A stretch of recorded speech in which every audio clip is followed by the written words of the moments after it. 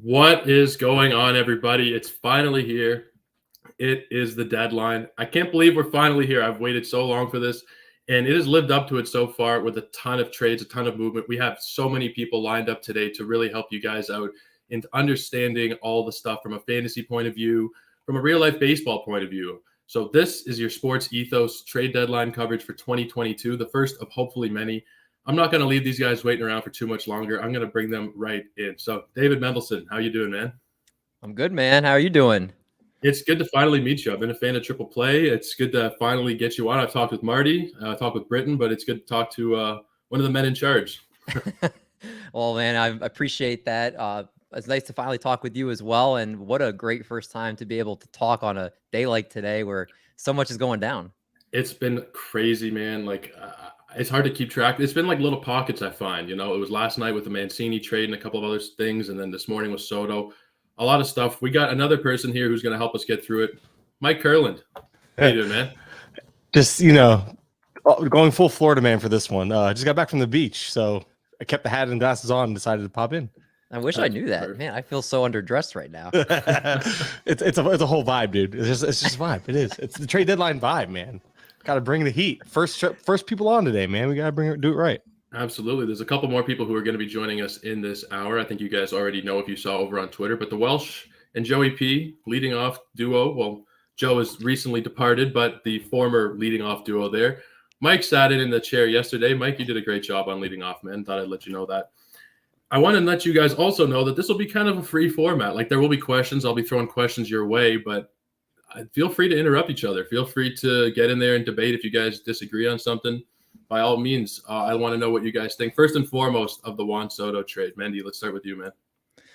So the initial shock of it, I thought that they could have done a little bit better. And that was also before I saw they got Mackenzie Gore, because I believe the first initial report did not have Gore in there. And then after I kind of let it digest a little bit, looking at the haul they did get, you realize that realistically, that was probably the best type of package they're going to get. Mackenzie Gore was at one point, the top pitching prospect in baseball. You have Robert Hassel III, who is quickly becoming one of the top outfield prospects in baseball. James Wood has really risen up the ranks and has really become a big name this year in the prospect world. And then to be able to get a couple other guys with that as well, I think I originally gave it a B-. I think I'm going to give it an A- now. I wish there was like a Jordan Walker type of player in this deal who I think would have been the best overall player if they could have traded with the Cardinals and gotten him. But I think it's hard to beat what they got back. At first, when you saw that initial tweet, I think it was John Morosi tweeted it out, and you were like, this is ridiculous. You feel like any team could have matched that offer pretty much, and then you got the Gore and the other aspects of it. Mike, what about you? What do you think of this trade, first initial hits? I just think no matter what, nobody wins besides the Padre. I'm sorry. Like, there's trading when you trade for prospects, you hope they turn into a Juan Soto, and now you're trading away. Arguably, like, first off, it's ridiculous. I mean, obviously, the Padres don't make this deal unless they already pretty much have had talks. Like, look, we're gonna offer you this money. You got to think there's already a contract negotiation happening. You don't literally sell off the farm for 2 years of Juan Soto. You just don't. So, at the end of the day, I think this is the best return they would have got regardless. But Soto, there is no price. Soto's priceless. I mean, he's 23 years old, still in this, like, entering his prime. I don't even know if he's in it. You would think he's already in it, but man, it's I guess, again, in terms of, like, it's funny because most people would just be happy to have a Soto and build around that. They traded away a player they should have been building around. I don't know. I get the money aspect of things, but it's ridiculous that. I mean, good for the Padres. I don't see how, like, it's gonna be hard for me to think that they lost this deal no matter what happens. Honestly, it's gonna take a lot of it's gonna take Abrams and Hassel and company to really hit on that pedigree for it to even be close at the end of the day. We have the Welsh with us. Chris, how are you doing, man? Joe, what's up, buddy? What's up? Look at my buddies over here, Mendy and Kurland. I came correct today, man. What are you doing with the glasses and the hat? Is this the trade deadline? We're underdressed. Attire? We're underdressed. I went full Florida man for this one. That's what this is. I Wow. just got back from the beach. The hat and glasses came with me from the beach to the podcast. I was looking if I had And- some glasses or something to join into Here, the crew here. here. I I'll feel take the left glasses out. off. Here you go. Okay. But the hat stays. I even wore the palm tree shirt for this, man. Chris, you have You the know what it tiara? is? I don't have the tiara. You know, someone was asking me today at the Fantasy Pros, when we get to our gambling bet MGM side, I will put on, Joe Piece of Pia would always put on the crown, and I just have my daughter's tiara, but I don't have the tiara with me. Maybe I'll try to get it here in a little bit. We're Yeah, here to have fun, man. So you listen, guys do whatever you like. At the end of the day, I'm also trying to bring a San Diego vibe. San Diego's are the big winner. It's the big winner, you know, the big winners of today so far. I mean, you have Hader, you have Josh Bell, you have Juan Soto. This is also celebrating San Diego's you know, this whole thing, the whole San Diego vibe deal. You know, the palm trees, the beach, everything. It's nice to feel like a winner. I'm a Marlins fan. You're a D-backs fan. You're a Twins fan. You guys are okay, but it's gonna be hard to compete. Regardless, at the end of the day, this is I'm just trying to feel what a winner feels like. I doubt this is what a winner feels like. I feel like I went to the Walmart, you know, leftover bin and just threw what they had on in there. But you know what? I'm trying to embody that vibe today. You know, I've always been known as like a pseudo Padres fan because I'm out here in Arizona and I've got access to all the backfields. And I've spent since 2017, maybe I'm not sure I've spent more time anywhere else than on the San Diego Padres backfields. And like, I know all of these guys and people have associated me with it. So like, there was a part of me when Soto got traded, I was like, hey, we win. I was like, oh wait, I'm a Diamondbacks fan. I didn't really actually win, but like, I knew all these prospects. I've known all these guys. I've seen them for a long time. And the thought of me being able to get around Soto here soon is very exciting. It's a wild trade, man. If you guys aren't already following all of the work from all the men you're seeing on screen here, you need to go check it out. First, Triple Play Fantasy with David. You see Mike's stuff over at The Athletic, and Welsh, of course, is on pretty much every podcast you can imagine, from leading off Prospect One. He's all over the place. Do some more stuff, man. We're not hearing enough out of you. That's why I'm here. I'm doing more stuff. I'm with the boys. I'm hanging out with the boys. Literally can't hear me enough. I've literally gone from podcast to podcast today, but I'm excited about this. Like, we're doing a little live thing, ITL after this. It's like all trade deadline, all locked in. Here's the only thing I'm hoping for. I'm hoping we're not done. Like, we kind of got the Soto news earlier. Ohtani is not in the running. We have the ridiculous Hosmer stuff. It feels like we've had a big push, and I'm really hoping this next 2 or 3 hours has got some surprises for us because, you know, Soto Hader was the big shocker. Like, I want to see Rodon traded. I want to see, we need to see JD Martinez. I hope we get some splashes here in the next couple hours. What about Joey Gallo? That wasn't big enough? Yeah, Joey Gallo. I mean, could you have built did you just build like a mirror situation? Like, here, Cody, we want you to see what you're going to be in 5 years if you don't fix this. So we brought you Joey Gallo. Yes. Like, this is ridiculous. That is one of the dumbest trades. I don't understand that. I don't know what's dumber. Let's get a vote. What's dumber? Joey Gallo to the Dodgers. Why? Or Eric Hosmer to the Red Sox. Why? Those are the two dumbest trades I have no comprehension of. Why? They needed another free swinging lefty over there in LA. You know, like Bellinger wasn't missing enough balls. You know, they just wanted to bring another one of those over. I got nothing. Turbine power of swings and wind power for Joey Gallo swinging through fastballs. I don't know. We need. I do think I want to believe the Dodgers can fix just about anybody, but the fact that Bellinger has gone backwards for a couple of years now, and I don't know, they can't be done. I feel like this was like almost a desperation. We're like, oh, we missed on Soto. Let's go get Joey Gallo. Next best thing, naturally. There was a tweet that said the Dodgers and Padres each acquired a 2-time All-Star outfielder today. That is funny. That was fantastic. Good sell job. Good sell job here, Joe. Yeah. That's brutal. Does my audio sound better? I was using the wrong mic at first. Yeah, you weren't on your mic. I messaged you that. You're on your mic now. You might need to turn it up just a tiny bit, turn your volume up a little bit, but you're back on your mic. Yeah, I was using the headset, the old headset, which if you guys listen to my show back in the early days, it was rough stuff going on there until we got this little now guy you're here. Good. I got that ear. As soon as I got on, I was like, Joe is not connected to his microphone. I immediately put it in the private chat for you. We talked about that yesterday. Well, so I did. That's the first thing I did with Curlin. Curlin was on with me on Fantasy Pros, and I was like, check your microphone, check your mic. Yeah, we're both like, I'm like, you're sure you can hear me? I've had way too many issues with microphones over the years. Are you sure I'm good? It's like a rite of passage with podcasting. Like, you haven't officially gotten into any type of podcast or commentary world unless your microphone has been screwed up at one point. It was I've talked about this. I hosted CBS for like a couple months back, like a couple years ago, with Scott White. And the first episode we ever did, just me and him, my microphone wasn't connected and disconnected, and Scott didn't catch it and didn't tell me. And I was like, oh, this is a great episode. This is really cool. And then when I got to the editing portion, it was only my laptop. My laptop audio took it, and I like my heart sunk, and I was like, you gotta be kidding me. Like, I didn't even post this, but it's a rite of passage to screw up your audio at some point. And to leave yourself muted, which I've done as recently as yesterday.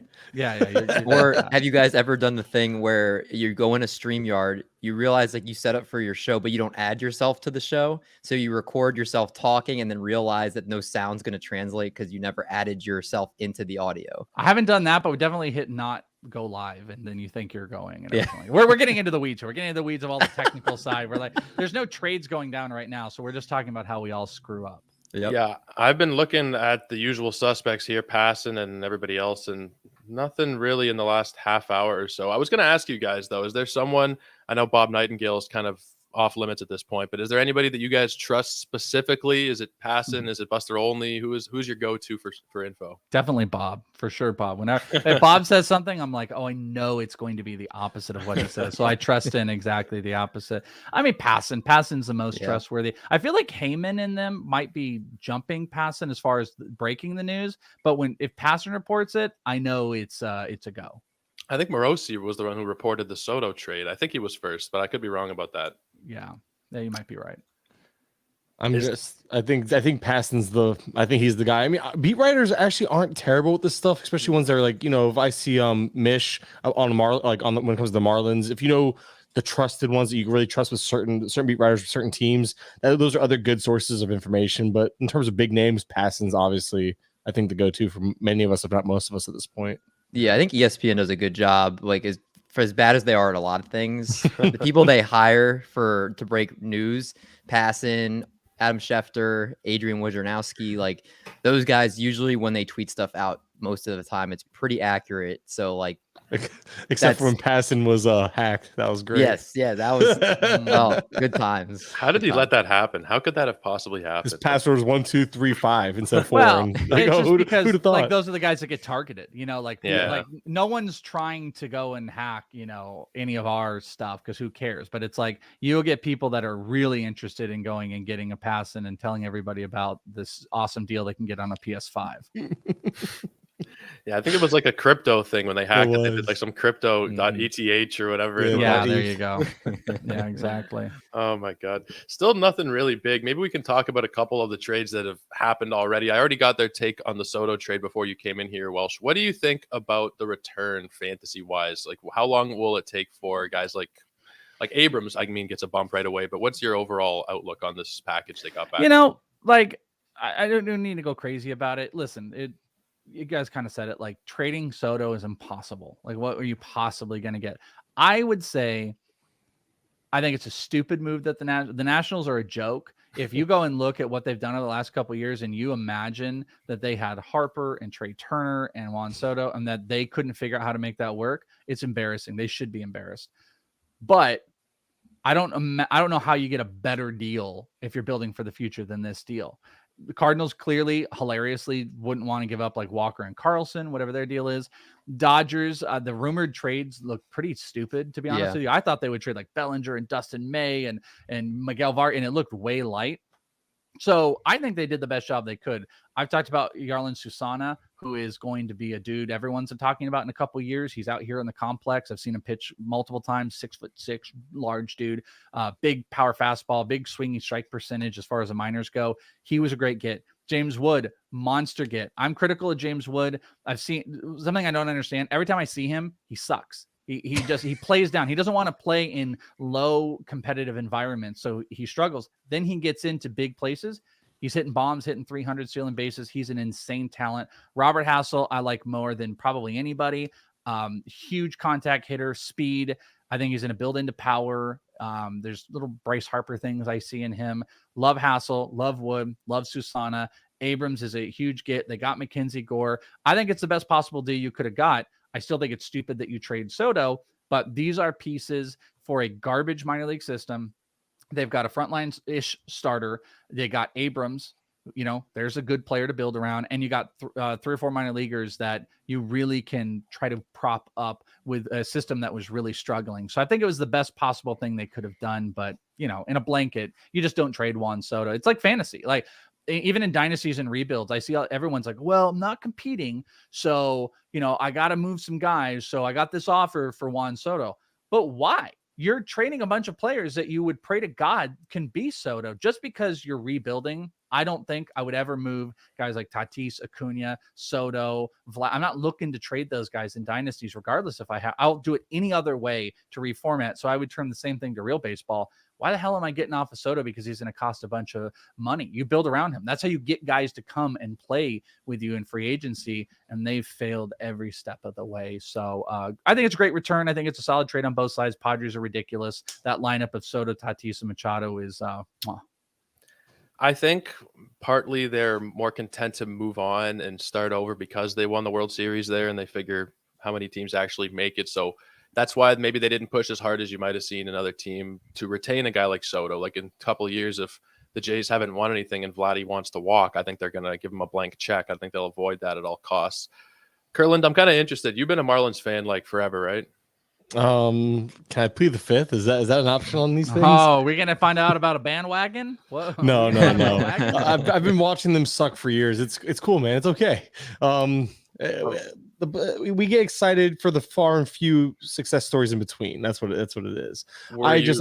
Sorry, go ahead. Sorry, no. Finish your thought. No, I was just gonna say I'm at the point of now. It's like this offseason, I had a lot of hope entering the year, and then when I heard Jeter was like Jeter and them pretty much had like a disagreement and realizing they aren't going to even be mid-level spenders, I gave up because it's like we have the young pitching, we obviously know how to, and we as in I'm part of the Marlins front office, but the Marlins know how to really get pitching. They know how to develop it. They know how to they have it. They have that part of the game. Cool. They can't develop hitting for anything, it seems like, and they won't go out and sign beyond like mid-level contributors at best, like high end. And that was Soler coming off a contract year, coming off a solid second half, having a full good year. And obviously Garcia, who's been lackluster and is always hit and miss in general. So it was aggravating that the Marlins weren't going to spend to fix that offense because they obviously have the pitching to keep them in it. So once they saw that, it crushed me. And now like the trade deadline, what the hell are they doing? They're just waiting for what? You think you're gonna get anything special for Jesus Aguilar and Garrett Cooper? I want to curse. So yeah, okay, we can just stop. I'm getting worked up here. I'm getting frustrated because I don't get what the holdup is when it comes to moving some of these pieces here. If we get some low-level curse words, I think we're going to be okay. Oh no, there was no low level. There was no like low minors, some like high A curse words, but we're not going to do any AAA here, Kurland. I was ready to drop some F-bombs. We could do some AAA. Dan Vespris might come for me if we start throwing F-bombs around on here. I might be in trouble with the big man.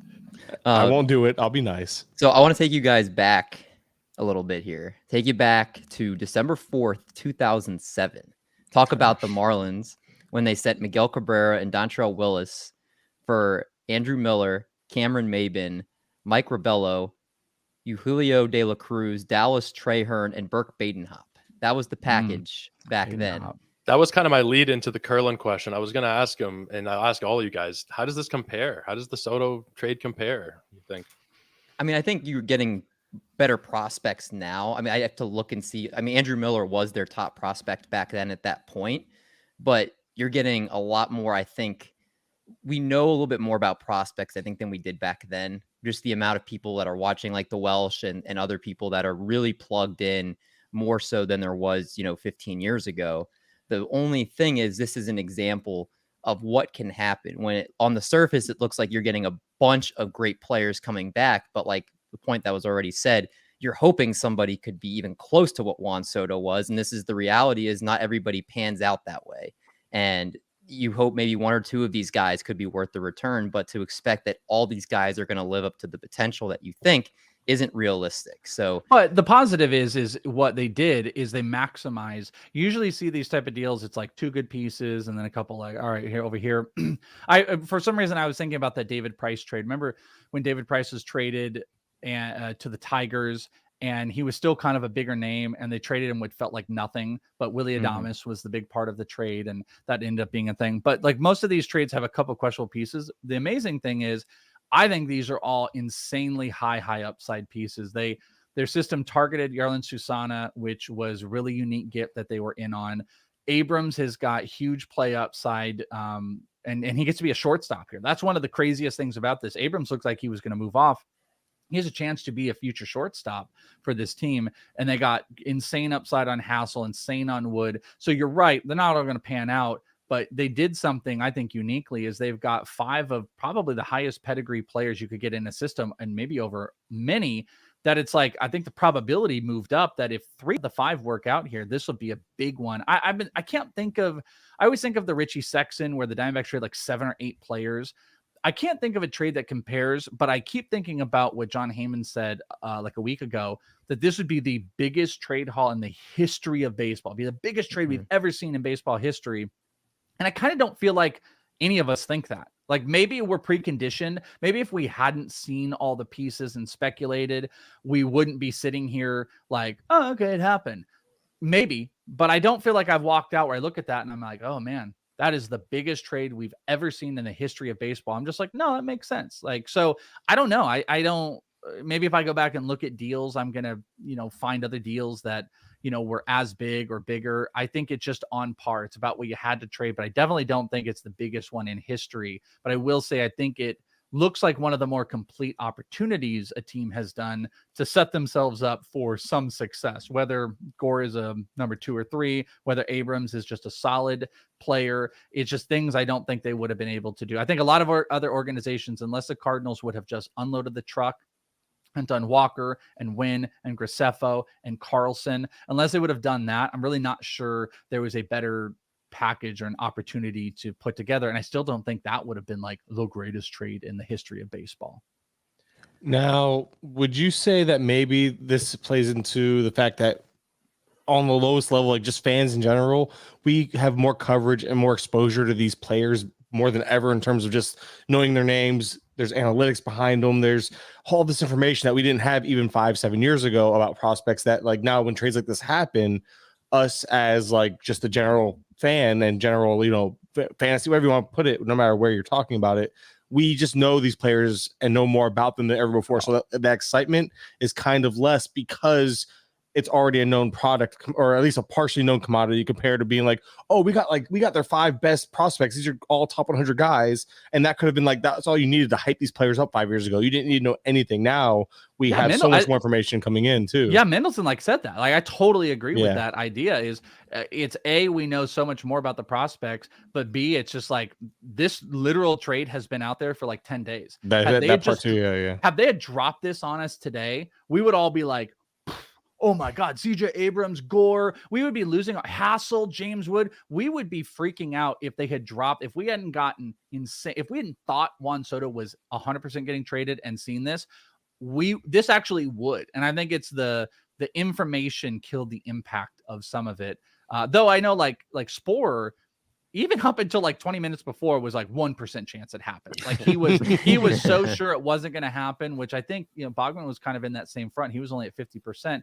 That was like, hey, this really doesn't feel like it's going to happen. And they pulled the trigger. It's a huge trade. It's a good get. And it'll be the highlight of everything we talk about. And God willing, when we get to see Juan Soto in a Padres jersey for the first time, it'll be a tune-in for sure. Now sorry, go ahead, Mike. Go ahead.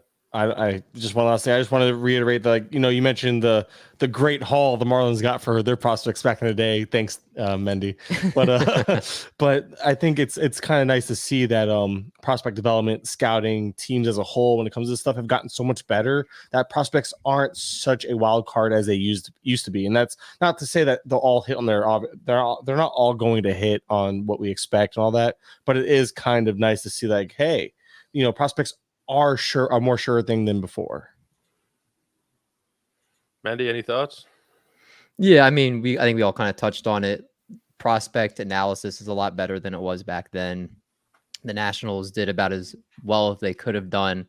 I'm curious though, Welsh, do you think, because if I were the Nationals, I wouldn't have done a Cardinals trade unless Jordan Walker was 100% a part of it. Do you think if it was Walker and then 2 other players of their choosing, would that have been a better package, since Walker is so much, in terms of just the prospect rankings everywhere, he's considered such a higher prospect than everybody besides Robert Hassel? Do you think if you'd gotten Walker and 2 other players, that would have been a better deal? I think Walker would have been an absolute slam dunk no brainer. I love Mason Wynn too. I think that guy is a stud. I actually think he is someone that could be on the chopping block. Like the Cardinals, they lost out big here. They cannot end the trade deadline after being a 1-for-1 for Soto with Jose Quintana. You can't do that. So I think they got to make a move. And I think like Mason Wynn could be the guy that they could go and maybe poke around the Marlins or the Giants for one of those pitchers. But had the deal been Walker, Wynn, one of Gorman or if they could have got Gorman, Carlson, Walker, and Wynn, that's the deal. That's the deal. And then you could throw in whoever the hell else you want. That is a huge win for 2 major league pieces now, 2 guys for the future. It's 3/4 of your infield plus an outfielder. I think that's the one that you bet on. And I really think the Cardinals should have considered that. And they could have thrown in Gordon Graceffo, who has had a phenomenal year, like a 2 ERA. That would have been the biggest slam dunk of slam dunk deals, I think, long-term for the Cardinals had they done it. Had they gotten Walker, Wynn, one of Carlson and Gorman, maybe Liberatore, still think that might have been a notch a little bit better. But you got to look at it like they got a frontline pitcher that they can depend in Gore.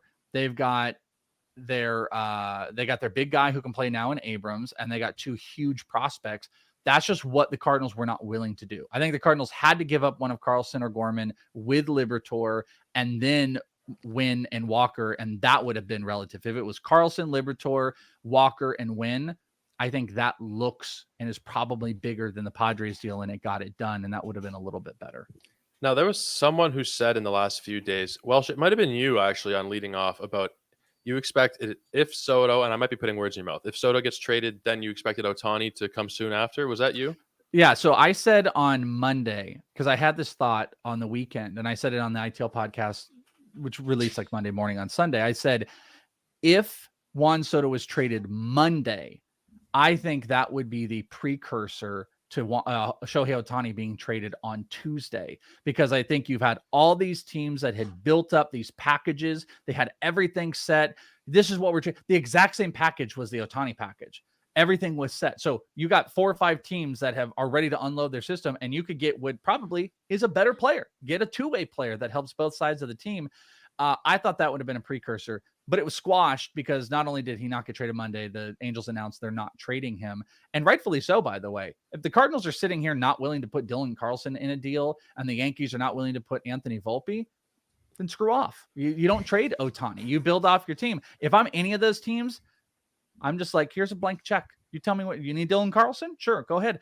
Shohei Ohtani would be the greatest get for the Cardinals right now, because it would set up that starter that they're desperate for need. Their rotation needs so much help. And you would get a middle of the order bat to go with Arenado and with Paul Goldschmidt. And even if you had to give up Gorman, who cares? Go and buy a cheap middle infielder. That would have been my thing, but it didn't matter because the Angels, they took him off the board because clearly the market was not willing to pay the absolute premium, knowing the future cost of his contract. And you're not going to pay Carlson for Soto. You're probably not going to do it for Ohtani either. I figured that whatever the runner-up bid was for Soto, that bid would just be sent over to the Angels and maybe massage it a little bit, but I don't think that's going to be happening at this point. I thought it could have been bigger too. I actually think like the loser could have said, crap, we lost out, and then go one step bigger, because does everybody agree here that Shohei Ohtani should cost more from a real baseball perspective than Juan Soto at this point because of the 2-way player? So if you missed out on Soto, I would think you go and pay the double price to bring in Shohei Ohtani at whatever cost, because he's the most impactful baseball player in the game right now. 2-way player, MVP. He's probably going to end at MVP unless Judge has 70 homers at this point. Joe and I have been saying on leading off the whole year. I think you pay more for Ohtani than you do Juan Soto, but maybe I'm in the minority here. We want to welcome him on real quick here before we get our next thought. Joey P and Welsh back together. It only took 1 day. We got him back already. He's back. Joe, can't stay away from me, can you, Welsh? No matter how hard you try. I love it. That's Joe, right. thank you so much for taking the time. And I know all of you guys are really busy, but you've just been hopping around interview to interview. So I really appreciate you. Joe, don't you think Ohtani should cost more than Juan Soto? Hell yeah. I mean, he's 2 players. You're getting 2 guys. Now, 2 elite players, not just 2 like elite, Mhm. right. Yeah. To Mike's They're point, elite. 2 elite players. You're getting a front end starting pitcher, which already cost you what Luis Castillo cost you, Marte, and a few other prospects, right?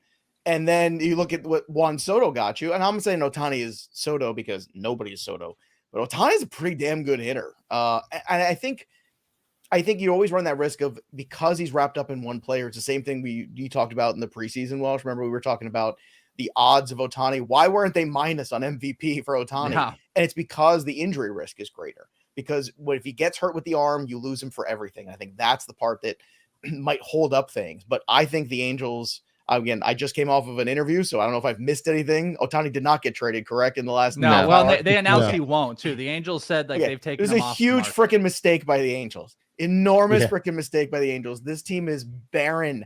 They are the bottom of the barrel right now. They've got two of the best players in baseball, and they can't even be scrape 500. They've got so many issues. Just fix the issues, top to bottom. Take the president, the GM, and I don't like this because it was like people's jobs.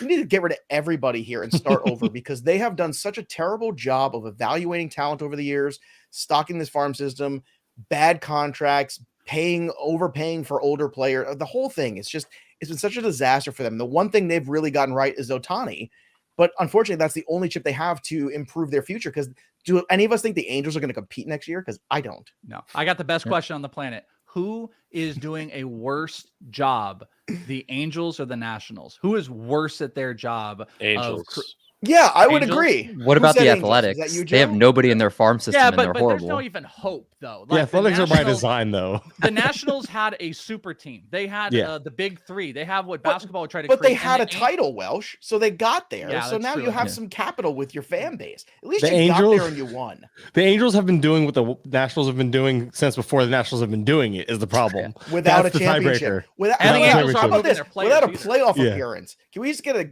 damn playoff appearance? I mean, Mike Trout's played 3 playoff games in his whole career. That's pretty wild. It's crazy. The sad. Nationals won't sit around and do anything. They just get rid of their players on a whim. The Angels won't get rid of their players, and they can't win worth anything. It's the movable object versus the. Oh, do movable it, do it, force. do it. I Oh, can't these do are it. my I favorite can't things. do it. I don't know. Welsh mixing metaphors is the a greatest movable thing ever. object versus the what is it? Hold on. I'm not Unstoppable gonna tell- force or No, something. don't tell him. He's gonna come up with something, and he's gonna No, make some other metaphor and unmovable. mix them together and create a whole new one. It's my favorite. The Welshisms are my favorite. Somebody help me. What is the stupid I enjoy movable watching you. object versus the I don't know. Unmovable. I think it's like unmovable force or something. Can we go back to the Juan A bird Soto in the thing for a hand is second? worth 2 in the. Oh, sorry, go ahead. So am I in the minority? Because I'll raise my hand that I'd rather have Juan Soto. And the reason being, Ohtani's an unrestricted free agent after 2023. I think Soto has another year after that before he's a free agent. So you get an extra bit of time with Soto before you'd have to pay him. You also have the fact that a pitcher that throws at 100 miles per hour and throws a lot of sliders like Ohtani does, you're just asking for more arm trouble. And at that point, he would just become a hitter if pitching became a problem, especially with that big of a contract he would get. Then you add the fact that Soto's skill set probably ages better over time. The fact that he strikes out like 14% of the time, walks over 20% of the time. He's 23 years old. I just feel like you combine his skill set aging a lot better. You combine the fact that he's going to stay a hitter and be an established hitter. He hasn't missed too much time with injury. I just feel like he's a safer bet to do what he's doing the next 10 years. All right, so here's the thing. Both Ohtani and or Soto, neither are guaranteed to re-sign with their teams, regardless of which one they end up on, right? We can agree there. If you're a contender, you have a 1 to 2 year window with these guys, roughly. Right. I'm going to take the guy who, although he's older, gives me a better chance of winning in that window because I'm guaranteed to have them for that window. I'm not guaranteed to have him for 10 years. And if you're looking at a 10-year window, yes, Soto is more valuable because Ohtani won't age as gracefully, especially considering age and skill sets. So at the end of the day, if I'm a contender right now, I'm valuing Ohtani and his skill set more because I know I have a year or two left of his elite prime. And even if he does come down with an injury of sorts, he's going to he'll still be valuable on one side of the ball or the other, most likely the hitting side, because even though the hitting side won't be potentially as elite as Soto's can be or whatever, I still think that it's not much less. And then now you're adding in the pitcher side. But again, that's the caveat of over the next year or two, because you're making these deals. Obviously, Soto's a long-term outlook guy with more upside, and you're keeping that. But these contenders, neither one of them, again, it goes back to they're not guaranteed to stay wherever they land or are at currently. I would just take the guy who I think can win me that championship now in that 2 year window. I'm I gonna think just jump Ohtani in gives to you. say, yeah, I'm Ohtani. I'm heads on Ohtani. I'll let Joe jump in. I gotta go, guys. I gotta jump over. We have an In This League stream coming up. But keep rocking here. I love you all. Team Thanks for Ohtani. filling in and helping out, Mike. I saw you the other day. It was fun to see you on the Yeah. show. Bye, guys. There's a little fun See you, things. Welsh. Go follow Joe. Welsh Hi, over. Welsh. I See you, love Chris. you. Thanks for hopping on, Bird in man. the hand is worth, 7 in the feet. whatever Yeah. you can get in the open market or something.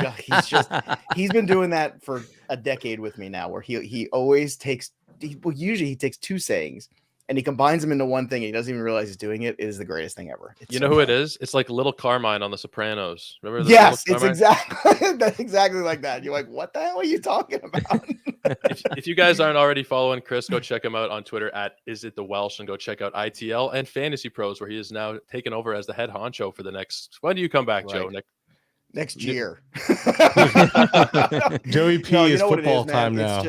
It's just tough because the amount of what we do at Fantasy Pros NFL wise, Yeah. it's such a bear. So by the time training camp starts, it's really hard to take that on along with the daily grind of baseball. It's just a lot, For sure. So, but I make it to August, and then I'm letting Welsh run the ship here for the next 2 months because I don't believe in abandoning baseball content either. I think that's not right for our fan base, and it's not right for too many places do that where they just say, oh, it doesn't matter anymore. Well, it does matter. This that's is how where you lose championships people. are made, man. This is where they're won. These final They 2 months are. when everyone else is quitting for football. This is when you Yeah. win, or this is where you make up Exactly. ground.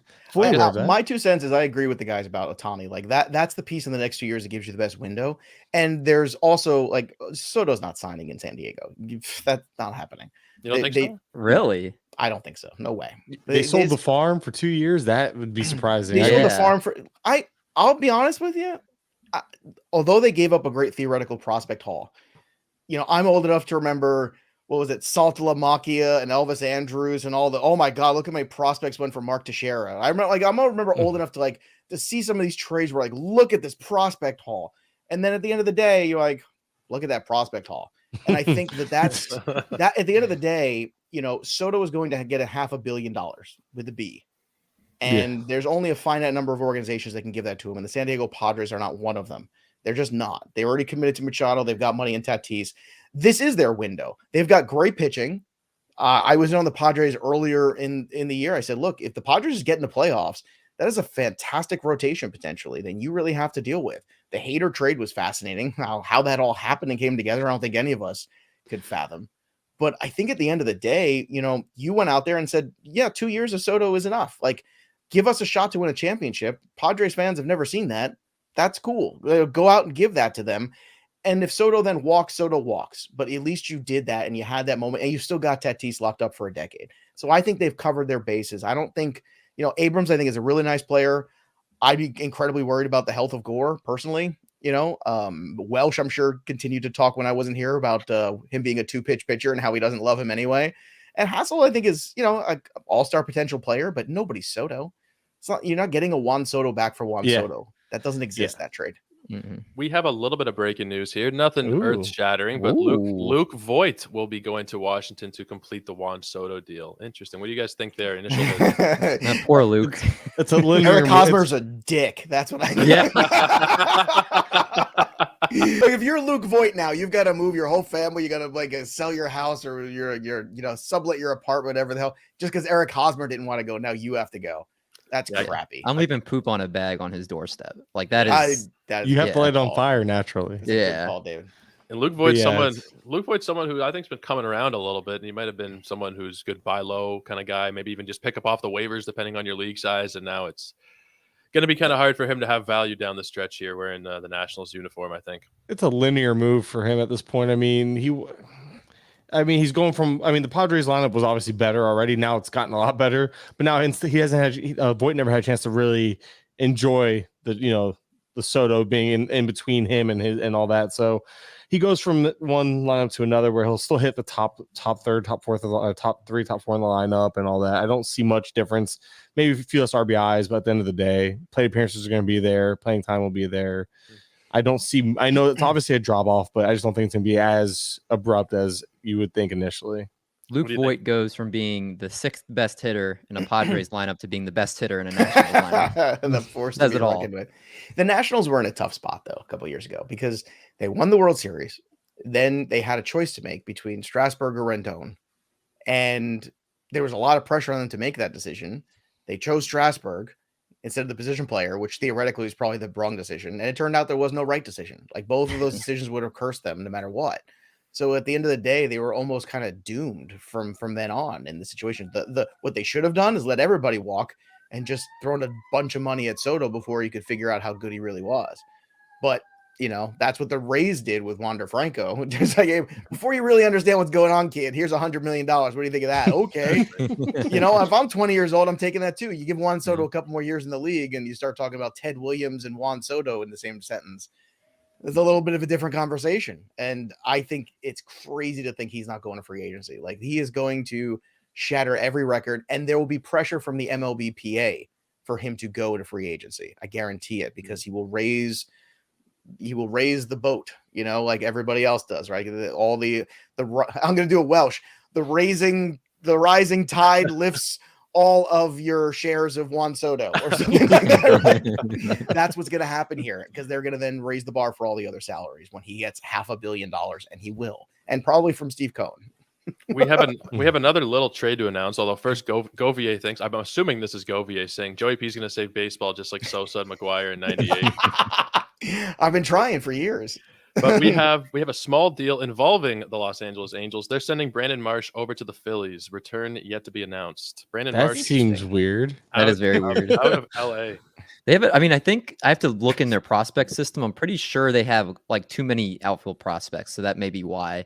I mean, you have Joe Adell there. Mike Trout's obviously going to be entrenched there as long as he's there.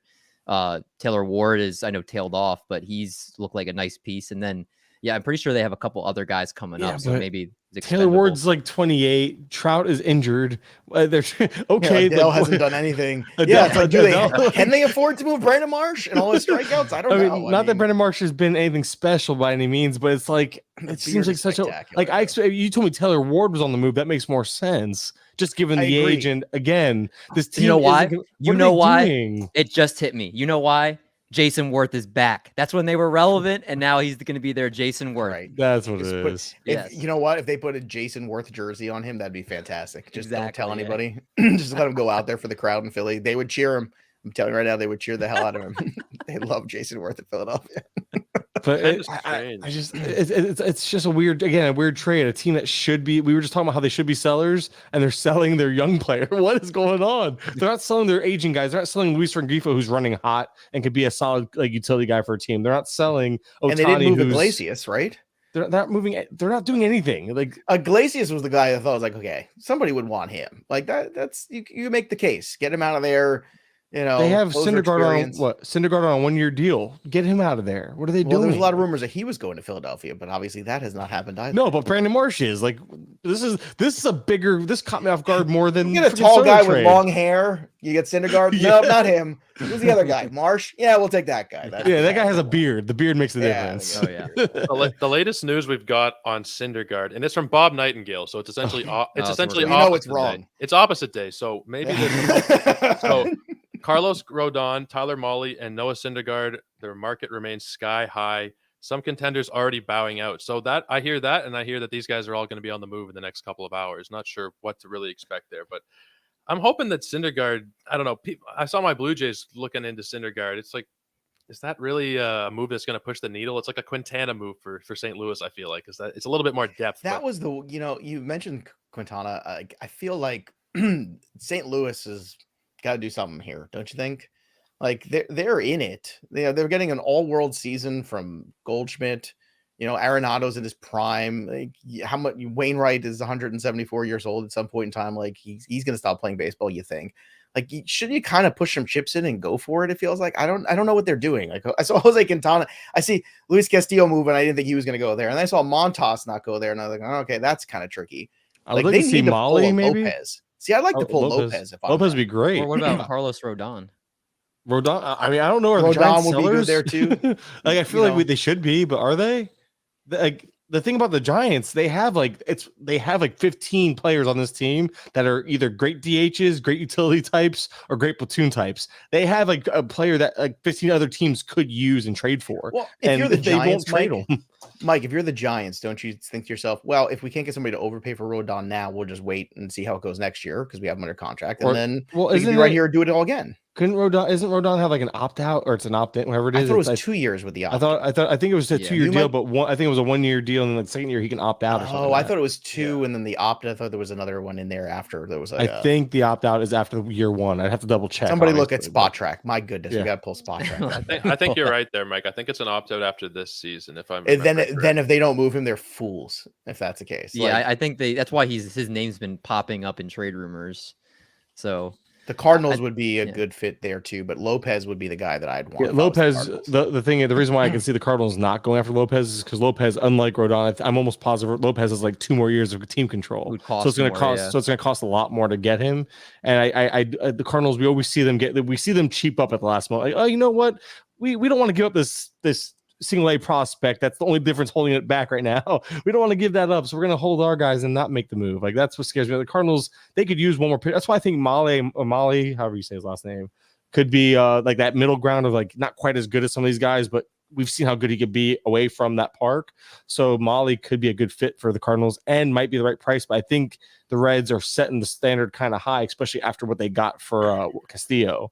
That could be another issue. Like maybe like, oh look, it was like highway robbery on Castillo in theory because prospects are prospects, but now they have this idea of like, well, if Castillo got me this, Molly should be able to get us this, but maybe realistically teams aren't viewing it the same. So we'll see how that goes. Obviously, it's going to be interesting. Nevertheless, we have another trade. They're coming in hot here. Nothing earth-shattering again, but Darren Ruff going to the Mets in exchange for JD Davis. What the Mets? The Mets are just collecting bench outfielders. Like what the hell are they doing? And a second one here. We got a second one coming in. David Robertson to the Phillies.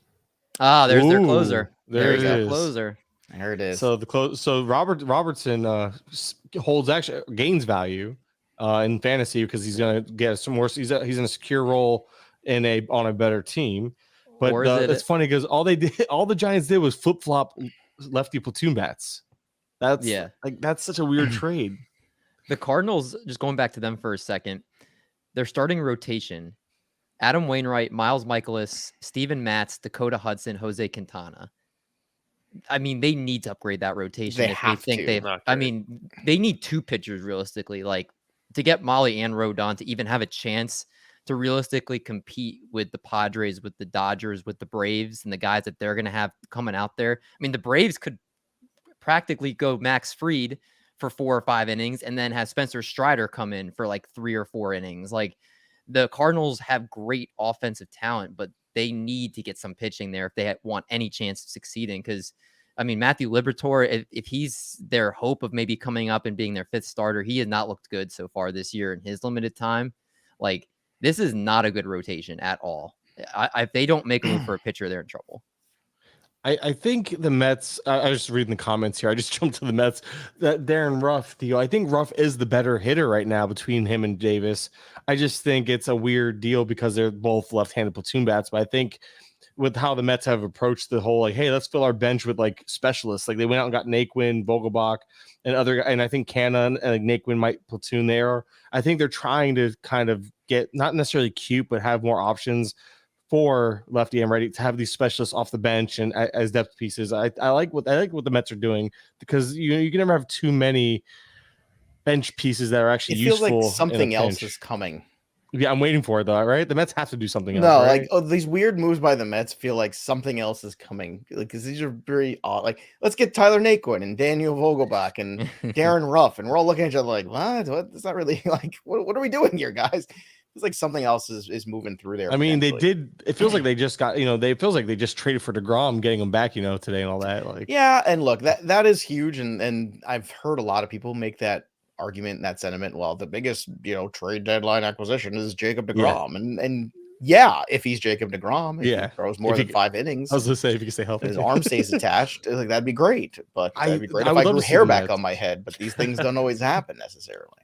I'm reading I'm reading MLB trade rumors, and it says Twins in serious talks with Reds for Tyler Mahle. That would be great for the Twins. They That'd can be use some very good for pitching the help. We Twins. know that. It's just I it's wish one of those things- Cleveland would get in on something. I feel like Cleveland is a team that really could make some noise. Like, I just, the White Sox are so miserable, and the Twins I don't think are that good. I just want to see Cleveland. I just like chaos. I want to see Cleveland just go on a tear and make a No. big move and just get another pitcher or something. Just go balls to the wall for that division. I No, think we're gonna we're gonna see the Guardians go out and get like Zach Thompson from the Pirates or something. Like that's gonna be their move. That's the Guardians. It's frustrating because you're right. The Guardians every year they do this. They kind of so someone's actually saying Molly to Twins in the chat too in the comments. Oh, Did it I actually beat him happen? to it. I beat him to it. Did it actually happen though? I haven't seen any tweets, but where are you seeing that jerk? In our comments. so in all the chaos, Hosmer ended up with the Red Sox. Is that what happened? Yeah, that's gross. The Yeah. Red Sox, yeah. So does that mean Dahlback is no longer safe for playing time because of Eric Hosmer? Well, but think about this: like your day started out like you getting traded to the National, and then the next thing you're like, no, I'm exercising my no trade clause, and then he says, okay, fine. Well, now you're going to the Red Sox because that's on your list. Like what a crazy day in the Hosmer house that is, and they still got rid of Luke Voit anyway. I don't. What the hell's going on? Voigt's probably pissed because Voit got moved because Hosmer opted out, so they had to fill that. Heyman just how do you tweeted. get traded on your day off? It's like what's going on, man? Heyman just tweeted the news, I guess, about Molly. Yeah, no. Do It's a you, good um, addition. That's do you about their guys- level of addition right there. I think that's a good one for them. Do you guys remember? I just saw a tweet about this. Do you guys remember that David Robertson was on the Philadelphia Phillies yeah. a few years ago for 6.2 innings? I didn't. I I remember him recall on the this. Yankees. Yankees and Cubs is where I remember him this mostly. Is there anywhere else? And he- Yankees, Cubs, Phillies for a cup of coffee there. White Sox. White Sox, right? White Sox. But If he there was- was a Mets move, Mike, what do you think it would be? Do you think it would be JD Martinez or do you think it would be Contreras?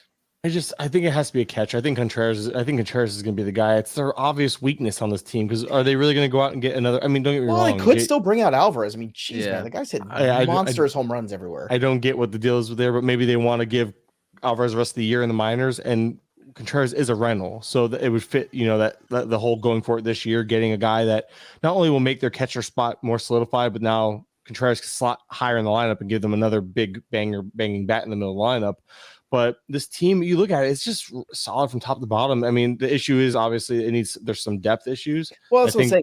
You have your but- cake and eat it too. Like, what do you think, Joe? but- Like, could you get JD Martinez If they go and get, bring up Alvarez and just get, like I said, have your cake and eat it too. Like, fill If both they- if- spots. if I'm they not go out and so- get JD, I mean, I don't know. I'm not so tuned in on the prospects. Obviously, Alvarez is number one right now. You're a Mets fan. How close Alvarez is is he? Alvarez is a stud, man. Look, man, I've been Yeah, playing he baseball is. my whole life. I coach baseball my whole life. Like, you just know certain dudes. Like, there's just you watch them hit. You're just like, well, that's the guy. I mean, it's same thing I saw first time I saw Juan Soto, and I remember having an argument with somebody about Juan Soto, and they were like, "All that stuff is unsustainable." I was like, "No, it's not." And it was somebody that if you told you the person, you'd be like, "What? That person?" Like a very high respected person in our industry. We had like a whole battle about Juan Soto. I was like, "This dude is the second coming." Like sometimes you just know. Alvarez has all the tools in this version of baseball we have today to be an absolute star. I mean, if they wanted to move him off catcher, I understand. They have that luxury with DH now to do those kind of things.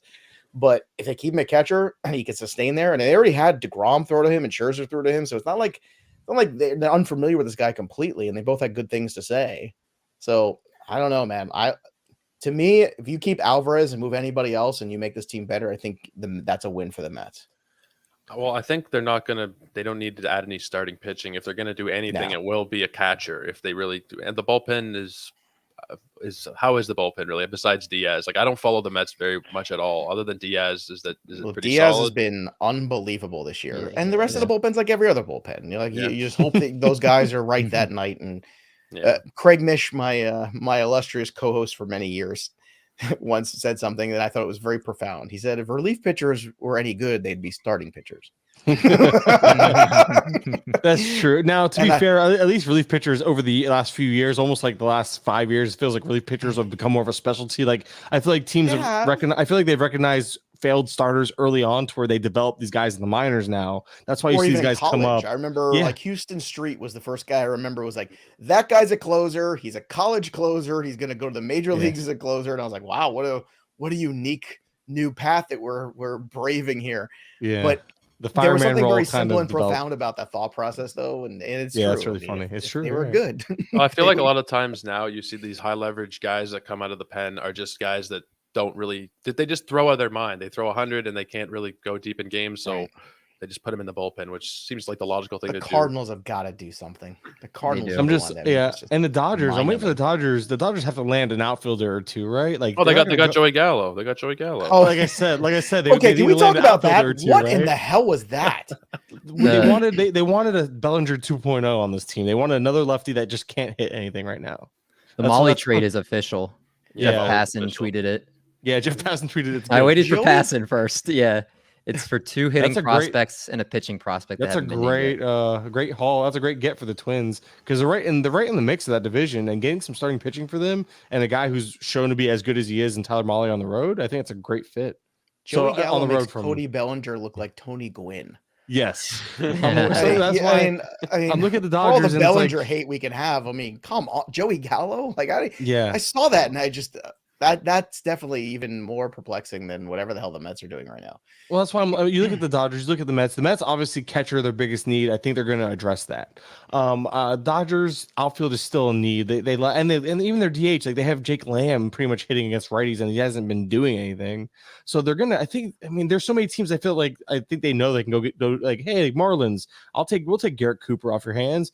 Hey, well, I don't know who's left on the Nationals. I don't think there is anybody left there, but there's so many teams left that have pieces that can fit for the Dodgers. Maybe they don't make that big splash, which after missing on Soto, you would think the Dodgers are like, okay, well, time for us to, put our big boy pants on and go out and do something, but I don't know. It's weird. It's just, you look at some of these teams, the Cubs have Ian Happ left. Ian Happ could be a really good piece for any team right now.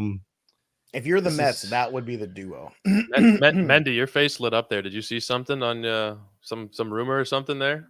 So there's a guy that Twins. So they did just release the return that the Twins gave for him, or for Molly, and Spencer Steer, Steven Hajar. The one that made my eyes kind of pop was Christian Encarnacion Strand, who has actually been one of the fast rising prospects in their system. I guess compared to giving up some of the other guys that they have, you had to give up somebody really of note. I just didn't think it was going to be him.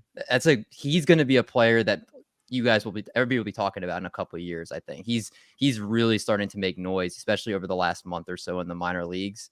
So he's somebody I just saw his name pop up as the return, and I just kind of, it's like, oh wow.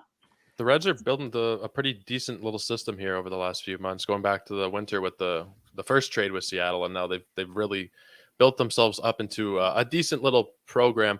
Guys, I hate to do this, but we are approaching the next group of panelists, so I'm going to have to kick you guys out in a minute, but I want to give you guys all a chance to just tell everybody about what you got going on. Why don't we start with you, Joe? What is going on exactly over there at Fantasy Pros? I got nothing going on. Nothing at all. It's just no. Actually, we got a live stream at 5:30 mock draft with it. If you guys want to hang out and watch that. Obviously all the Fantasy Pros podcasts, and go continue to watch Welsh host leading off there every day on the MLB channel we have. And the new Fantasy Football Black Book is out there over on the Amazon. Go check that out. And I'm glad I could make it on here. Sorry it was so difficult early on schedule wise, but we're doing a lot of stuff right now, including a nice tribute show to our good friend Tags, who passed away last year. So been compiling some interviews with people today. So that's going to be out hopefully later this week too. So that'll be nice, kind of like a anniversary of the last pod that he did kind of thing. So we're hoping bringing in some nice interviews and some good stuff. And we also have a fun thing we're announcing too at Fantasy Pros, kind of like a rising star kind of thing, which is going to be very cool. So we're going to do some good out there in the fantasy community as well. I really appreciate you taking the time today to come on. It was great meeting you, man. I watch your show all Great the time. meeting you, Joe. I mean, we've interacted on Twitter, and I know Mendy over here too, and Curlin. I mean, yeah, this guy. Hi, Look Joe. at that! Look at that hat. Only you can make that hat work. I can't wear that hat. Only you. I was rocking the glasses when I first got on too. The Oakleys. God, that's great. I was wondering. I literally What? just came from the beach. I don't know if you can see. I was the gonna say, red, can I but- book you to close my pool in September? If that is not the guy who comes to close your pool, look, I don't know what is. I was going with the Florida man look today. I just came from the pool. I came from the beach. Came from the beach today. So If you guys are onto the podcast. If you guys are listening over on the podcast channel, go check it out on YouTube. You got to go take a look at everybody, what we got going on, especially you, Curlin. Why don't we shoot it over to you? Why don't you tell us about what you got going on over at the Athletic? Oh, that's look at so you, athletic. I know, big time, right? Mr. First time Mr. those Curlin. two words, Mike Curlin and athletic, have been involved. No, even the Athletic doesn't want to admit I write for them. No, but you can find my work there. I'm wrapping up baseball stuff. I was fortunate enough to pick up a little bit of a small little football gig in season, so I'll be doing some football stuff over there. But baseball stuff finishing up. I think I have one more article coming out there. Otherwise, I got the patreon.com/skplaybook, which is where I do a lot of my I do like 3 to 4 write-ups a week, still doing all that lineup monitoring, the in-depth stuff that I start in the preseason and with the whole that chart I do for spring training, and I just kind of continue it all year. Not the chart, but the write-ups, because that chart is ridiculous. I can't do that more than a month. But yeah, that's pretty much it. Like I said, luckily I'm fortunate enough to get my little foot in the door this year in football, so I'll be doing some football stuff for them in season. There you go. That's kind of what I have going on. But again, baseball, just find me on Twitter. Baseball's like the main, it will always be the main thing. Just reach out to me there. And Mendy, over to you, man. What do you got going on over at Triple Play? Triple Play, we're always doing football, baseball, basketball, doing our baseball and football pods each once a week. We've got a minor league baseball show called The Call Up. Talk about all these prospects every single week. And then all my writing is either at the 33rd team for football, Fantasy Pros, football and baseball, and then Fantrax baseball. I took a break from writing for the last month, but I'm going to start getting back into it in a couple weeks and be grinding out a bunch of stuff with football kicking off and of course baseball stuff as it wraps up. It was great meeting all of you. All of you I've never met before, so it's really great to finally interact with you guys. I watch observe your content. I can't watch Curlin's content, but I read your content. You can. Your eyes will burn. I mean, I do have that OnlyFans site. Oh, so you found my OnlyFans, huh? Yeah, I beat you to it. I beat you. If you go to the OnlyFans, you'll recognize the hat, but only the hat. If you know what I mean. That's right. Yeah. Okay, guys. The bucket. Yeah. You are unfortunately all about to be unceremoniously kicked, as Justin Mason would say. But thank you all for joining us. I really appreciate it, guys. Take care. Take it easy. We have a brand new panel coming in for the next hour. We have a couple of more guys from Triple Play who I'm sure Mendy would be familiar with. Britton, Marty, and of course, Mike, who is not a member of Triple Play, but I'll let you guys introduce all your stuff right here. Thank you, first of all, for joining me today. I really appreciate it, guys. It's a free-for-all. Everybody can just go ahead. There's no order here. But, well, I guess we'll start with Britton. Why don't you tell us a little bit about yourself? Oh, hey, everyone. It's good to see you, Joe. Thanks for having me on. This is my second favorite, time in the baseball season, the first one being opening day, of course. But today is super exciting, and I couldn't be happier to join you. My name is Britton Allen. I have a podcast called 3 is a Magic Number on the Triple Play Podcast Network, like my man down here, Marty Party Tallman.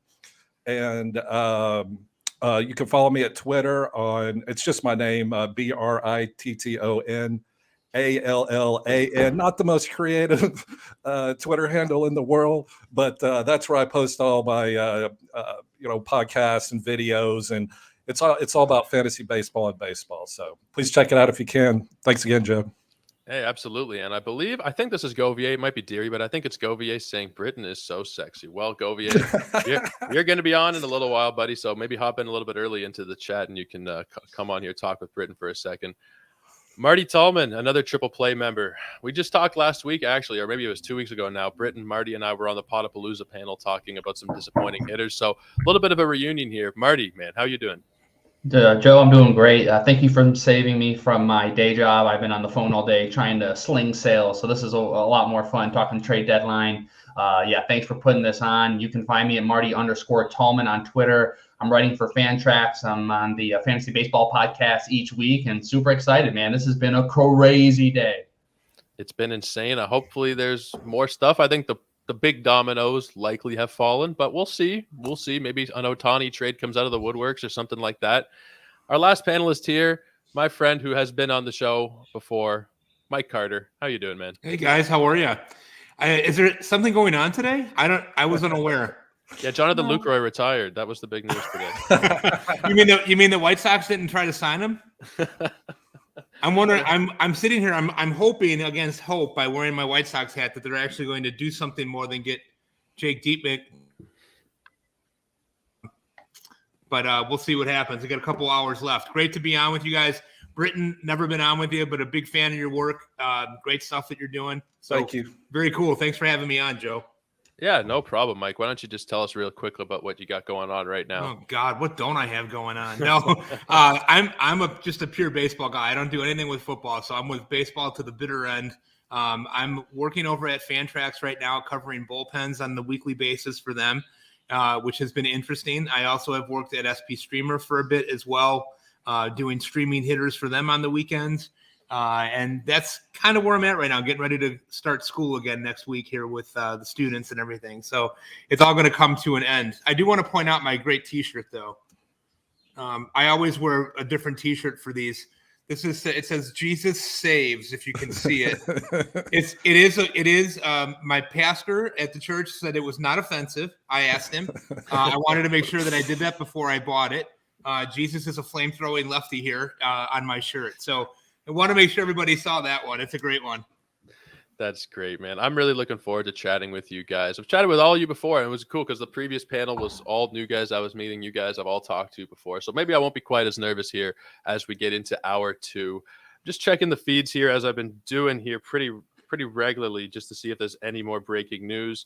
Nothing recently. The most recent big deal we had go down was Tyler Mahle going to the Twins. Do you guys have any initial hits on that one? Hey, Joe, before we talk about that, can I ask Mike a quick question since he's a White Sox fan? This is a free-for-all. This is an absolute free-for-all. There's no turns. Everybody just goes when they feel like it.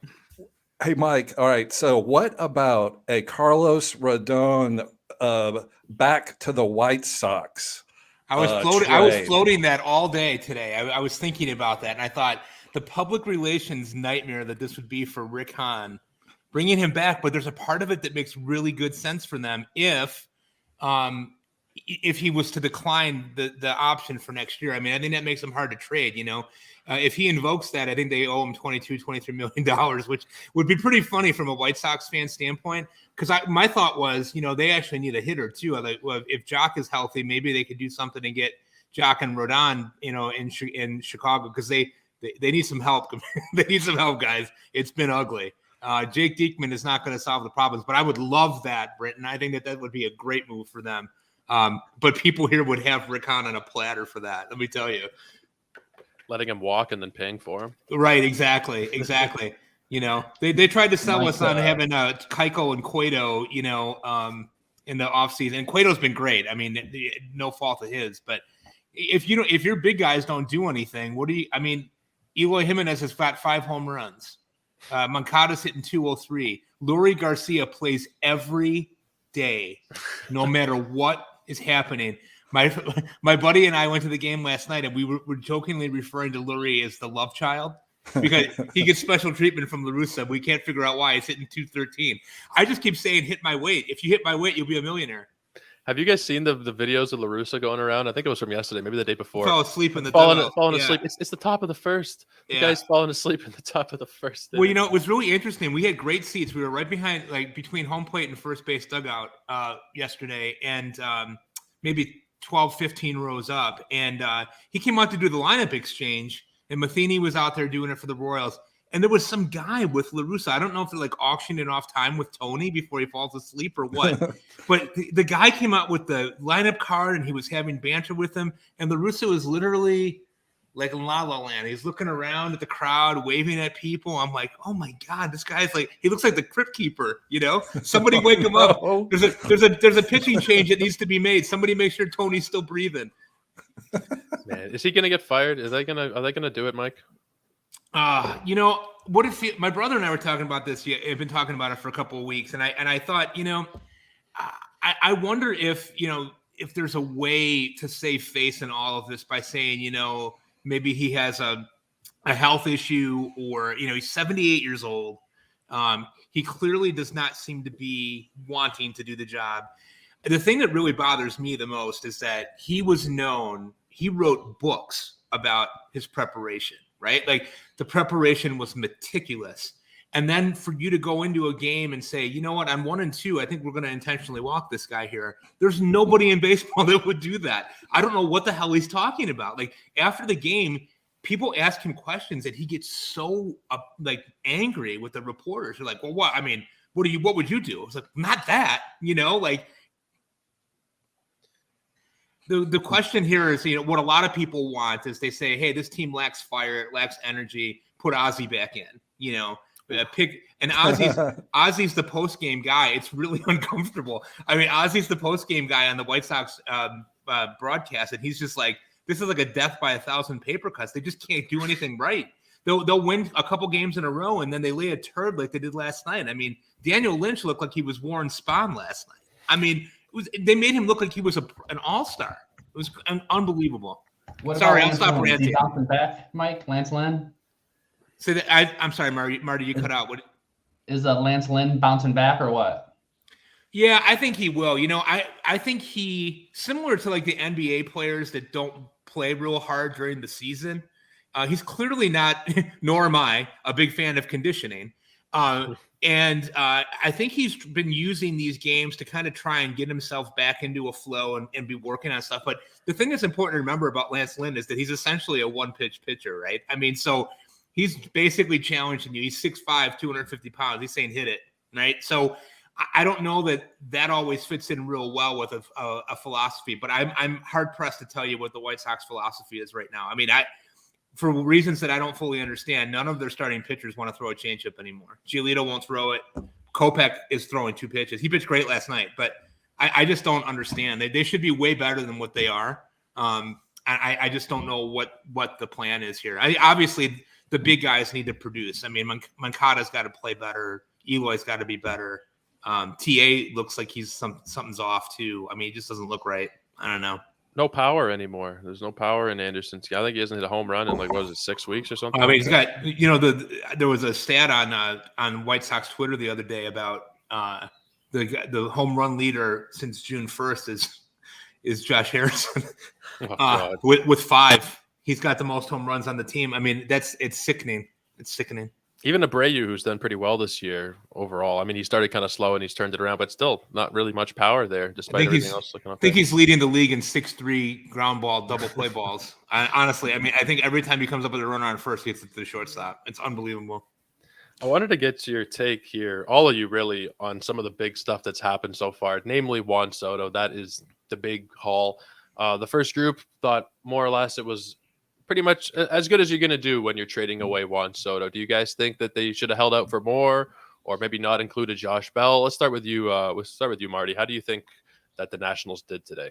Yeah, I think they did the best they could. And obviously, if the market was any better, they would have went with that. I mean, the idea that Dylan Carlson may have held up a Cardinals trade, I mean, that's not fair to Dylan Carlson. I feel like they kind of threw him under the bus with that. He's forever linked with the Hall of Fame 23-year-old. So if that's what the best was on the table, then I think they had to take it.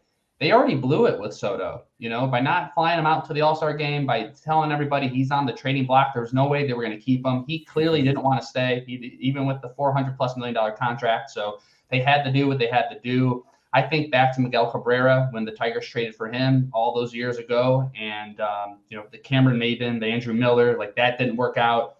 This might work out somewhat, but nothing will ever touch Juan Soto. And if you're a Padres fan, for the last 20, 30 years, you've been pretty much, not relevant. And you've had Tony Gwynn and maybe Ken Caminiti, and maybe there's a couple more people in there you might have liked. But man, that roster 1 through 7 is absolutely incredible.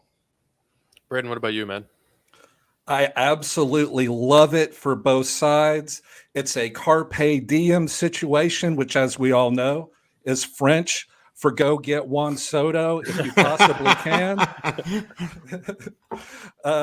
So, yeah, I love it because you get Juan Soto with Manny Machado and Fernando Tatis Jr., who should be back within the next couple weeks. superstar lineup. Like, let's go out and win right now. You've got Darvish. Musgrove just signed an extension. You just traded for Josh Hader. Like, you've got the win now team right now. So I think it's great for the Padres, and I think it's great for the Nationals too. Like Marty just said, they got really good prospects back. They got C.J. Abrams. They got Mackenzie Gore. Those are all top 10 draft picks by the Padres. And Robert Hassel III, he's awesome too.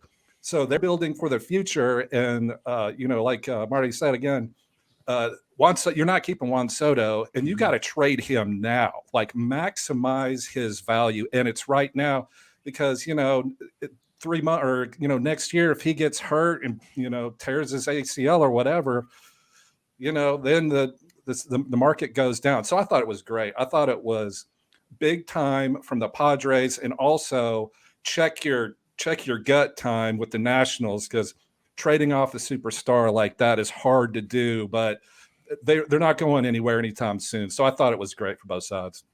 I just think maybe they could have gotten that same return and then sent Josh Bell somewhere else and gotten a couple of other prospects. Like, even if you don't throw Bell in there and you remove the whole Bell and the second piece of that trade, instead of Eric Hosmer, it ended up being Luke Voit. I don't know if you guys have been keeping up with it the last half hour or so, but I think that you could have just done Soto for that whole group of prospects, more or less, and then try and milk a little bit more from somebody else out of Josh Bell. What do you think, Mike? Do you think that what they did? I hadn't thought about it from that perspective, Joe. I think after kind of looking through it, I wondered if maybe the deal was sweetened a little bit because they included Bell. Like, maybe they were able to get Hassel and Gore out of that.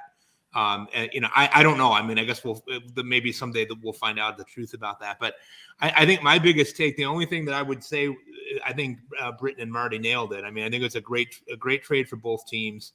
The Nationals clearly are in a full rebuild, and they're looking to acquire some prospects. And I think they did well to not take on Hosmer's dead money and get a somewhat useful part in Voit anyway.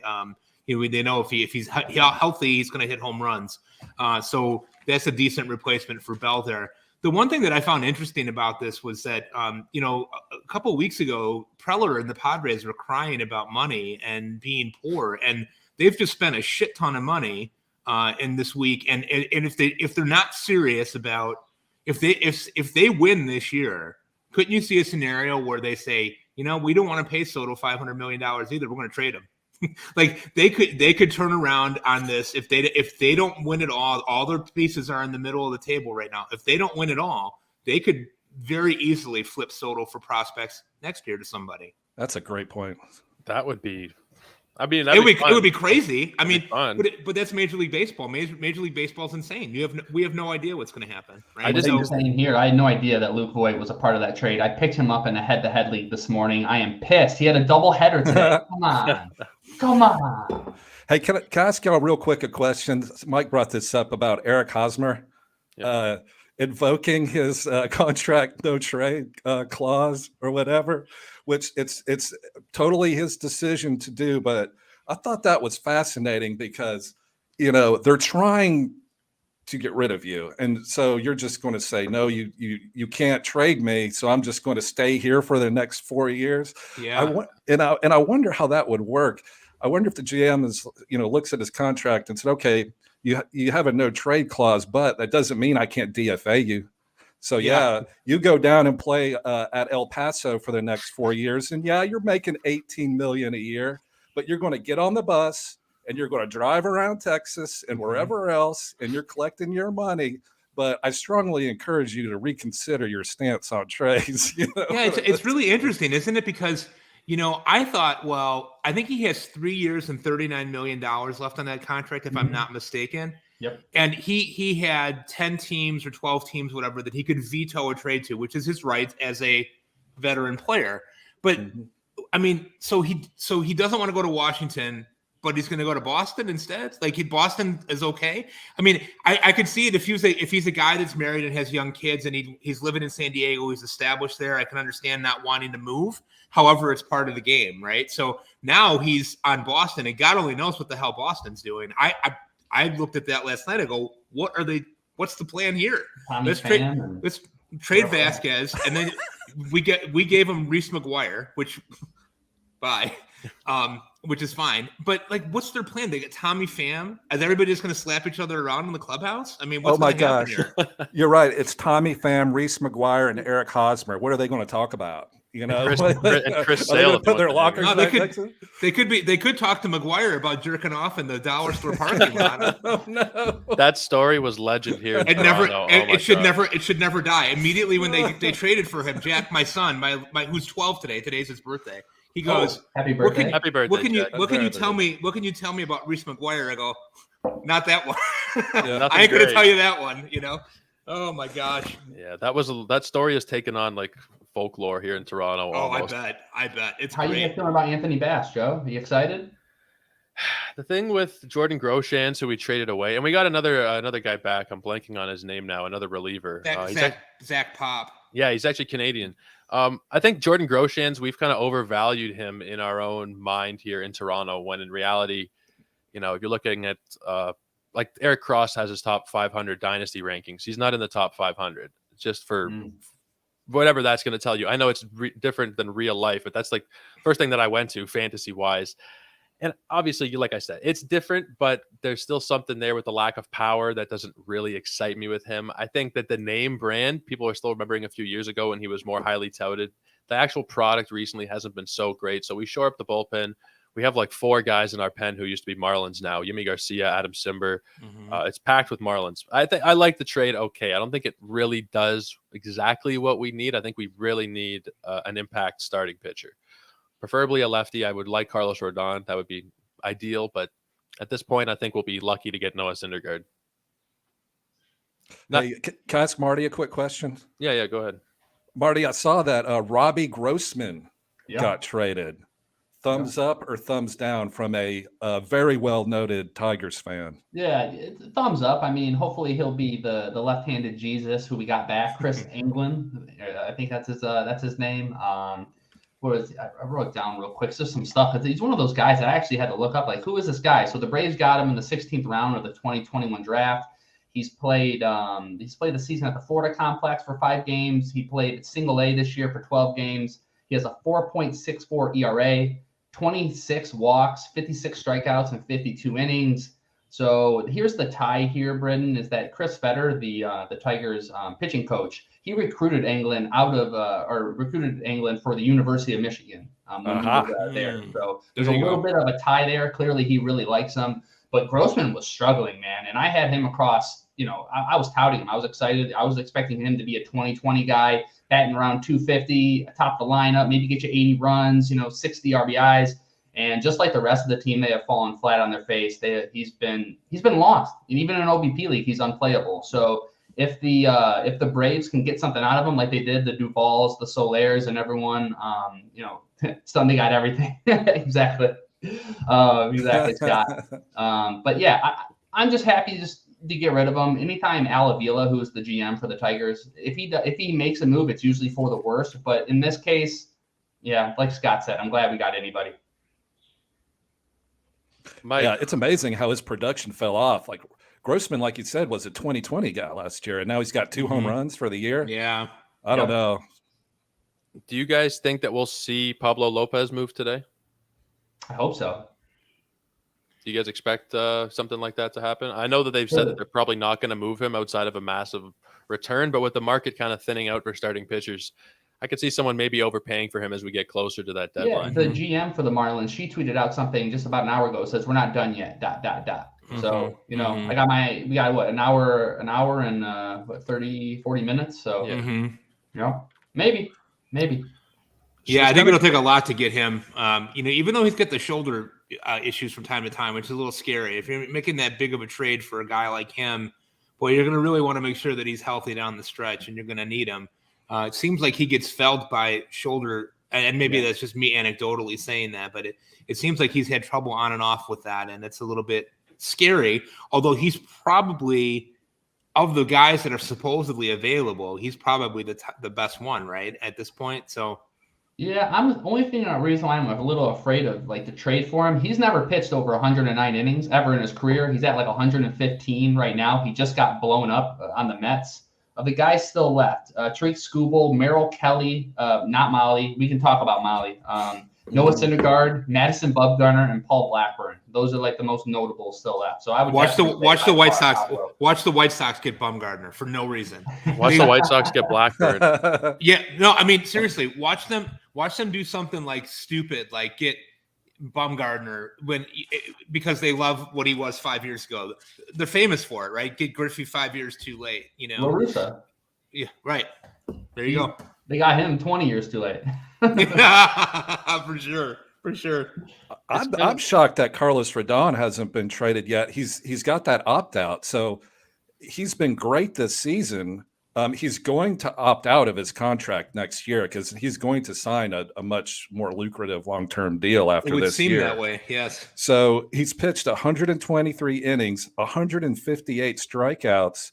I mean, if you put him in the Astros or the Cardinals, I mean, they immediately become a much more dangerous team. And yeah, you only get them for a few months, but those teams are playing for a few months, you know what I mean? And for the playoffs. So I don't know how much you could get back for a rental, but this is a Cy Young guy that you can, if you're a contending team, I think you got to go after Carlos Rodon. Now, of course, San Francisco, you know, they're right around 500. So I don't know if they're buyers or sellers, but I looked up their lineup. Listen to their lineup, and I have no idea why they would keep Carlos Rodon for the year, but check this out. Tommy La Stella, Luis Gonzalez, Wilmer Flores, Brandon Belt, Mike Yastrzemski, Lamont Wade, Dixon Machado, Jose Vosler, and Joey Bart. Like, Household names. I don't see World Series happening this year. Those are all great players, and they're a great coach, well-coached team. But yeah, man, trade Carlos Rodon for a top 100 prospect and go get him next year. They have to be pretty disheartened with the moves that the Dodgers and the Padres have been making, right? I mean, that's a great point. Yeah, you look at that and you look at that and say, well, shit, what's our chance at this point, right? I mean, like maybe it's best to try to see what we can get here from that, you know? Yeah, that's a really good point. And so I didn't think about that. They're like, oh no. I was like, the Padres just pulled off like literally the superstar deal of I guess my lifetime that I could think of. Mm-hmm. So yeah. Apparently the Phillies are talking to Carlos Rodon and also Nathan Eovaldi. So the Phillies apparently were going to be in on Syndergaard because the Phillies acquired Brandon Marsh about half an hour ago, and they were going to have Noah Syndergaard in there, and then they backed out of that trade. So maybe it's because they knew something a little bit bigger was coming. Just to quickly recap here, the last half hour or so, David Robertson went to the Phillies. J.D. Davis and Darren Ruff were traded for one another. The Brandon Marsh trade to the Phillies. Luke Voit was the piece that completed the Juan Soto trade in place of Hosmer. Dude, unbelievable. I only get 5 ad drops, 5 ads a week in that league. And I was like, oh, man, Luke Voit, doubleheader, let's go. God damn it. Yeah, it's a shame. But do you guys think that Voigt's value now is kind of cooked for the year? I mean, it looked he was turning it around a little bit recently. The guys in the first hour were thinking that it's probably not going to be such a big change because he's, the best hitter on that team now. He'll bat third or whatever. Do you think that he's a drop, or would you be looking to add? What's the general thought here, Britton? I'd hang on to him and see what happens. Like you said, he's starting to heat up lately. And I believe he was the home run leader in 2020. Yep. So I'd hang on to him for a little while. Just let the dust settle. Just see how it goes. But yeah, he's definitely got the he's done it before with the home run power. So yeah, I'd hang on for a minute. Mm-hmm. Yeah. Britton, I was going to say he might be on your show here. 3 is the magic number. I could see him batting third in that lineup. You're moving forward. So, he was batting 7th or 8th, in that really powerful Padres lineup. So to see him now, he'll get more at bats, potentially more stats. Don't you love guys like that though? When you have a guy that, he's done it in the past and if he's healthy, he's not a terrible team now, but that terrible team still has to have 9 guys out there, just like Britton was just talking about the Giants lineup. They still got to put 9 guys out there, and somebody in that lineup is going to produce something. So, it might be not a bad idea to hold on to him, especially when you think about the dearth of depth options at the corner infield spots in our fantasy teams, right? I mean, he might be a guy that if he hits 12 or 15 home runs down the rest of the way, you might have a real good bargain there on your hands. Yeah, and I just quickly brought up the MLB park factors, and where he's going to in Washington, it's ranked the 5th best for home runs, and he's coming out of the Padres, which was 15th best. So a little upgrade there. Yeah, it's a trade-off, right? He has no one really around him in that lineup to support him, but he'll have some more at-bats. There might be something mentally there in the 3 or 4 hole versus the 7 or 8 hole where he takes on more power. Who knows what really goes on inside the heads of everybody. We have kind of I could say it's an ebb in the trades right now. We haven't had anything new in the last half an hour or so. Maybe I'll switch gears here to Jacob deGrom for a second. He's coming back tonight, and he is facing the much depleted Washington Nationals. The goats of the Washington Nationals. The goats. Man, insult to injury, right? Washington National fans, so we trade away our superstar and our first baseman, and now Jacob deGrom's coming into town on his walk year. Yeah, he's going to be fired up. What are we thinking? It's so brutal to be a Washington National fan, losing Trey Turner, Max Scherzer, now Soto. I mean, geez, Harper. That's a rough couple of years. Washington doesn't have a lineup posted yet for tonight. They probably just got to see who's available. I was just looking on the RotoWire here, and they don't have a lineup posted yet. Where's their AAA affiliate? How far is that from Washington? Because I'm sure they're going to need. Are they Harrisburg? Is Harrisburg there? Pennsylvania? They called people up around 10 a.m. today. So did they? They were anticipating this was going to. Yeah, they knew. Yeah, that's when everyone thought Soto was getting moved. Yep. Jacob deGrom is probably about as safe of a bet tonight on any kind of bet you want to take on him getting the victory over for strikeouts, whatever. So Victor Robles is going to have to get 9 more clown noses for their at bats for Jacob deGrom tonight. That was funny. We have a trade. Oh my God, the Padres get a little bit better. Brandon Drury going to San Diego. Oh wow. Yeah. Another bat in that lineup. The return has not been announced yet. This is from Ken Rosenthal and Jeff Passan. Both have the news.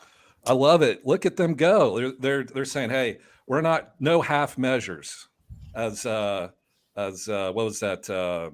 Breaking Bad. No, we're with full measures here on out. Exactly. We're going to get Hader. We're going to get Juan Soto, and we're going to win this year and hopefully the next 2, because they have Soto for a couple years, I believe, after this. But wild thing, I think that's great. The wild thing about it is that they're 58-46 and 12 games back of LA, so they're a wild card. That's a great point. I mean, they are not wasting any time and pushing the chips to the table here. But I mean, what if they lose in the wild card round? That would be crazy, wouldn't it? Yeah, that'd be tough to swallow. They're 2 games out of the wild card right now. One of those teams ahead of them is the Brewers. Do you think the Brewers are still going to be competitive here after moving on from Hader? Do you think they see it as a lateral move to Taylor Rogers / Williams? Yeah, I think they'll be. I think what they do is they rely on their starting pitching. Freddie Peralta's coming back here shortly. The hitting's never really been there, and it really hasn't seemed to screw them up too much. And they're continuing to play just above 500 ball. So the Brewers are going to stay with what I would love to see them get a bat. I think that could have been extremely helpful. They didn't move. So, but yeah, they're just going to keep relying on some of the best starting pitching in baseball. It was interesting to see some of the responses to that trade because, I had quoted that idea a couple of weeks ago on Fantrax that Hader could be on the move. And I got some DMs where people were questioning my sanity, which I understand. You're more than welcome to question my sanity at any time. But what I was pointing to was the fact that next year he's arbitration eligible, and he's probably going to get a $5 or $6 million kick up, $17-18 million range potentially for him next year. That's a real high price tag for the Brewers when they've got guys like Williams, Boxberger. They always kick out bullpen arms. They always have good guys, right? So I think they look at it as, hey, Hader's really good right now, but another year of throwing how he throws, he might be damaged goods here not too long down the road. And so I don't know that he's going to be able to continue to keep up the pace that he's been keeping up. He's not 23 years old anymore. I think he's 29. So by no means is he old. I mean, I'm old enough to be his father, for Christ's sake. But the point being that I think it's a calculated risk on their part. And they got Rogers back, who Rogers – is a guy that you cannot overuse. The Padres, he had 35 save opportunities already for San Diego. He converted 28 of those. And I know, so that's not a great percentage there, but he's a guy that with overuse does not fare well. And so I think if they figure out a way to use him and pair him with Devin Williams, they could have a pretty good monster there. The other thing is, and this was something that people had not been paying much attention to, Hader had really soured on the multi-inning role. He did not want to do that. And he's more valuable in that role, I would argue, than he is as a closer. He did not want to. He made it very, very publicly known that he did not care for that role and didn't want to do it. So in a way, I felt like the Brewers' hands were kind of tied, and I thought that they got pretty good value back for him. I do kind of like Taylor Rogers, admittedly, but I think it's a good move for them. I immediately tweeted out, or pretty immediately after the trade, saying, Luis Garcia, if you picked him up in San Diego hoping for saves, go ahead, drop him. Of course, last night he gets another save. So Hader's not it down yet, but I spent up for him in Fab, Marty, in our league. I don't know if you saw that on Sunday, but I think I bid like $40-some on him, and then the next day to get Hader, I'm like, oh God, Christ! If only it was a hold league. Oh, thank you. Joel just posted that Victor Acosta was the Padres prospect going back to the Reds for Drury. I'm not so big into prospects. Do you guys know anything about Victor Acosta? He's the top 10. He's a top 10 guy for the Padres. So they've pretty much cleaned out the cupboard today.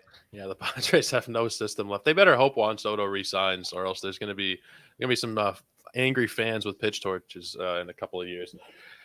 Let's see. Is there anything else? Jeurys Familia has been designated for assignment. Not so much of a surprise there. Just a recap by Jeff Passan, the last 24-ish hours for the Padres. Hader, Soto, Josh Bell, Brandon Drury. My God. Do you think that they have a chance to catch the Dodgers in the division? I know they're down 12, but let's say the Dodgers don't make a big move today and they just kind of stand pat.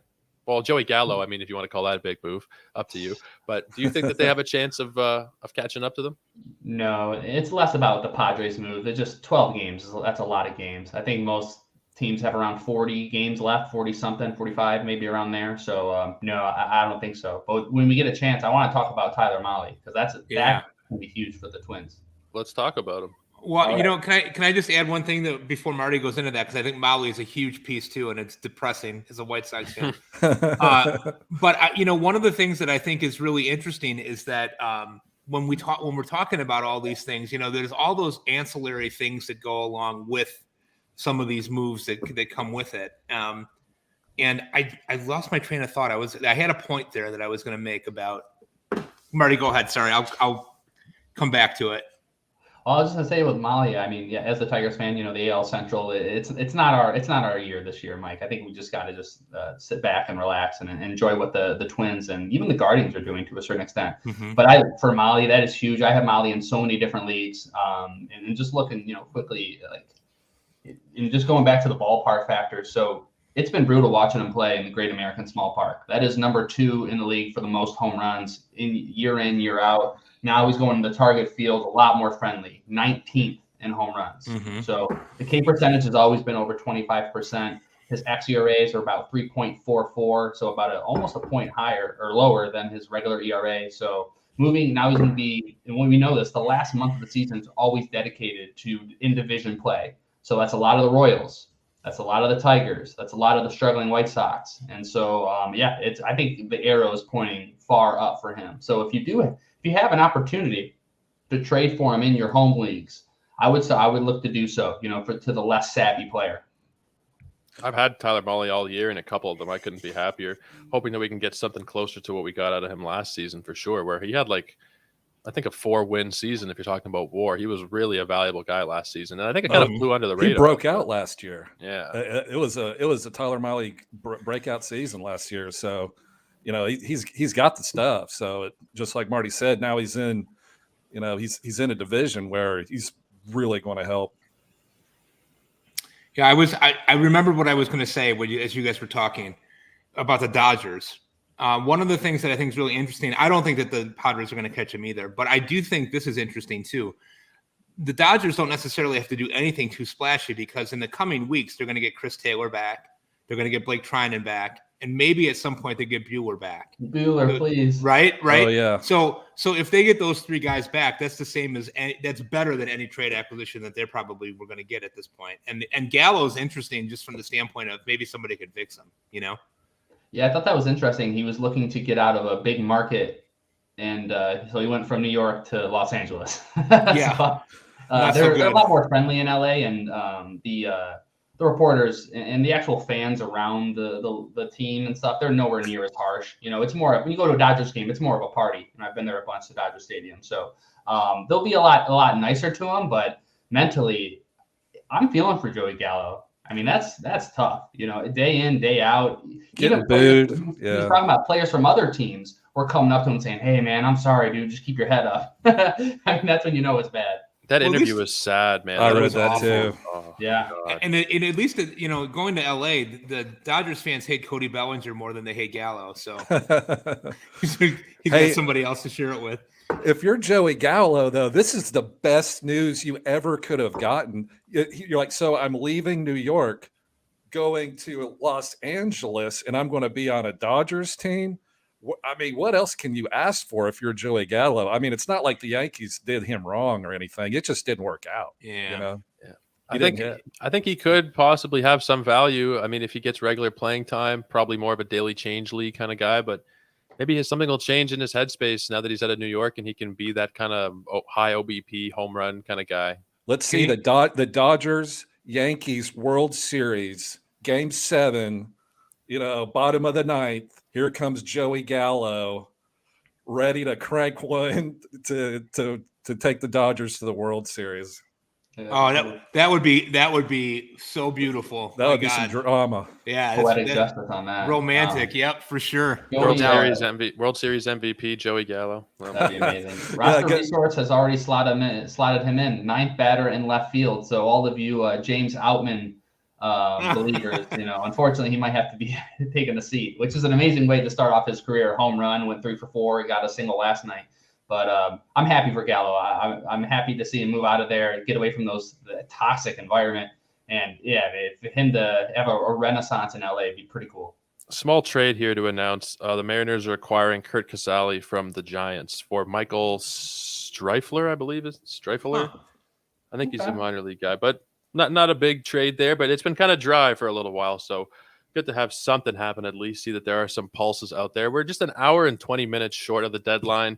The biggest name still available would probably be Carlos Rodon, I think. Would you guys agree there? Or who would you say is the biggest name still out there? I'd say, yeah. Well, I'd say Rodon, definitely. Yeah. Mm-hmm. Yeah. What about Ohtani? They've already said they're not going to do it. But That would be great. I hope that happens. Well, I liked your question, Joe, of, who would you rather have? Who would you rather trade for, Soto or Ohtani? And I was definitely in the Ohtani boat just because of, and you talked about it last hour with the other guys. But yeah, two-way player, could you imagine him starting for you as a pitcher, game 1 and then the rest, 3-4 games, and then he's hitting and then he comes back as a starter. I mean, that would just be absolutely incredible. And selfishly, I want to see the best players in the league in the playoffs. Call me crazy. Yeah, it's kind of sad when you think about it. You got Ohtani, Trout on the same team. Anthony Rendon has been hurt, but if he was healthy, I mean, you got kind of some superstars there, but it just didn't work out, unfortunately. See, I differ a little bit on this because I prefer Soto to Ohtani, and my logic might not be super sound, but I think he's 5 years younger. I don't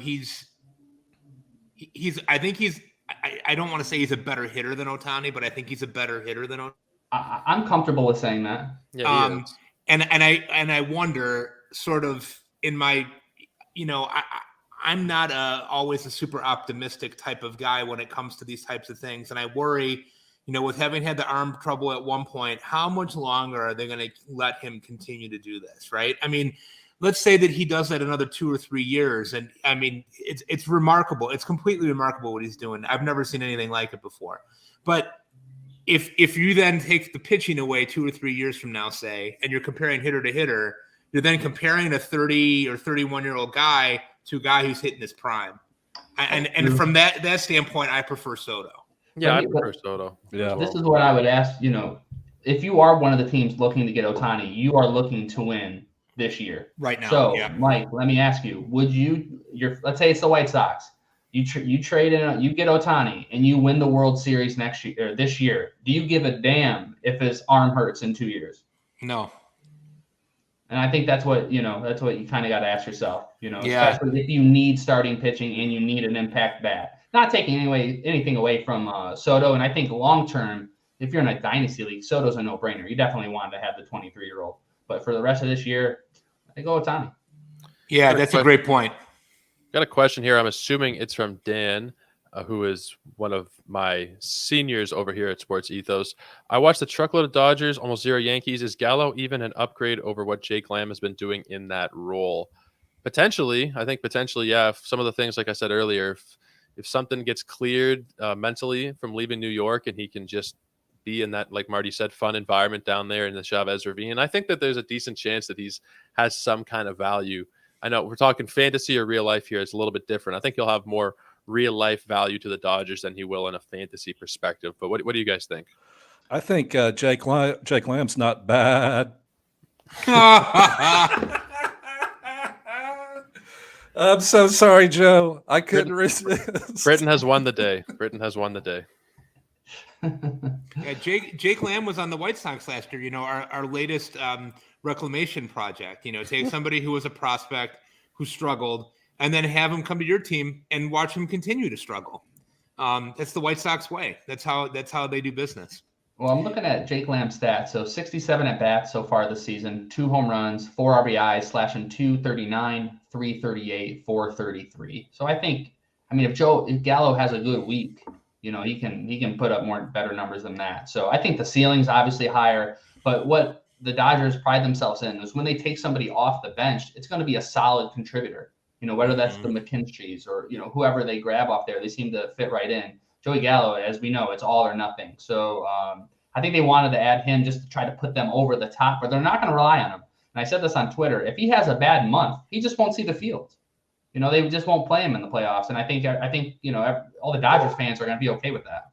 It's a good question. Will he even make a postseason roster? I think it's a coin flip right now. Honestly, it's a total coin flip. If he does well over these next 6 weeks, then he will. But yeah, the Dodgers have nothing to lose, really. No, there's nothing to lose in this one, right? And you're also getting a guy that characteristically, obviously, he's striking out at a high clip, but he's always done that. He's always been over 35% K rate, but he's still walking a lot, and he's an OBP machine, and batting ninth in your lineup a couple of times a week in front of guys like Mookie Betts and Trey Turner and stuff like that. He could be a valuable weapon if he can kind of get over the shell shock that he was facing in New York. Mm-hmm. I think he just needs some of that California kush. He'll be fine. There you go. I forgot about Chris Taylor, honestly, down in Los Angeles. How deep is that lineup? If you could take one lineup today, would you take the Dodgers or the Padres? Padres. Ooh. Padres?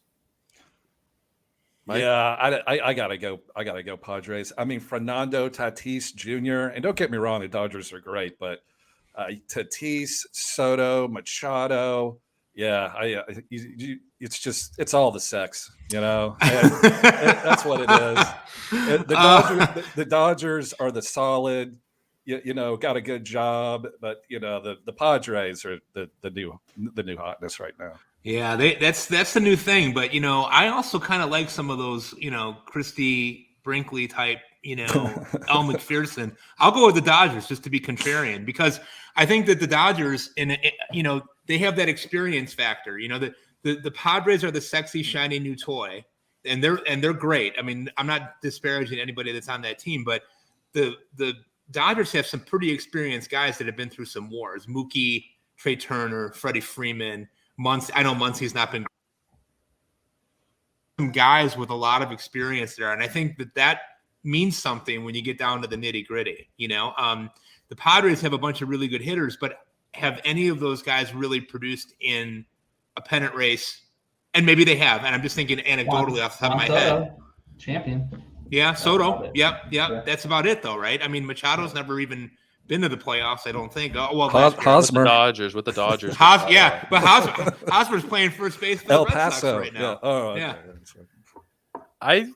I don't know, honestly, because it's like you said, the shiny new toy factor. You want to say the Padres, but like Mookie Betts, Trey Turner, Freddie Freeman, Chris Taylor coming back now, Gallo, which for whatever it is, he's still a guy who has like 35 plus home run potential. And Scott's making a good point here in the chat as well. Gallo can be I think he has a couple gold gloves, actually, at least one. So he's a plus defender there as well. I don't know. I honestly don't know which side I would take. Pitching wise, would you go Dodgers right now? With Walker Buehler out, which rotation would you rather take? I think I'd go Padres, but it's close. Britton? I think I'd go Dodgers. Yeah, I do. I'm a big fan of Julio Urias. Of course, you got Clayton Kershaw. Yeah, I'd stick with the Dodgers, and I like the Padres, but you Darvish. Okay, and I think Joe Musgrove obviously just signed an extension, and I really like him. And then Mike Clevinger.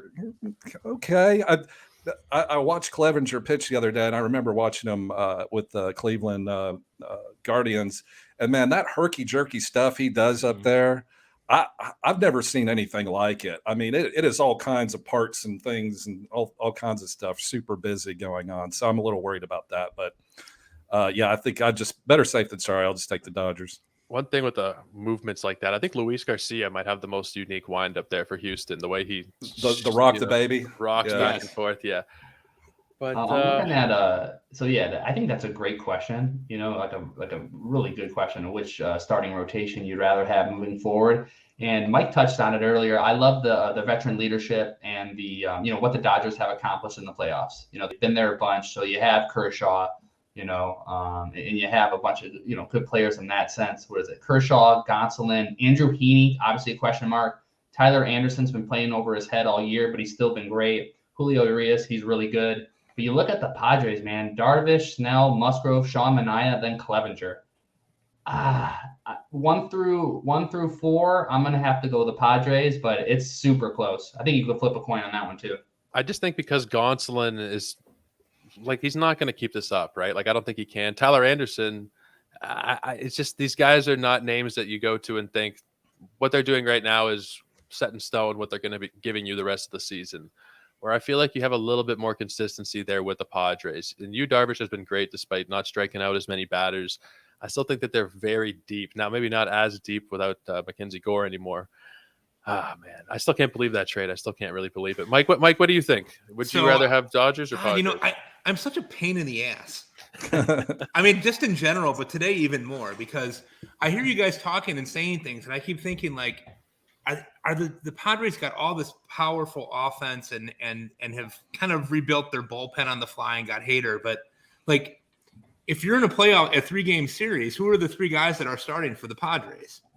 Musgrove, Darvish, and Clevinger? Question mark. I'd go Snell. Snell, maybe. You know what I'm saying though? Like, I mean, Snell is likely to blow up. I mean, at any time, right? So I'm looking at that from an outside perspective and saying, wow, you've got a 16-inch softball lineup, to play ball with, but in the playoffs, what do we know?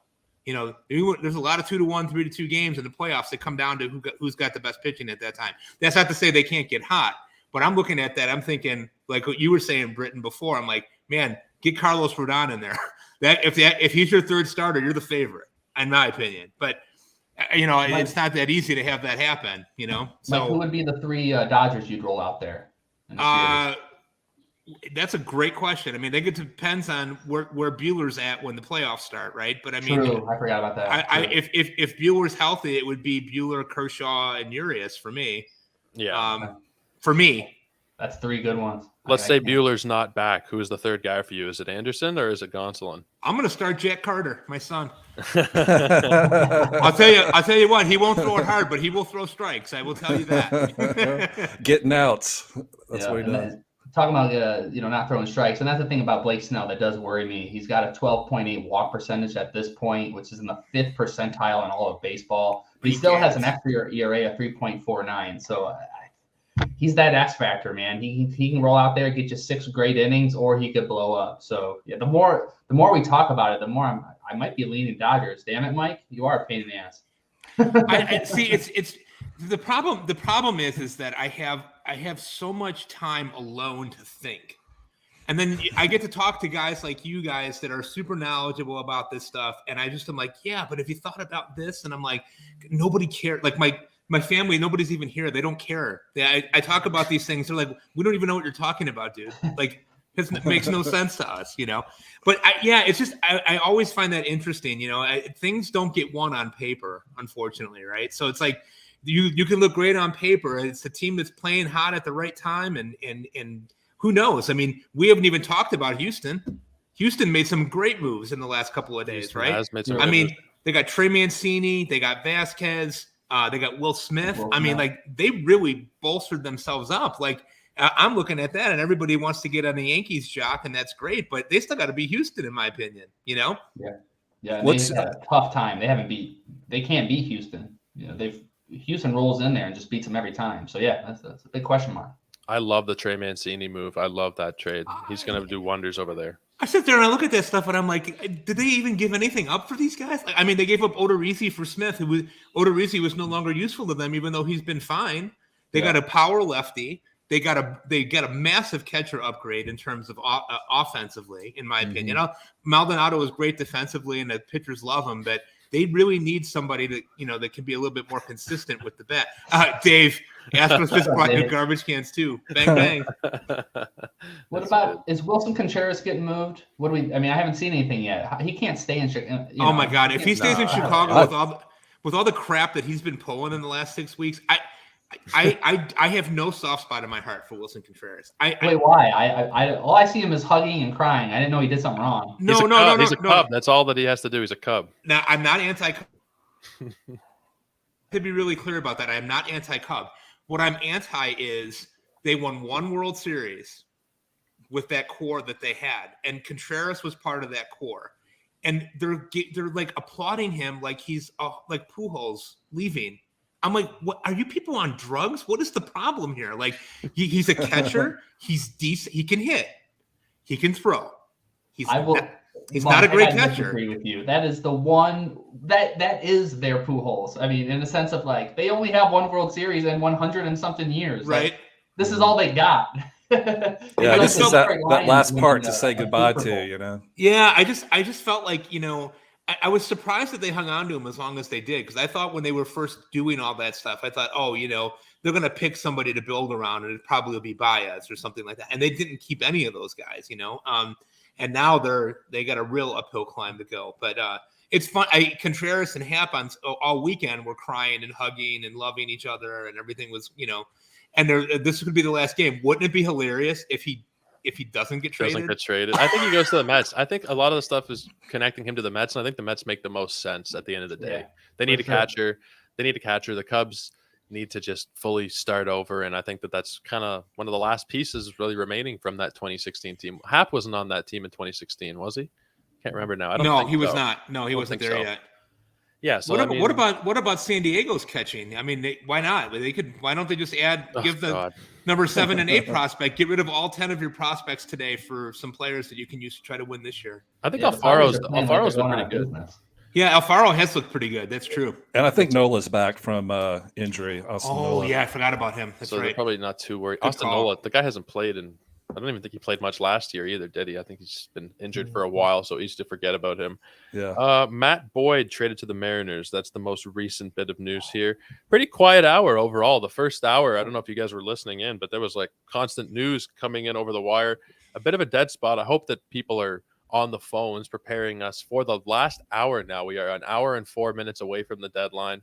I'm sure a couple of things will continue to trickle in even after 6 o'clock, but right now there's still a couple of big names out there. I don't think we're seeing an Ohtani trade at this point, but Lopez, Rodon, Contreras, there's still some guys out there that we could see moved. We are approaching the top of the hour, like I just said, so I'm going to give these guys one more chance to let us know where you can find their work, their shows, their articles, all of that good stuff. Why don't we start with you, Mikey? Yeah, so again, Mike Carter covering bullpens at Fantrax at the worst Twitter handle of all time at MDRC0508. The story behind it was that I was just joined Twitter 4 or 5 years ago to follow my daughter, who was doing it for a class. and when she was in middle school, and that just kind of developed into its own thing. So Fantrax, SP streamer. Joe, I want to say real quickly before I turn it over to Marty and Britton, number one, thank you again for having me. Being on with Marty and Britton was great. I've been on with Marty a few times before. Britton, first time. I hope it's not the last. And Joe, I want to give you a shout out because you've been a new voice this year who has done an incredible amount of work and are incredibly bright and gifted at hosting these webcasts, podcasts, whatever the hell they call them. And thank you for having me on because I think you're doing a great job, and keep up the good work, man. It's been really, really fun to see you doing this stuff. I appreciate it, man. This was a lot of effort went into this, but it's been a lot of fun so far. We're not even half the way there. So hopefully we have a great last couple of hours in store here. Marty, tell us where you can find all your stuff, man. Absolutely. And I echo everything that Mike said. Britton, Mike, it's always great to see you. Mike, I actually got to see Mike in real life here in a live draft for Glarp right outside of Wrigley Field. So that was really cool meeting you. But yeah, you can always find me at Twitter, Marty_Tallman. Always find me at the Triple Play Fantasy Baseball Podcast. We have a great guest this week, so we're super excited for that. And then Fantrax every Sunday morning. Expect to see the 2-start pitchers, and me breaking those down every week. And again, thank you, Joe. It was great being on. Absolutely. My light just flickered here in the background. So if you guys see, if I go in the dark here, you'll know It's why. a ghost. The problem with the bulb here. But Marty, thank you so much for taking the time, man. I hope we were able to get you out of the workday there, and I hope you don't have to go back to it now. I hope you can just relax for the rest of the night. Hey, man, I'm in sales. I'll be back on the second we get off. No days off in that. Yuck. Britton, why don't you tell us real quick where we can find your stuff, man? Hey, Joe, thanks again for letting me come on. I really enjoyed it. You're making it look easy. It isn't. Mm-hmm. It isn't, but you're making it look easy. So congrats to you for putting this on. It's so much fun. My name is Britton Allen. I have a podcast called 3 is a Magic Number. It's on the Triple Play Fantasy Network with Ain't No Party Like a Marty Party and company down there. Mike, it was great to meet you via computer and talk with you. I hope I get to know you better as the days go on. But thank you again, Joe. I really appreciate it. And thank you guys. Thank all of you guys. It was really great. I'm going to now kick you all out, unfortunately, but thank you all for being here. We have the next group ready to join us. So without further ado, let's bring them all in here. Frank Stamfel, Michael Govier, Scott Chu, and Eric Cross. How are you guys doing, man? It's kind of a free-for-all. How has everybody's day been? Busy. Hey! Why don't we start with you, Govier? Tell us about what you got going on, man. No, we should start with Frank. Frank said something first, and I was rude and disrespectful, but I thought, I was getting a little too kind in here, and you were getting your ego blown up a bit much. Joe, I want to take it down a notch. You're trash. This show is trash. Everything is trash. This deadline's trash, and everything sucks. How's that? Are we back to balance? Are we back to equilibrium? That sounds about right. That sounds pretty Okay. close. Frank, come on, Frank. Yeah, let's hear what Frank's got to say.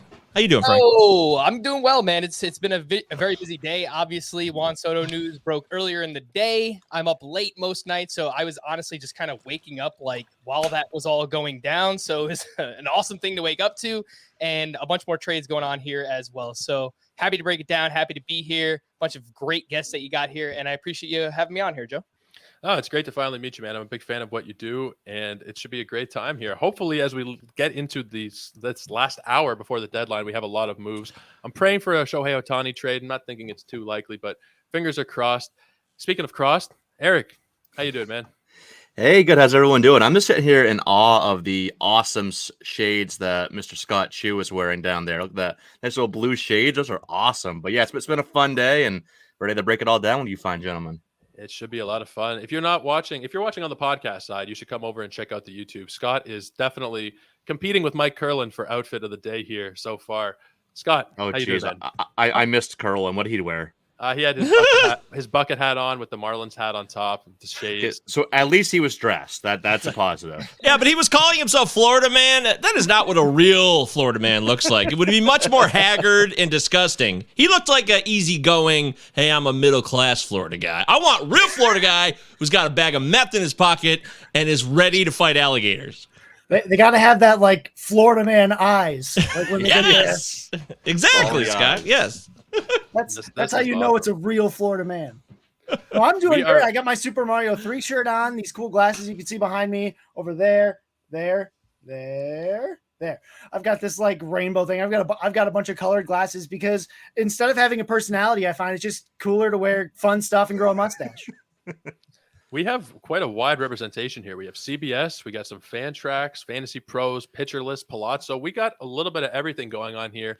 Yeah, I think- Palazzo right there with CBS, ESPN, RotoWire, the legends in the industry. That's right. You are there, Govier. No question about it, man. Absolutely. You just went on quite the journey this last couple of days here. What'd you drive? 26 hours all told?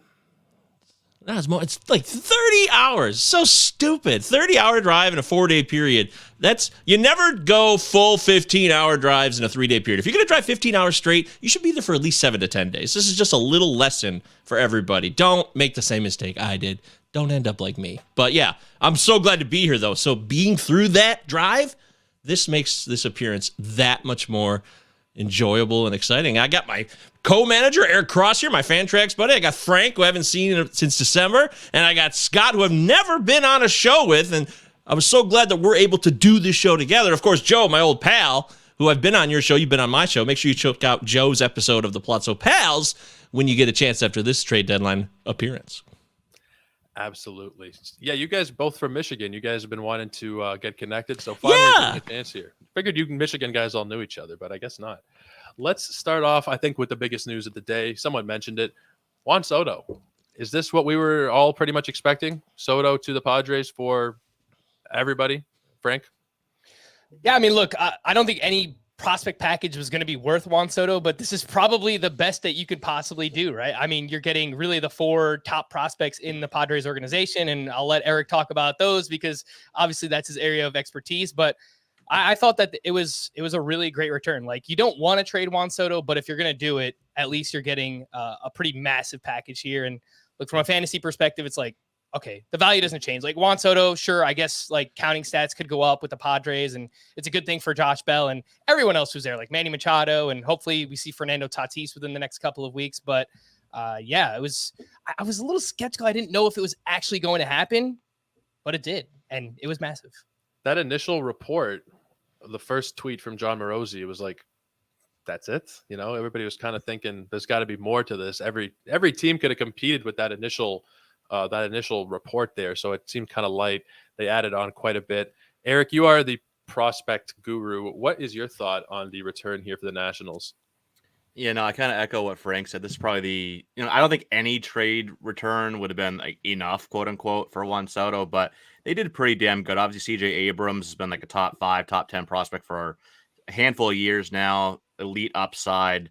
So that was a great get for them. Gore, who knows? Like, he went from being number 1 overall pitching prospect to having a couple of years of struggles. Then he was dominant again earlier this year, and now he's kind of back to those command and control issues that he had back in 2021 or so. So I'm a little worried there, but obviously the talent is still very high.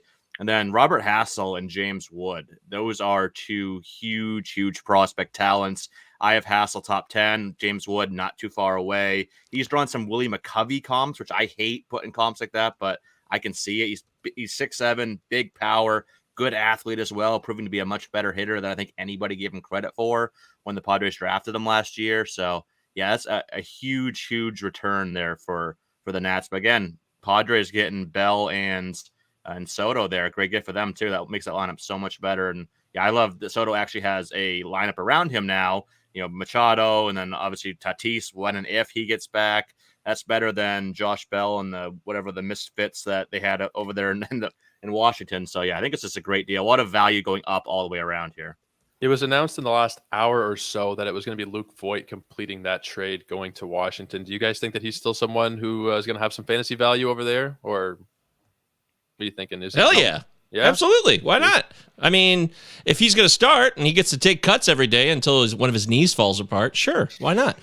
He's a guy that has tremendous power.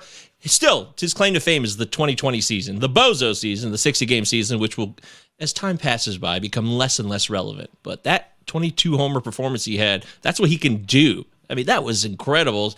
And if he's depressed, though, because he's in Washington, he's taken away from a possible World Series run, maybe it'll affect his mental performance and he'll check out. I mean, these are things we can't quantify. We don't know for sure. We'll just have to see how it plays out. But certainly he's worth rostering in a probably a 12-teamer or deeper right now as a first baseman.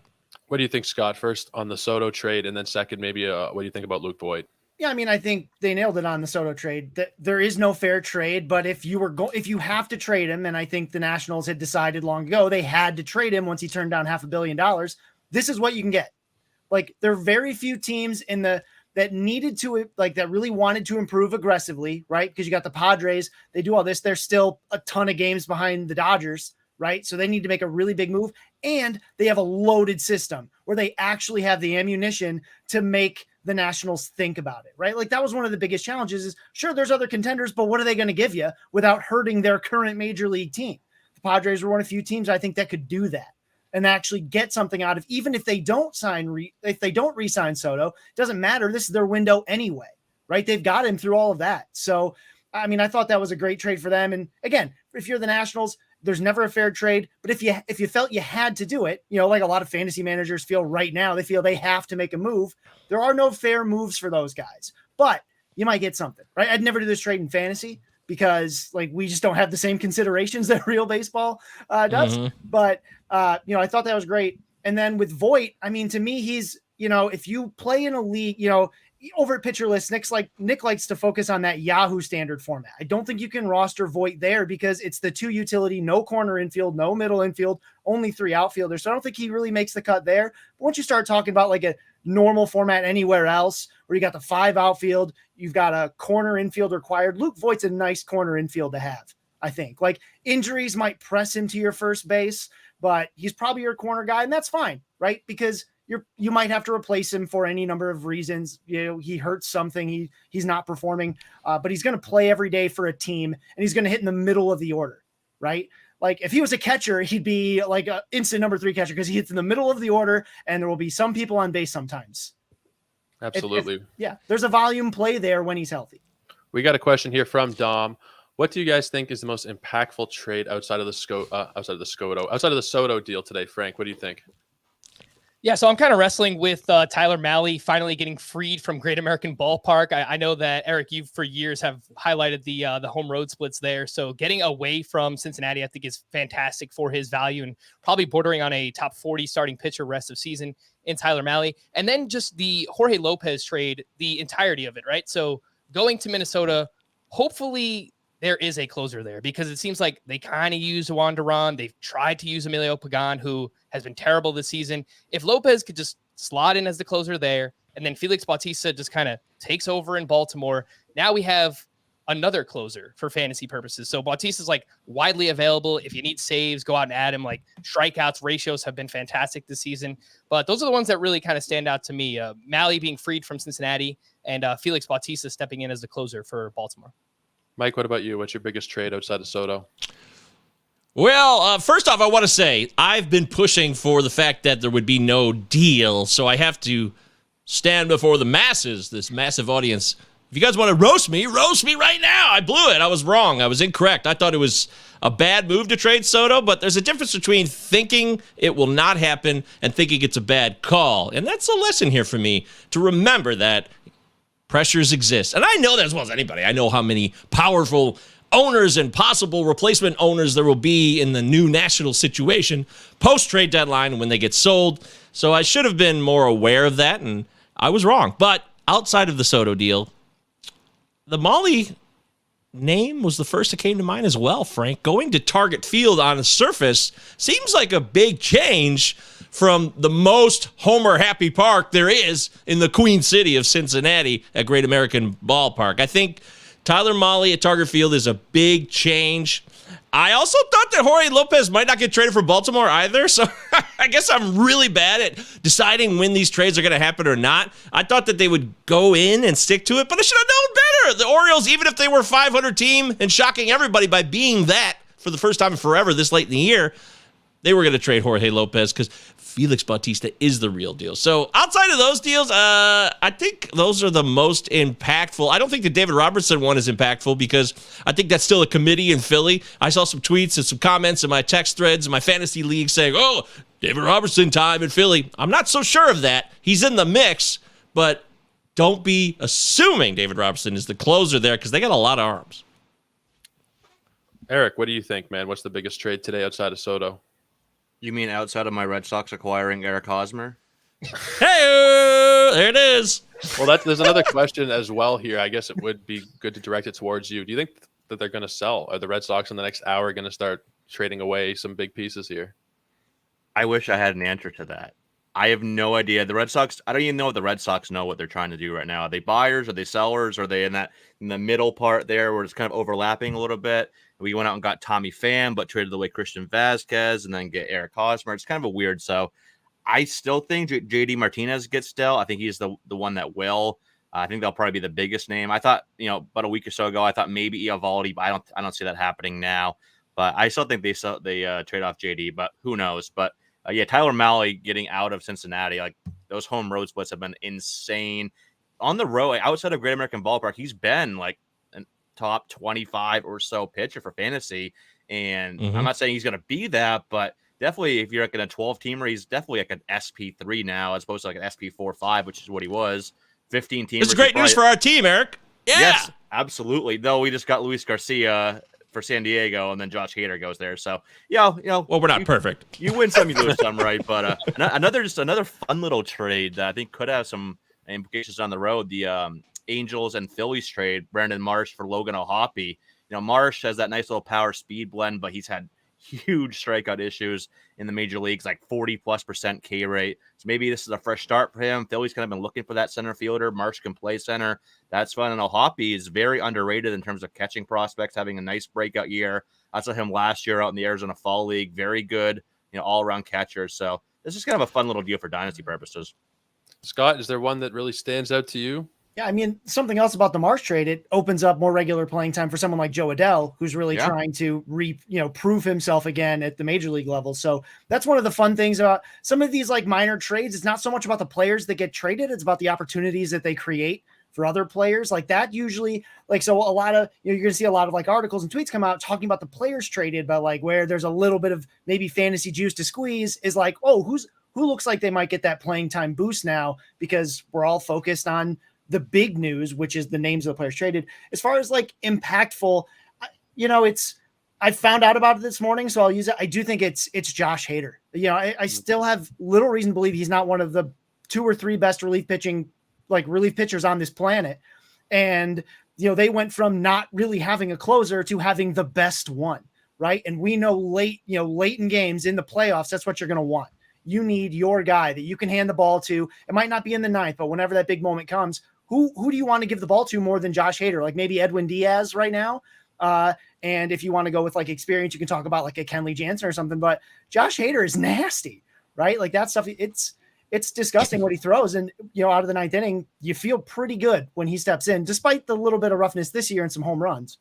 But why would the Brewers trade him, though? I know it seems bizarre to give up a guy who's so talented. I know he slipped recently, and he had that horrible outing in San Francisco around the All-Star break, but he's still as good as you're saying, Scott. So does it give you pause to say, whoa, why would a team that's in a playoff race, just like the Padres are, give up this closer? I think the things I've heard, which were all about the raise he'll get in arbitration and how they're probably money pinching and then looking at their own bullpen where Devin Williams, everything I say about Hader, like take 2% off the top, you might have Devin Williams, right?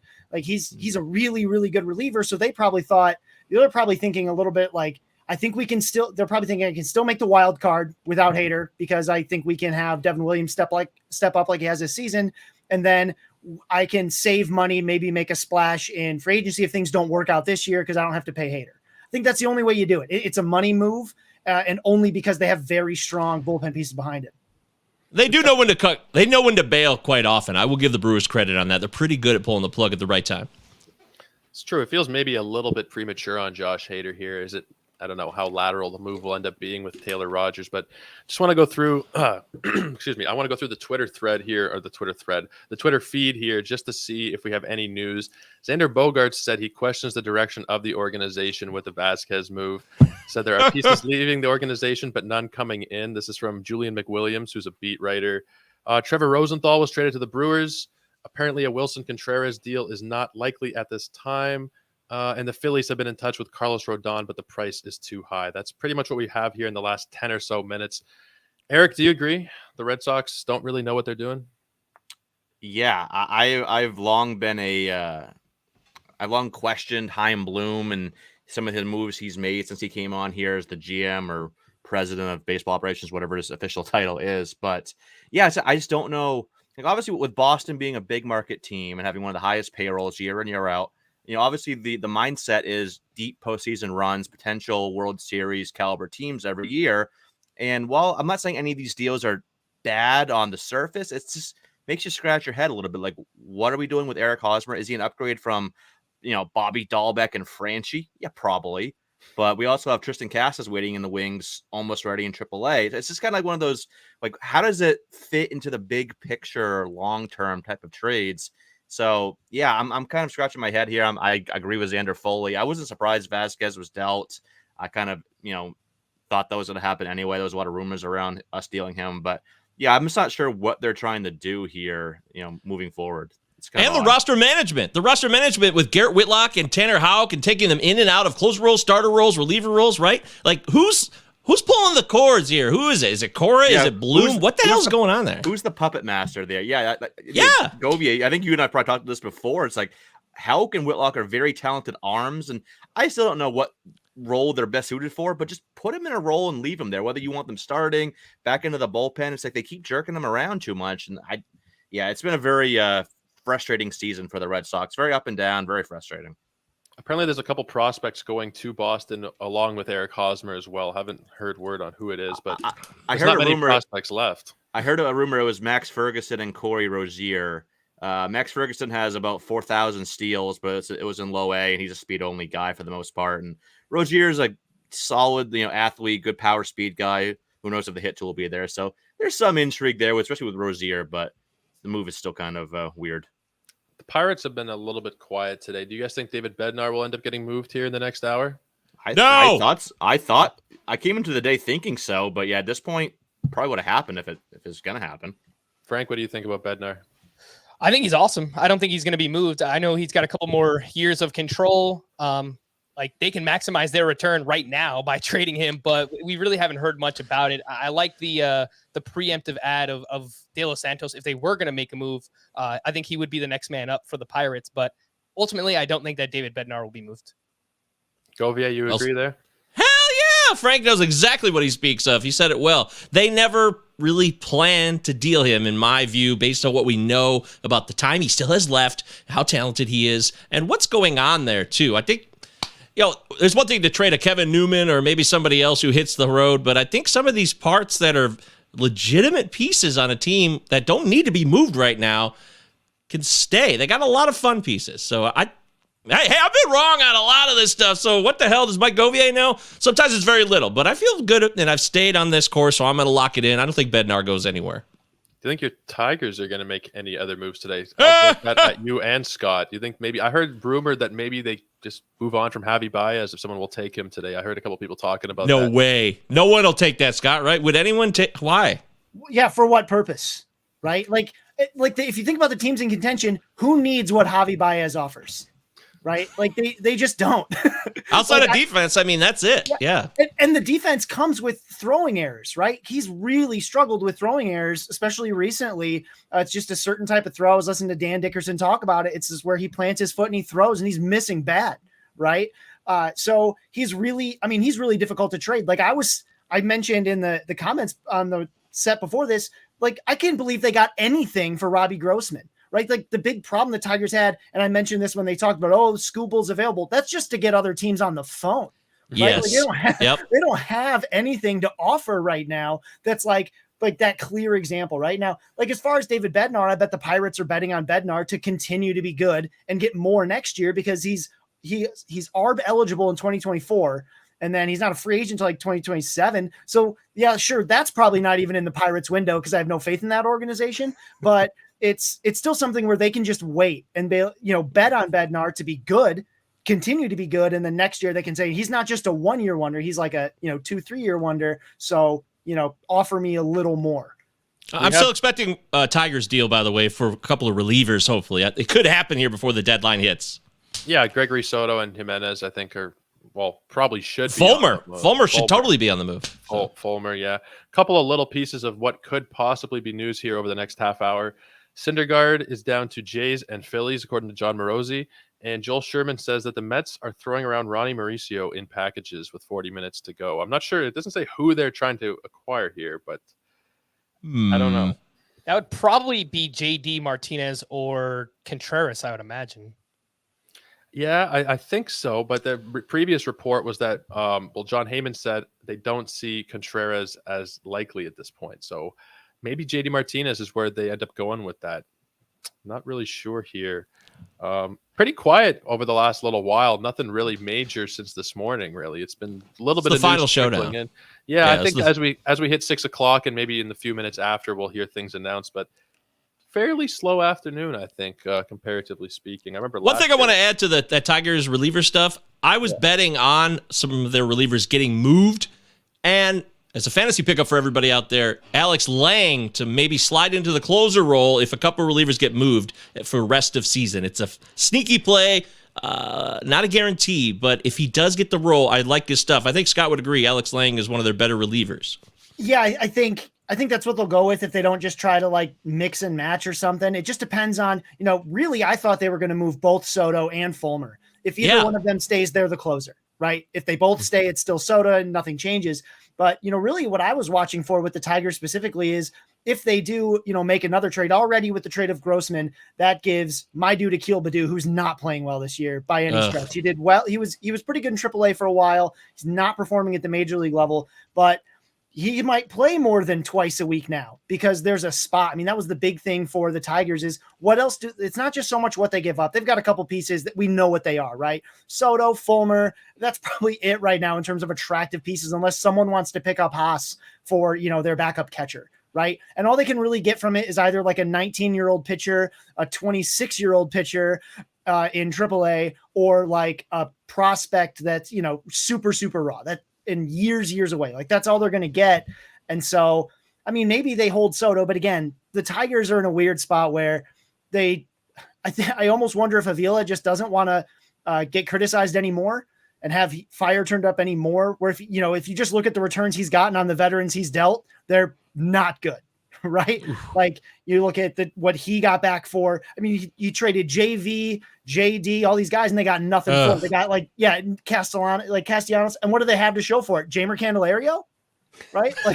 Like that's about what they have. So don't forget Alfredo Simon for Eugenio Suarez. What a legendary trade that was. Good God, pasta, baby. No, but like that's the thing. So I almost wonder if he's a little gun shy because he's not doing well in those trades. Hold on. We have something here. Anything big? Ooh. The Mariners are acquiring Jake Lamb from the Dodgers. Yeah! Woo! I mean, remember when Jake Lamb was a thing? Like there was like one year where everyone's like, "Ooh, Jake Lamb, he's good late round pick," and then nothing happened. I think he had a good year in Arizona there, like a pretty solid year. I want to see Frank jump off a boat because of this trade. That's what I want to see. That was embarrassing, man. How bad was that, Govier? It's beautiful. Oh my God, you were so sexy. Get out of here. Come on. I tried to do a flip and I just kind of like flailed and it didn't work. You look good doing it. I think maybe before we get into like more trades coming in here in the next few minutes, I want to know what you guys think of DeGrom. And I know if he's going to be healthy, it's not really much of a question. He's going to be top 5. I think the question should be, do you think he'll stay healthy? Frank, let's start with you. Do you think that DeGrom, when he comes back, will be able to stay on the mound? Yeah, this is like the $1 million question right now. It's nearly impossible to answer, but most people won't want to hear this. I really don't have a good feeling about it. I'm rooting for him to stay healthy. Baseball is much better when Jacob DeGrom pitches. When he's healthy, he is the best pitcher on the planet. There is no doubt about that, but everything is added up over time, throwing 100 miles per hour, 93 mile per hour sliders. I mean, it's really just added up. And even recently when he was kind of rehabbing, he was dealing with a shoulder injury. I saw something recently, like a foot or some kind of leg injury while he was rehabbing as well. And it's just like one thing after another right now. I hope I'm wrong. I hope that he could stay healthy. Maybe if you play in a league where like your trade deadline hasn't passed yet, like if he puts together a good start or two to try and flip him for anyone that's healthy right now. But I really personally don't have a good feeling about it. What about you, Govia? You think that we'll see DeGrom pitch maybe 8-9 times, or is this going to be one or twice and done? Wow. I think those are the options. He'll either go out there. I think he'll either go out there and sustain it, or he'll go out there and get hurt. I'm trying to stretch for time here. Vamp, as they used to say. When I worked behind the scenes at television news, they do this, stretch it out, stretch it out. What else can you say about the situation? It's just, we could do the rest of the show about pitchers, injuries, when they come back. I think I have a handle on it, and then I don't. Look, at Jesus Luzardo, when he goes on the IL in May, and I drafted him heavily, I'm like, oh boy, I don't think he's coming back this year. Forearm strain, prelude to a nightmare. But there he is. He goes 5 innings yesterday, and he strikes out 5, and he looks pretty good. Then Jack Flaherty's got injury. He comes back, and I was like, oh, Jack Flaherty will never do anything. And he's not been healthy. He wasn't healthy. Sometimes it looks obvious, and sometimes you just don't really know. What's going to happen with Freddie Peralta this week? He's coming back off an injury. Will he be his old self? The shoulder good? He's ready to rock? Or is he going to fall to pushing himself too soon because the Brewers want to make a playoff push? Or do they know that he's healthy? I have been erring more on the side of caution with starting pitchers who have injuries.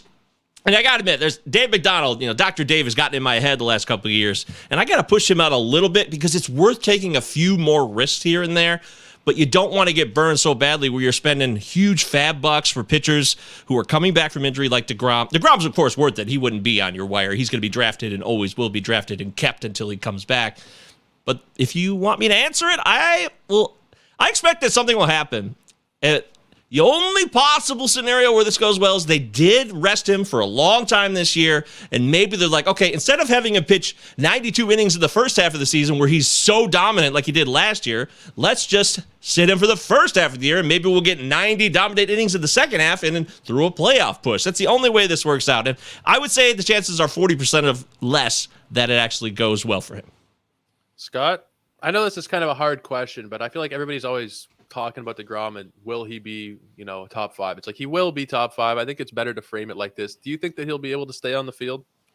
So my concern is less about like some kind of actual injury because I'm not a doctor. I don't know, right? But I do know this. I know that the Mets are probably going to have the biggest kid gloves on the planet when it comes to, if this guy has like an itch on his nostril, they'll skip his start, right? Like they will not let unless it's less that I think that he could be re-injured because I don't know his, every single little thing going on in his shoulder and his elbow and whatever. But I do know that if the Mets if he looks like he's walking a little funny, they're just going to sit him because they've been able to get a nice lead on their division. They're able to compete without him.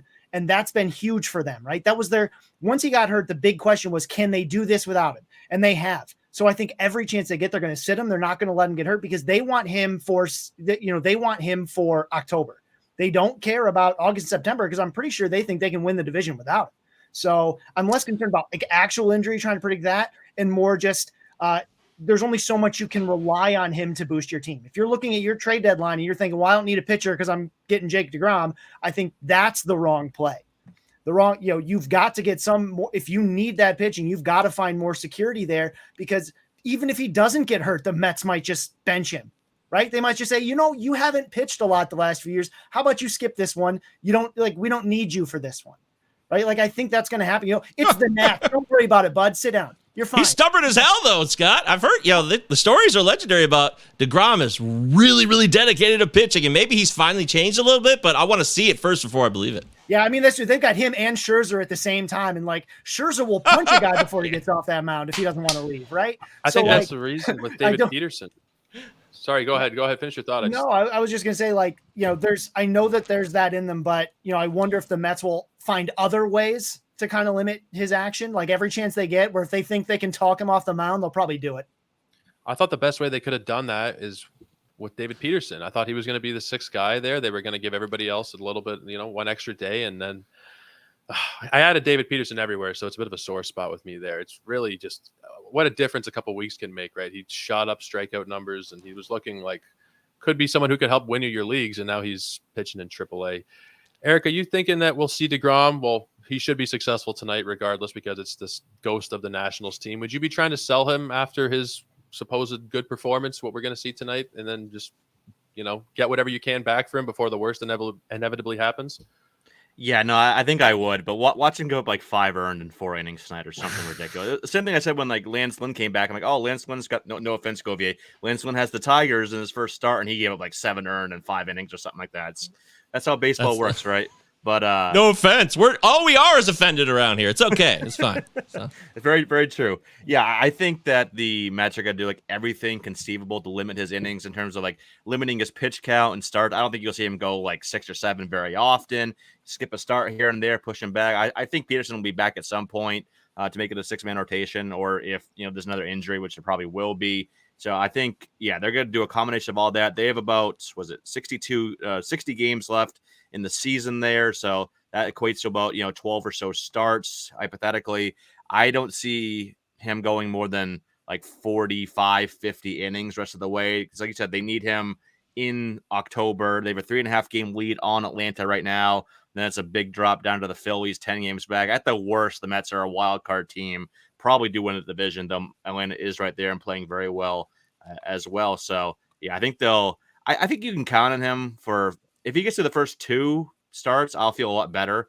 But this does have kind of Chris Sale, Jack Flaherty kind of written all over it, where like he could just have first start, 3rd inning, he's cruising, and all of a sudden throws a slider and you see him grab his elbow or something. Yeah, so Quit grabbing to Chris Sale, though. I know Chris Sale's had an injury streak here for sure, but that was unfortunate. It really was. It was, yeah. But I don't know. I don't have confidence he'd still be on the mound even if that didn't happen. You're right. I know. See, I knew you were going to say that. Yeah, and that's fair. That is fair. But it was okay. All right, forget it. I don't even care. We're within half an hour now, and still nothing. Huge deal, happened. Joe. Huge deal. What do you mean? Are you kidding me?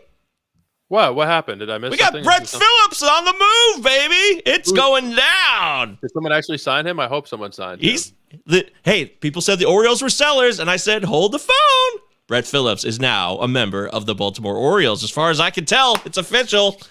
That's good. I feel, I saw his little video that he made. He's just classy, man. He's just like, it's hard not to like. He's Phillips. Awesome. Every team needs a Brett Phillips. He's a two-way player, right? You're getting a pitcher and a position player for Brett Phillips. So, I mean, why wouldn't you go for it? Right? Shohei Ohtani who? Like Brett Phillips. Maybe. Oh, whoa, wait a minute. Okay, so reading on this update, I missed this trade, and I know it's not proper of me. I should be up on every trade at all times. I apologize for this. I just got back from Georgia, but Jose Siri got picked up by the Rays. That's a fun move. I'm going to throw that out there as a fun move because I liked him, and I wanted to get him out of Houston. So, just a quick note, Jose Siri, great.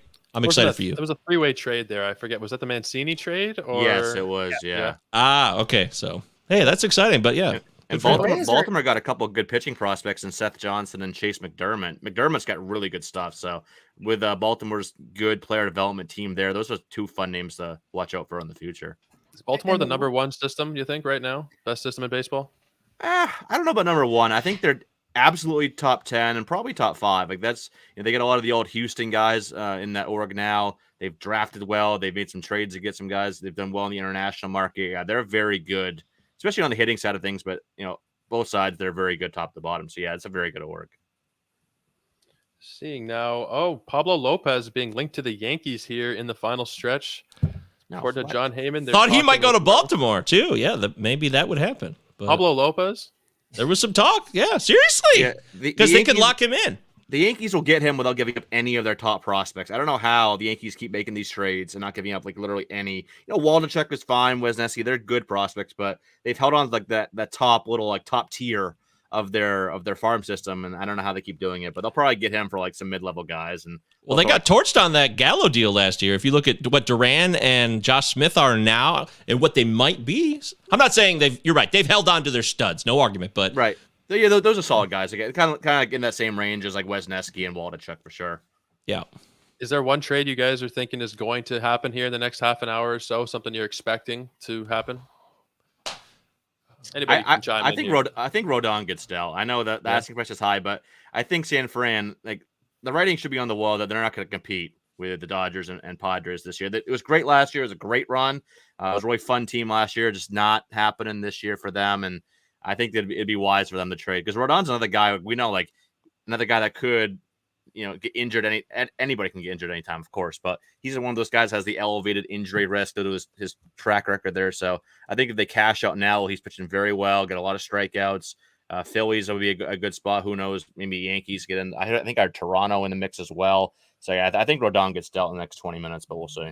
He's got that opt out after this year as well, which I'm assuming he'll do if the Giants don't, improve at all, which is looking doubtful at this point. Wilson Contreras, you guys think we'll see something happen here? I don't think it'll be the Mets based on what I'm reading, but I don't see any reason why the Cubs would want to hold on to him at this point. What about you, Frank? Do you think Wilson Contreras gets moved in the next 20 minutes or so? I think he should. Will he?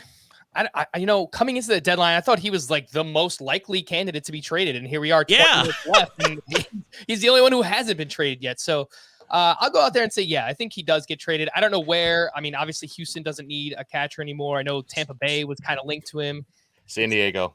It still kind of feels it still kind of feels like the Mets need him. So I don't really know what the holdup is there, but that makes a ton of sense for me. And I think JD Martinez too is just another name there. It's like I don't really talked a lot about it. I don't know what the direction is for the Red Sox, but obviously, entering free agency, half a year left. Like, why wouldn't you try and get something for JD Martinez now while you can? So I think Martinez and Contreras are the most likely to. You agree there, Govier? You got another name in mind? I could still look like a fool here, but Nelson Cruz, was he traded yet? Did I miss this? I'm surprised he hasn't retired yet today. I'm surprised. He's like, I'm done. I'm just done. Yeah. They said in the offseason they were going to be adding pieces around the Nationals to compete this year. It's great. Yeah. Well, they did. They added 5 pieces for Juan Soto. Hey, no, but Nelson Cruz is a great bet that you want to have for a stretch run here. I would throw his name out. I'm still wondering, would anybody want Mark Melancon for any reason? There was something I saw, some brutal stat this morning. I forget what it was. Was it like he got his 10th loss or something last night, or some not great stat? There are no objective facts that make teams stop having Melancon as their closer. Every time he's on a team, he's a closer over a pitcher that's almost clearly better than him, and it doesn't matter. It doesn't even matter what team he's on. I don't know what kind of dirt he gets on every manager he's ever had, but that guy can't leave the closing job to save his life. Just like Ian Kennedy. That was the same thing for him for a long time, too. Yeah, I thought the universe was going to explode when they both joined the same team there this season. But here we are, I guess. Can't both close. Actually, yeah, you can, but yeah, those are some guys I would think of. I still wonder if there's some smaller pieces, but bigger pieces wise, I think that's a lot of the big names. I wondered if things got a little bit crowded for Seattle. Would they move an outfielder out of there, or are they? Because it seems like they have a lot of parts there, but do they just want to have all hands on deck to finally get to the playoffs this year? I would see that being a reality as well. Yeah, Brett Phillips, the move is official, going to Baltimore. I love it. I'm glad that he got on somewhere. I'm happy for Orioles fans because they've had a heck of a fun season, and their reward for it was seeing their players get traded, right? And watch ownership fold. I'm sure there's a smart business decision in there somewhere, but I don't care. I'm a baseball fan, right? I'm not the one that has to write the checks for them. So, it stinks. At least they get somebody fun. Right? They get somebody fun. They get someone I think that community is going to really like after losing another very stand-up guy in Trey Mancini, right? Like one of the easiest guys to root for, like cancer survivor. So at least they've got somebody fun, and like Alex Fast won't cry himself to sleep entirely, right? He's got something to hold on to this day, and I'm happy for him. And I want to see the D-backs. Eric can speak to this. Possible Corbin Carroll appearance this year if they could open up more outfield room in Arizona. I was hoping they would move a couple more players besides David Peralta. Yeah, no, that would be awesome. I still think it happens. I know Chris Welsh thinks it's going to happen as well, and he's out there in Diamondback. Oh, he lands. does? Yeah, okay. he actually, I think he said that he'd be shocked if he's not up by September 1st. Take that for what it is. Welsh is obviously one of the most knowledgeable guys out there. Love Welsh, and I would love to see that happen. Obviously, Corbin Carroll has Trey Turner type upside. He's got the huge power speed combination. 25 homers, 30-plus steals, high average, high OBP. He's a top-of-the-order guy, so that would be a really, really fun call-up late in the season if that would happen. Do I think it will? I'll say 40%. I'm not quite as confident as Welsh is, but we'll see. We'll see what Arizona does in the next 20 minutes here. That outfield of the future is going to be Carroll, Jones, and Thomas. That's pretty solid. That is very solid. Looking okay. Nothing. It's all right. It's all right. Nothing announced. I was thinking these last few minutes here we were going to see a bunch of stuff happen, and maybe it'll happen like just after 6 o'clock when paperwork's been filed, but they haven't actually had time to call Jeff Passan yet and tell him to get the news out there. Anything else really that has struck you guys today in terms of maybe even a smaller deal, something you think will have a lot of impact either in the real world or in fantasy? Something maybe that's not the flashiest move, but something you think will be really impactful down the stretch? Man, I really thought the Phillies were going to make some more moves in this. They've got a big glut in their middle infield right now. They picked up Edmundo Sosa to add to their middle infield for no particular reason because they've got Stott and Gregorius right now. They've also got Gene Segura coming back soon. They've got a ton of these left-handed bats and no reason to keep them all. They could really use a pitcher, like a number 5 pitcher. I don't think they really have one. I mean, they've got Kyle Gibson, but other than that, they could really use some depth there. They could use some bullpen depth. They could use a lot of things, and they have pieces to give. I just think it's weird that they just haven't. I wonder if they're just deciding we'll try next year or something. Yeah, I don't think Brandon Marsh is where it's going to stop there. I thought they were going to go for Ramon Laureano. That's who I was thinking they were going to attempt to put in center field there. But what about you, Eric? Anything that's kind of flown under the radar that you really like today? No, not really. Outside of that Marsh deal, I'm just really surprised that St. Louis hasn't done really anything. Obviously, they're in the Soto rumors this morning with not wanting to give up Carlson plus prospects. So I'm surprised they haven't gone out there and still gotten that bat they were looking for, maybe another arm. I'll be surprised. I can see JD Martinez going to St. Louis, and that might be a decent fit. But I'm surprised they haven't done anything. I thought obviously you can't counter a Juan Soto move, but getting something. Because obviously they're one of the better teams in the National League. Just to try to add at the deadline and make it look like, all right, we're trying to keep pace with San Diego and Dodgers and the Mets and the Braves and make a deep postseason run here. So I'm kind of shocked that they've been pretty quiet today after the Soto rumors. Just want to remind everybody once again to follow everybody that you see here, like the show on YouTube, go subscribe to my show, which this will be a part of that podcast. It's probably bonus episodes throughout this week. We do have official news, I think, here on the Hosmer deal. The prospects are Max Ferguson and Corey Rozier, which you pegged that, right? You called it. Earlier. Booyah! Yeah, Eric Cross, full credit. I saw some Red Sox people chirping about it. Like I said, some intrigue there. I still don't get the trade in general. Like I love intrigue. And we also sent Jay Groom over, who was once a heralded pitching prospect who I've seen multiple times this year. He's not good. He's number 5 starters, like his ceiling. He's probably more like an org depth swing man, long relief type of guy. His fastball is like 89, 90, not great shape to it. Curveball is solid, changeup's okay. He's just not good. So I'm not mad at all that we got rid of Jake Room in this. Got a little bit of breaking news. I'm going to throw it to Frank here because he's due here. Michael Fulmer to the Twins. Initial reaction. Hey! Yeah, maybe this is more of a Govier question because obviously his Tigers. I don't think it really moves. And Scott's, that's true. I don't think it moves the needle much for fantasy at all. It obviously helps the Minnesota Twins. I think Jorge Lopez makes the most sense still to close for the Minnesota Twins, but definitely helps with like a 7th inning, I would imagine. Maybe Duran is just kind of like that fireman. Whenever highest leverage comes up, they'll use him. But yeah, I think it's a good depth piece for the Minnesota Twins bullpen. What about the Detroit folks here? I'll start with you, Govier. Well, yeah, Michael Fulmer, I've been asking for him to be dealt. This should be dealt. He was dealt, and that's it. There you go. End of story. Scott, over to you. I mean, there's a lot of righties in that bullpen for the Twins, but not a lot. Like other than they have their closer and they have their setup man, and then they have just a bunch of dudes, like just a bunch of guys that are real inconsistent or not well proven. So I think they really feel like they can use Michael Fulmer as that that one extra guy. If our pitcher doesn't go, if he only goes 6, we need someone for the 7th. And I think you're right. It's probably Michael Fulmer.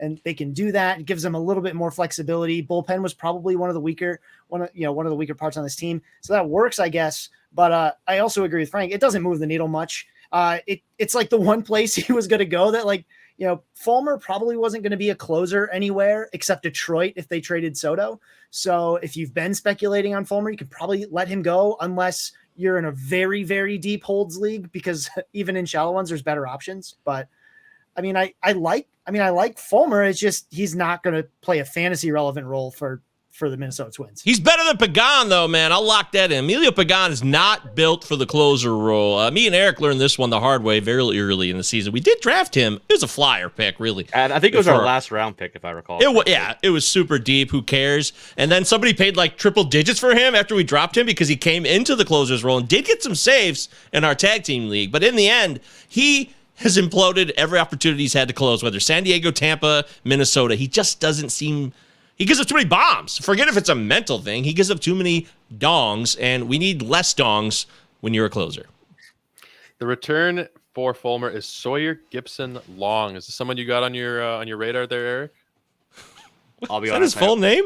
I have no idea who that is. I'll be honest. I don't know Sawyer who that is. Gibson. Is he a serial Long. killer? What the hell? Why does he have 3? If Eric hasn't heard of him, I doubt he's going to be fantasy relevant here in the next 10, 15 years or so. What a shocker. Al Avila did not get someone even on the radar of prospect gurus who know every team from like 30 players deep in their farm system.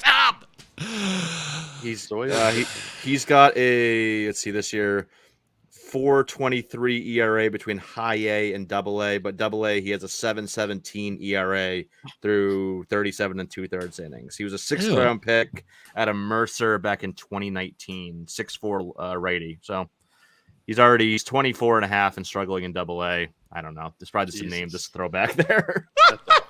That's essentially just, you might as well DFA'd him and let someone else pick him up at that point. Like, I mean, he's been a little bit better in, 199 ERA in high A, but like, exactly what exactly the kind of thing you can get for a short-term right-handed reliever. I mean, that's just like, there's just not a lot to get for that kind of asset. So this is what you get. You get a potential spot starter, right? Like, yep. He's probably Kyle Funkhauser. I was going to say, I'm not comping him to Kyle Funkhauser, but that role, that's this guy's upside. That's what he is. That's hilarious. Right? Yep, He's a spot starter. He might be a long reliever, but that's it.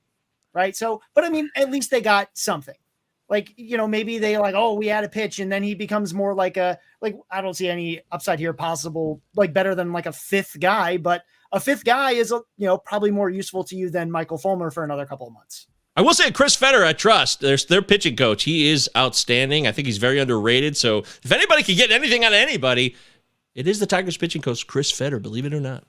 Do you guys think anything's going to happen with Tariq Skubal here at the last minute? Hell no. Nope.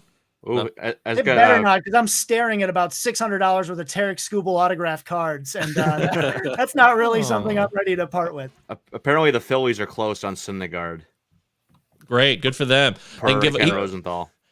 How many steals will Ronald Acuna have when he starts a game one game? 4? A lot. What's the record?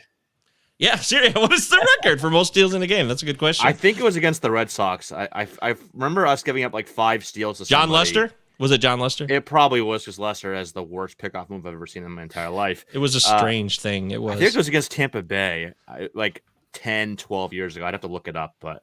Ooh. I wanted Joe, not to hijack the show from you, but you were continuing back to a point you were talking about earlier. What are we still expecting here? We got 11 minutes to go. When's the Sean Murphy deal? It seems like that was almost a guarantee that Sean Murphy would be moved. Is that going to happen? Laureano as well. I thought they would both be gone by now. I felt less confident about Laureano. Like maybe they would hold him another year. I don't have good reasoning for that. It's just my gut was telling me that. But Murphy, I thought was ready to go because they drafted another catcher, I believed, in this year's draft, right, Eric? Not that he'll be ready to go, but they got Langoliers, they've got Soderstrom in the pipeline. Murphy seems like an expendable option, and you should make that deal. Also, Ian Happ of the Cubs. And what the hell are the Cubs doing here? Do the Cubs think that they had a bad year and that they're going to bounce back and compete in 2023, so they kind of want to keep this thing going? It's kind of bizarre to me what the thought process is there. It's not as bizarre as the Red Sox or the Tigers, my bozo Tigers, but I would be wondering what's going on there. And then lastly, the Jays. What are the Blue Jays doing?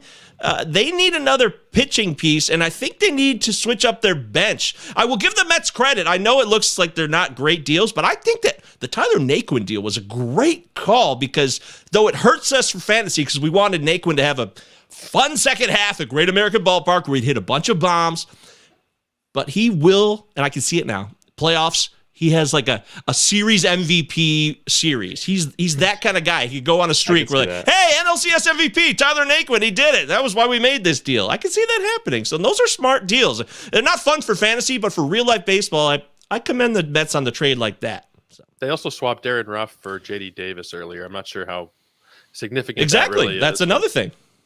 These are little deals. I think Buck Showalter's been around, and I think he's advising a little bit. He's like, hey, you know what was really bad? I made a huge mistake that time in Toronto with that thing you heard about with Zach Britton. I learned a lot from my experiences. Let's go this route.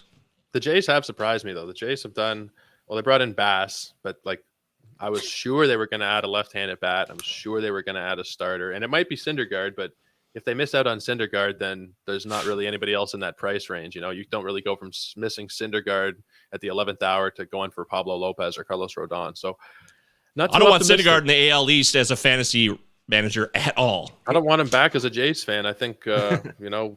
He had his time here, which was about 5 seconds, and that's all we need at this point. Because what are we going to really get here? Oh, and here we go. As I say it, Phillies are finalizing a deal to acquire Noah Syndergaard from the Angels. There you go.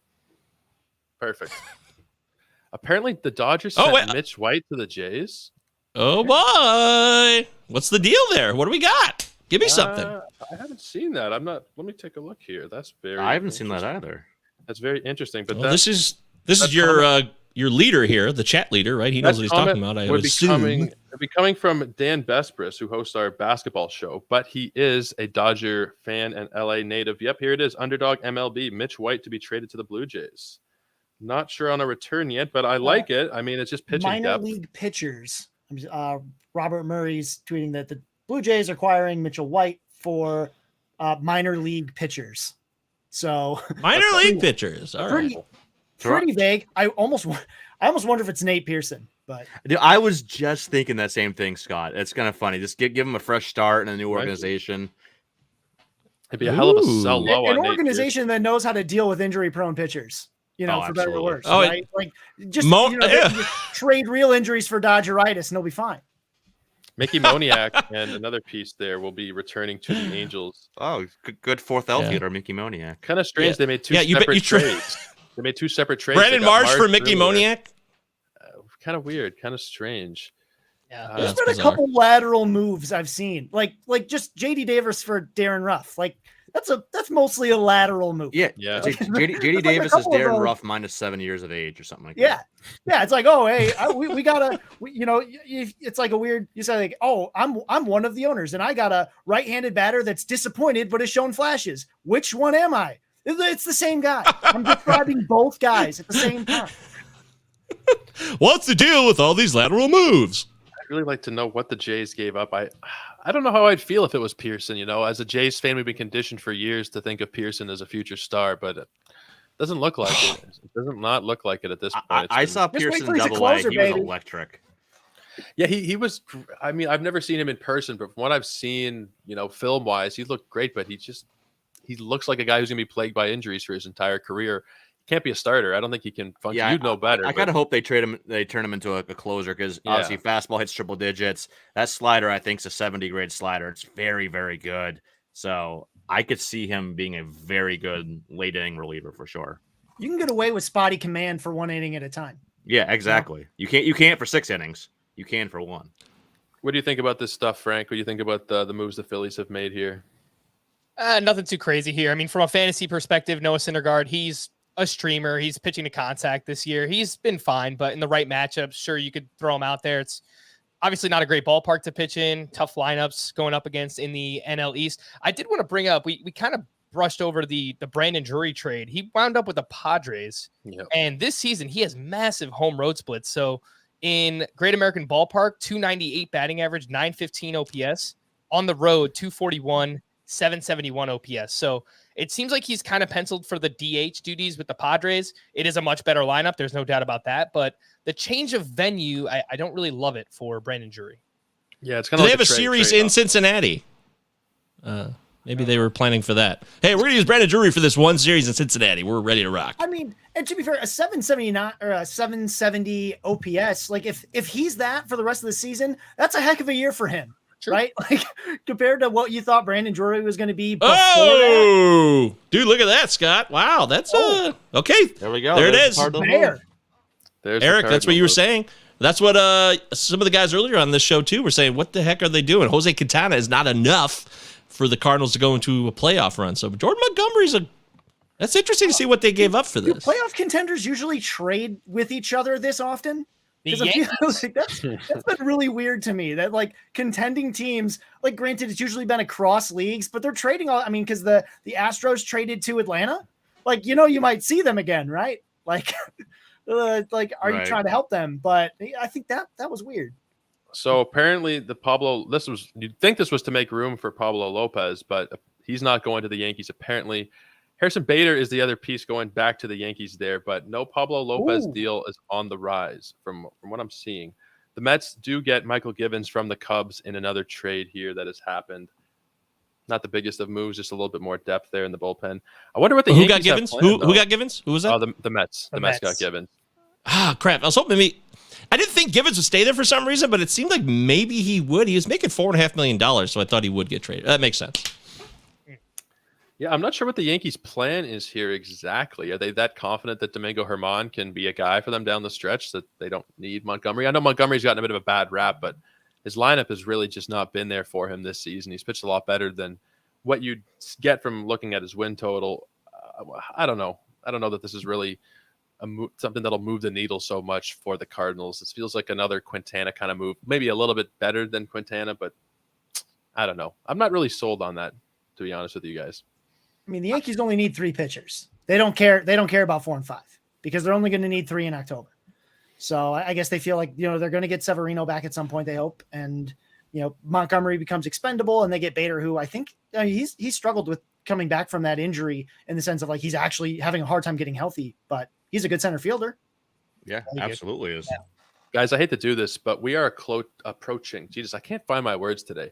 We are approaching the top of the hour, and I'm going to have to start to, unfortunately, kick you guys out. I wanted to give you a chance, though, to tell us all one more time about where we can find all your stuff. Let's start with you, Frank. Where can we find you?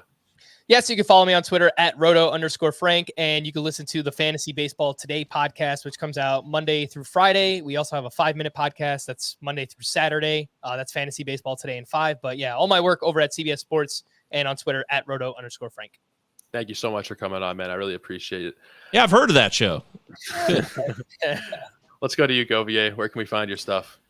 My name is Michael Govier. Follow me at MJ Govier on Twitter. GOV is in Victor IER. Palazzo Podcast, 2 L's, 2 Z's on Twitter. Follow that. You'll find everything you need to know. Patreon, Discord. We got a fun Discord going on in there. It's all free. You pop in there, talk about the trade deadline moves, talk about how pissed you are about everything or how happy you are about everything. And of course, just, enjoy baseball and have a good life out there, everybody. Let's hear from Scott. What do you do over there at Pitcher List?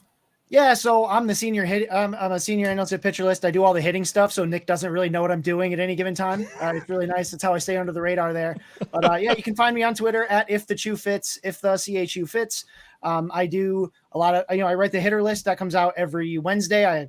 That's what I'm doing next after this. I'm writing the hitter list and doing a podcast. I also have the Hacks and Jacks podcast. I'm also recording that today. That'll be fun. But, so that, that's a lot of fun. And then I also twice a week do the First Pitch podcast for Pitcher List, which is our, 15 to 20 minute recap of the day before, a couple picks for the current day. So that's most of the stuff I'm doing right now. Eric, what about you, man? Man, Scott, your evening sounds like my evening. Another couple podcasts, some writings. It's always fun, though. You can follow me on Twitter at EricCross04. All my written work at Fantrax, a little bit of Fantasy Pros as well, and the Fantrax Toolshed podcast with Mr. Chris Clegg. And we have a Patreon as well, patreon.com/Fantrax Toolshed. I want to thank all you guys for coming on. This has been a great panel. Getting to meet most of you guys for the first time. That guy in the top right corner, I know a little bit, but everybody else here, it's been really great to meet you. I'm going to have to, unfortunately, kick you guys out as we have our next group ready to go here. But bye, everybody. Godspeed. We'll be in touch, guys. Cheers. See ya. Let's start to bring in our next group here, the final group of the hour, and we'll start it off with a fellow Sports Ethos member, Stephen Bagel. How you doing, man? I'm doing well. I'm excited for everything that my Phillies are doing today. We are going to bring in the couple more guys now. Justin Mason, Casey Bubba, how you guys doing? Doing great. well. Doing great. How are you guys doing? It's been a fun day, man. I've kind of abandoned form here. We're kind of just, you got a thought, throw it out. It's Whit Merrifield just got traded. Whit Merrifield got traded. Oh shit. Okay. To where? The only report so far is Whit Merrifield has been traded by the Royals. I'm still waiting for the rest. See, we're just free form here. Whenever we hear some news, we'll throw it out there. You guys can feel free to interrupt each other. I think you guys know each other, Bubba and Justin. I don't think you guys are familiar with Steven, though. So he works with me over at Sports Ethos. He does front office work on the basketball side, and he put together what could be considered an article, but is closer to a manifesto about the baseball trade deadline. He went through every team, did a great piece over there. Steven, Did you hit anything right today exactly? Did you peg any trades that were going to go down? Exactly. I hit Benintendi to the Yankees spot on. I'm not really going to toot my own horn on that one because I think that was, assuming his vaccination status, that was a relatively easy call.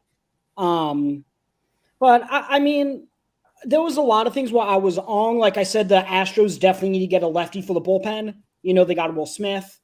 I said the Braves would need to get another starter, to eat innings, given Spencer Strider's not going to be pitching much down the stretch, I'm assuming, given his, he hasn't pitched many innings in his career. And yeah, so they did get Jake Odorizzi. So things like that, I did say, okay, this team needs this, and they did get that. But again, it's such a crapshoot trying to figure out exactly who goes where. So we got Kev Massareja on here. We had the real doctor, Mike Carter, on earlier. Now we get the Twitter doctor, the roto surgeon. How you doing, Kev? I'm doing all right. All those years of med school paid off. We're here now. We are on the, MLB trade deadline live pod. There's been a lot of action the last few minutes, actually. Are we going to catch up on all that? Whit Merrifield to the Blue Jays. Whit Merrifield to my There Blue it Jays. goes. I hope he's getting the jab. I hate to have him just, He's got to be. I think that's part of the deal. I don't think they're trading for him unless he's getting Well, that yeah, one. because they can have unvaccinated players, but their unvaccinated players can't play in the United States. Oh, Similarly, geez. in the same way that Right, unvaccinated players who play in the States can't play in Canada. So it'd be a huge deal for him not to be able to play in any away game. So I assume he is gotten or getting vaccinated. Yeah. Seems like a pretty standard procedure about now. I can't believe that the Jays went for Whit Merrifield. I was thinking we'd go for a left-handed bat or a starter. I mean, it's kind of weird. Kev comes on this. Gurriel's Kev been comes on okay. this show. You got these bots over here, Kev. They like you. Look at Yeah, the really. chat. Those are for you. Did Wilson Contreras not get traded? I have Like, not his- seen a Wilson Contreras trade at all, and I am baffled. Yeah, we've officially Pablo crossed- Lopez. Nothing on Pablo. There's no trade for him. the Marlins said they are not trading Pablo Lopez. So that is someone dating Canadian. He has to get vaccinated just to enter the country. I don't believe that's correct in this scenario, Goviet. But Goviet is talking about you have to be vaccinated just to get into the country. That may be true, but I think the rules are if you're unvaccinated and a Toronto player, you can't play anywhere other than Toronto. But that whole thing's a mess. Anyways, my bold prediction is we'll hear hopefully in the next few minutes. The Giants traded for Wilson Contreras, and I think that's why they traded away Kurt Casale. Oh, great! It's a perfect trade-off. Yeah, totally makes total sense. So, I'm hoping we see You got to a lot of compete stuff. when there's Trey Turner, Freddie Freeman, Juan Soto. Don't be mad because your When all those Dodgers guys- didn't do I'm just saying. anything at the trade deadline. We got except Joey for- Gallo, bro. We and got they- Joey Gallo. And they traded away Jake Lamb. Like that's a big loss to that team. Actively made their team worse by trading away The- Jake Lamb and trading for Joey Gallo. The biggest move the Dodgers can make, I'll just say this before I leave the floor to you guys, is like ILing Max Muncy at this point. Like if we IL Max Muncy, this team is we're winning the World Series. It's a lock. True. Yeah, it's historically bad, Muncy and Gallo, and so now put them on the same team. I feel like we can only have one. Yeah, I mean, don't forget you have Bellinger already. Isn't that the same as Gallo? It's a Okay. Spider-Man well, meme or and something. maybe just New York is not a good fit for Gallo. You saw the reports that came out today about just how poorly he was treated It was bad. by New Yorkers to the point where he just didn't want to even leave his home in New York during the season. So like maybe he just becomes better escaping New York. And if I mean, as much as I give Dodgers fans and the Dodgers crap, I mean, if any team can make a player better, it's probably the Dodgers. And so I hope Gallo is good and goes and signs a deal somewhere other than the Dodgers next year. But it was just, you see the Juan Soto deal happen, with the Padres, getting him for a haul, right? They gave up a lot to get him. But you would think that the Dodgers were going to be ready to kind of answer that. And it doesn't feel like they did. They traded away Jake Lamb. They traded away Mitchell White. And they got Joey Gallo. That feels like a pretty disappointing trade deadline for what we expect from the Dodgers. What I was thinking is that I thought the runner-up offer was going to be, or the runner-up offer for Soto would just be sent over to the Angels, maybe tinkered with a little bit, try and pry Shohei Ohtani away. Don't think that's going to happen at this point, but I was expecting that to happen. Yeah, I think they'll make a play at him in the offseason. I mean, the Angels have to trade Shohei Ohtani, unless they can sign him to a long-term deal, which I don't know that they can, considering the other guys they have under contract on the team. Then they have to trade him. And so maybe the Dodgers are saying, hey, we're just going to wait for Ohtani to be available. We'll go after him in the offseason. Yeah. Gallo will be off the Contreras not moving. books. Sorry, not to interrupt you, but Contreras and What Happ the- apparently. What the hell are the Cubs doing? Cubs went And full Rodon Rockies. and Jock. None of this makes sense. Like, if No. the Giants aren't going to try, why keep the guys they're not? I mean, I don't understand that one either. Because the Giants think that they can backdoor their way into the playoffs, and the strength of their rotation. They're only Well, like 3 games out. Like, it took of the like last an wild MVP card. season from Crawford and Posey last year to have the year they had, obviously. And Well, but they're not going to win. I mean, no one expected them to win 107 games. Like, they could sneak in, grab that last pass spot, and then we know from 2010, 2012, 2014.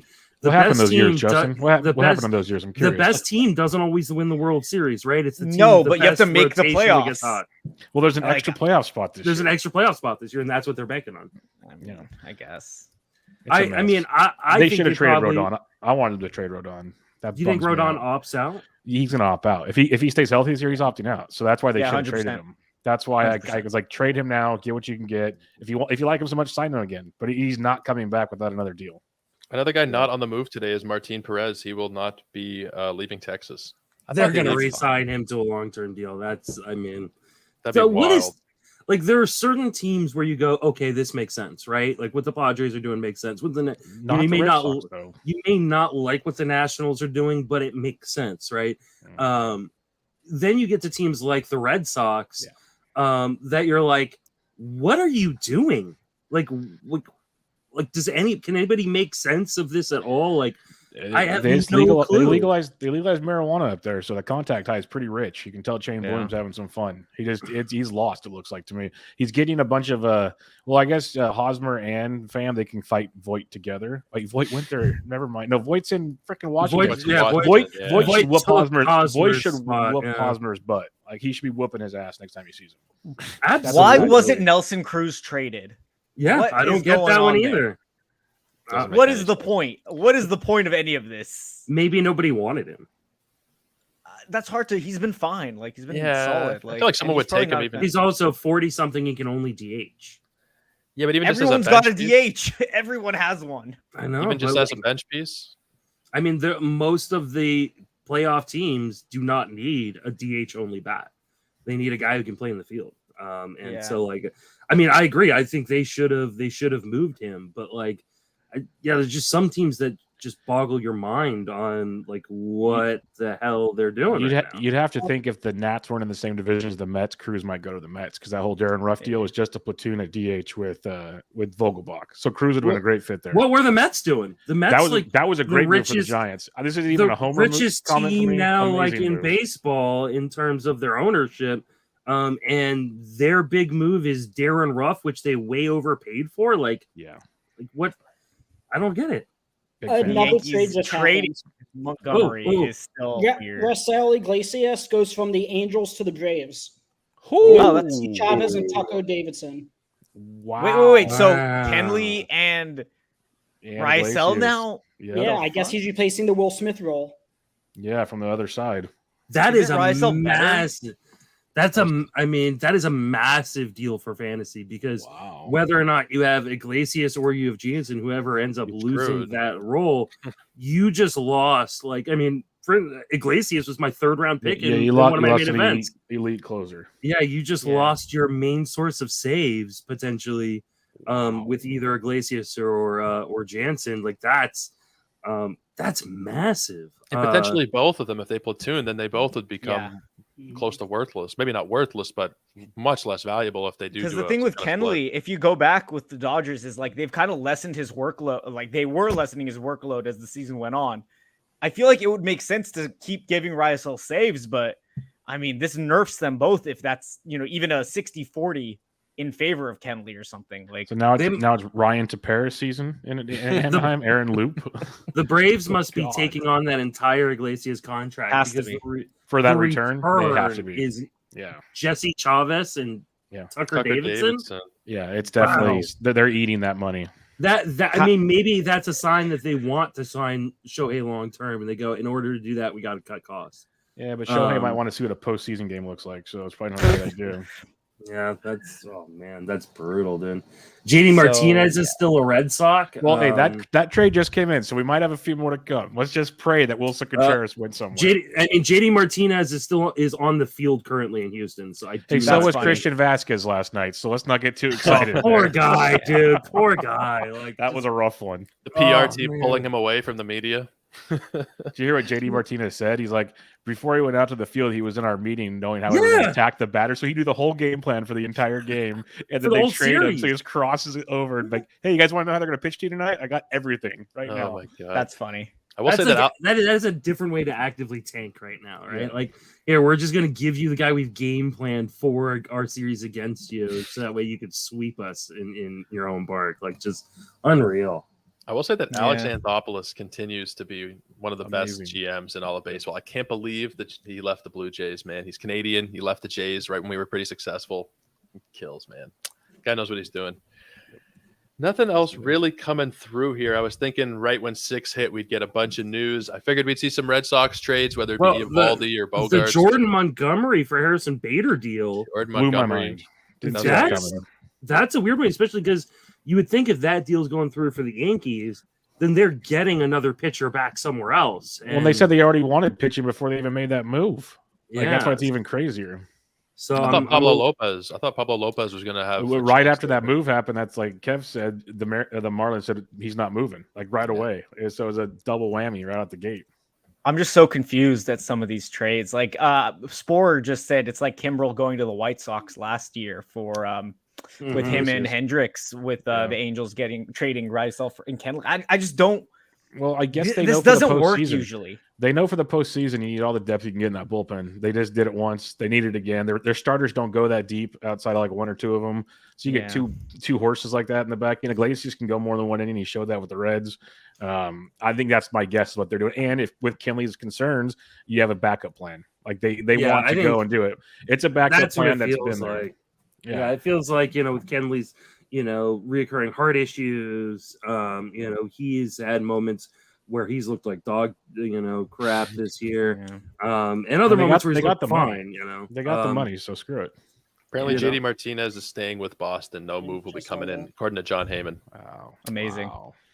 I think they've been grabbing guys, Pham, Hosmer, not that they're the best in the world, but they're not selling, but they're retooling. It's like a weird thing they're doing with the team. And Story's not coming back this year, I imagine. No, I don't think so either. And Xander came out and said, he's all, after they traded Christian Vasquez, I thought we were selling. I have no idea what my team's doing right now. That's flat out said in an interview. He's like, I have no idea what we're doing. I mean, I kind of get it. I think what they're doing is they are, getting rid of assets that they're not going to be able to keep, and then getting assets that they either can try to flip later or have for cheap. I mean, the Hosmer deal, they're pretty much getting him for league minimum salary. The Padres are paying $44 million of that remaining deal. So like they're getting a league average good defensive first baseman for free. Right. So like that helps them payroll wise open up maybe for next free agency. It still seems weird because like they're right in the heat of a wild card race. And you would think that they would be trying to make their team actively better and not just actively different. Heyman just tweeted Contreras and Happ stay with the Cubs. Unbelievable. And Nightingale just tweeted Atlanta's picking up the entire contract for Raisel Iglesias. So, they had to be. Yeah. That was a weird like Tucker Davidson and Jesse Chavez. That's just stuff. A bucket of balls would have been worth more money. That's a 6 starter and a decent reliever in Chavez, but like Davidson's still just a 2-pitch guy. He'll probably be in the rotation for the Angels, but that's just because the Angels rotation isn't very good. So you got to shut down Shohei. Not to say they are, but what's the point of playing him? Yeah, why waste him now? Your best asset every time he goes out. Back-to-back MVPs, basically. Man, you know what I would do? It's over the Angels. No, go ahead, Justin. Oh, I mean, I would just say like the only way you're selling tickets rest of the way is if Shohei is every sixth day when Shohei's the pitcher. Like that's, I mean, they're literally like playing guys like Luis Rengifo, like as their he's cleanup good. hitter, Luis like, Rengifo is good. He's hitting not as third. a major league cleanup hitter or number 3 hitter. Like My that's fantasy team is insane. very happy with Luis Rengifo right now. My 15 teamers, he's carrying my average. Yeah, but like, I mean, let's be honest. Like, this is a team that has had 2 generational talents at the height of their peaks of their careers, and they're not going to see a playoff. Like that's unreal. And they're not because they've been cheap. They have legitimately spent a lot of money on other guys and still cannot seemingly get it done. Like how anybody in that front office still has a job at this point is beyond me. Is there another pro sports comp for a team having the 2 best players probably in the sport and being this poor for so long? Oh, that's a good one. Oh man, probably not. I mean, if you take the Detroit Lions, the Oklahoma City Thunder when they had like Kevin Durant and Westbrook, that's a good one. James Harden, and they didn't win shit. But I mean, they at least made the playoffs. Like, we're talking about it. Yeah, but the NBA over half the league makes the frickin' playoffs. That's true. But that was before. 14 of 30 teams are making the playoffs this year. Yeah, they're that's nowhere close. the first time. That's the first time. Now we're getting closer. Fangraphs is officially down. The trade deadline has mine just updated it. I was crashed for a while. It just updated. I can't look up Yadiel Sanchez stats, so I'm screwed. No, I think you'll be okay. You'll be all right. But I really do like the Phillies getting Syndergaard because he's looked a little better. They only gave up Moniak and Yadiel. I don't really know much about Yadiel, excuse me, but breaking news. Austin Romine traded to the Reds. Okay, as you guys were. Wasn't he traded earlier, or is this like a second trade? That was Kirk Casali. That was Kirk Casali earlier. Wrong jag catcher. My bad. Yeah, and at least Romine I don't think is on the IL. Casali's still on the IL. He had surgery. Like that's an amazing trade right there. Yeah. Is there any trades that kind of flew under the radar today that you guys are really liking for either fantasy or for real life? Something that wasn't really talked about so much, but that you guys are really in on. We'll start with you, Justin. Kind of undershadowed, and this is what I've been talking about for the last month or so. Tyler Mahle getting moved out of Cincinnati. I mean, this is a guy who has been absolutely atrocious in that Great America Small Park, and now he gets to move out to kind of a neutral stadium in Minnesota on a team that should use him pretty appropriately. Has a good bullpen, so it means they'll close out the games for him. But also doesn't move to like a bad division. He didn't move to like the AL East or anything, or the NL West or the NL West, like where he might get beaten up. I mean, he's going up against like some real bottom feeder teams, right? A Royals team that just traded away their heart and soul. The White Sox have not been the team we thought they were going to be. The Guardians had to just send down Franmil Reyes, and the Tigers may be the most disappointing team in the last decade, a team, that went out and spent a bunch of money, thought they were going to be on the rise and have just been atrocious. So like Tyler Mahle, I think is like the big winner that nobody's talking about at the trade deadline right now because of other flashier moves. I love this for his value. I went out and traded for him in a number of leagues about, in the last 2 weeks, just on the hope that he got traded out of Cincinnati. And it finally happened. Steven, is there something that kind of flew under the radar today that you're liking for either for fantasy or maybe for your Phillies? Anything in particular? Yeah, so I'm not the most prospect savvy guy. I just, for my dynasty baseball leagues, I'm relative with like the top prospects. What's going on with Jordan Groshans? Because I thought that was a really good pickup by the Marlins. Yeah, he's kind of, I don't know, speaking as a Jays fan, a couple of years ago, we thought he was going to be hot shit, and then no power there. We're kind of taken care of in the infield. So they were all right to move on from him. I don't think Cross even had him in his top 500 prospect or in his top 500 dynasty rankings. So like that should tell you something right there. I mean, a lot of his hype had come from his draft stock. Like he was a really highly touted. Yeah. And so people really and they're like, oh, it's going to Toronto. That's a really good fit. But he's really struggled to make contact, show power at the major league or in the low and high minors. And I think he'll be a serviceable player at some point, but I don't think he's going to ever turn into the star that I think people thought he was going to be. He has hit better in AAA this year. 16% strikeout rate. Yeah, I mean, a but- 12.5% walk rate too. He's like he has good But plate discipline. I think he just one has to come home into the run. power. Yeah, there's One no home power run. there. Yeah. I think 22. I think at best he's probably like David a Eckstein. league average bat. I was gonna say like a Joe Creedy type guy, like he could play. Yeah, right. You like that? Like a guy who like plays pretty decent decent defense. He's not actively gonna hurt a major league team, but like you're never going to want to draft him in fantasy other than like the deepest of leagues where he may just accumulate if he's playing every day. Toronto's been weird. Speaking of like middle infield, like Austin Martin, top pick, they traded away. I think that was the Jose Barrios deal, if I recall correctly. Now Groshans, like both these guys, they're like, oh, we have a log jam with like Bo Bichette and him, and then Gurriel or Bichette, and like aside from Bichette, like none of these guys have really been anything. And it's weird, like their developmental system right now. Yeah, I think they're not worried. Sorry, go ahead, Justin. Go ahead. I was gonna say, well, they needed like what they traded for Groshans. Like I know it's not like any got for Groshans. Like it's not like anything that is like magical, but they needed bullpen help, right? Yeah. Especially if they weren't going to get like a frontier arm in the rotation to be able to move a guy like Stripling or Kikuchi back into the bullpen. Like they needed to kind of give these guys some ability to do 5-inning outings and kind of save them for the postseason a little bit. So like Anthony Bass and Zach Pop aren't like world beaters. They're not the guys who are gonna be the big names at the back of your bullpen. But Bass has been pretty good this year. He's healthy. Pop is fine. And I think to get rid of a guy who where are they ever gonna play Groshans? They've got Bichette at short. I don't think that he's gonna ever figure out their plans anyway. So might as well get something now that might help you in the postseason. Yeah. I mean, speaking of the Phillies, though, going back to Steven's point, I think Marsh is a really good grab, at least for fantasy, because that's a massive I'm excited markup for rate. him as a Phillies fan. Yeah, because he's barreling like the shit out of the ball, and like on contact, he rakes, but it's just making contact is obviously the big problem. But I mean, plus defense, they've needed that in the center field. I think that's a low key great pickup along with Syndergaard and all that. I mean, not to say Phillies are going to win the division, but Harper back, Segura back soon. The team could be really good in like 2-3 weeks. What about you, Bubba? Anything kind of fly under the radar that you're really big on today?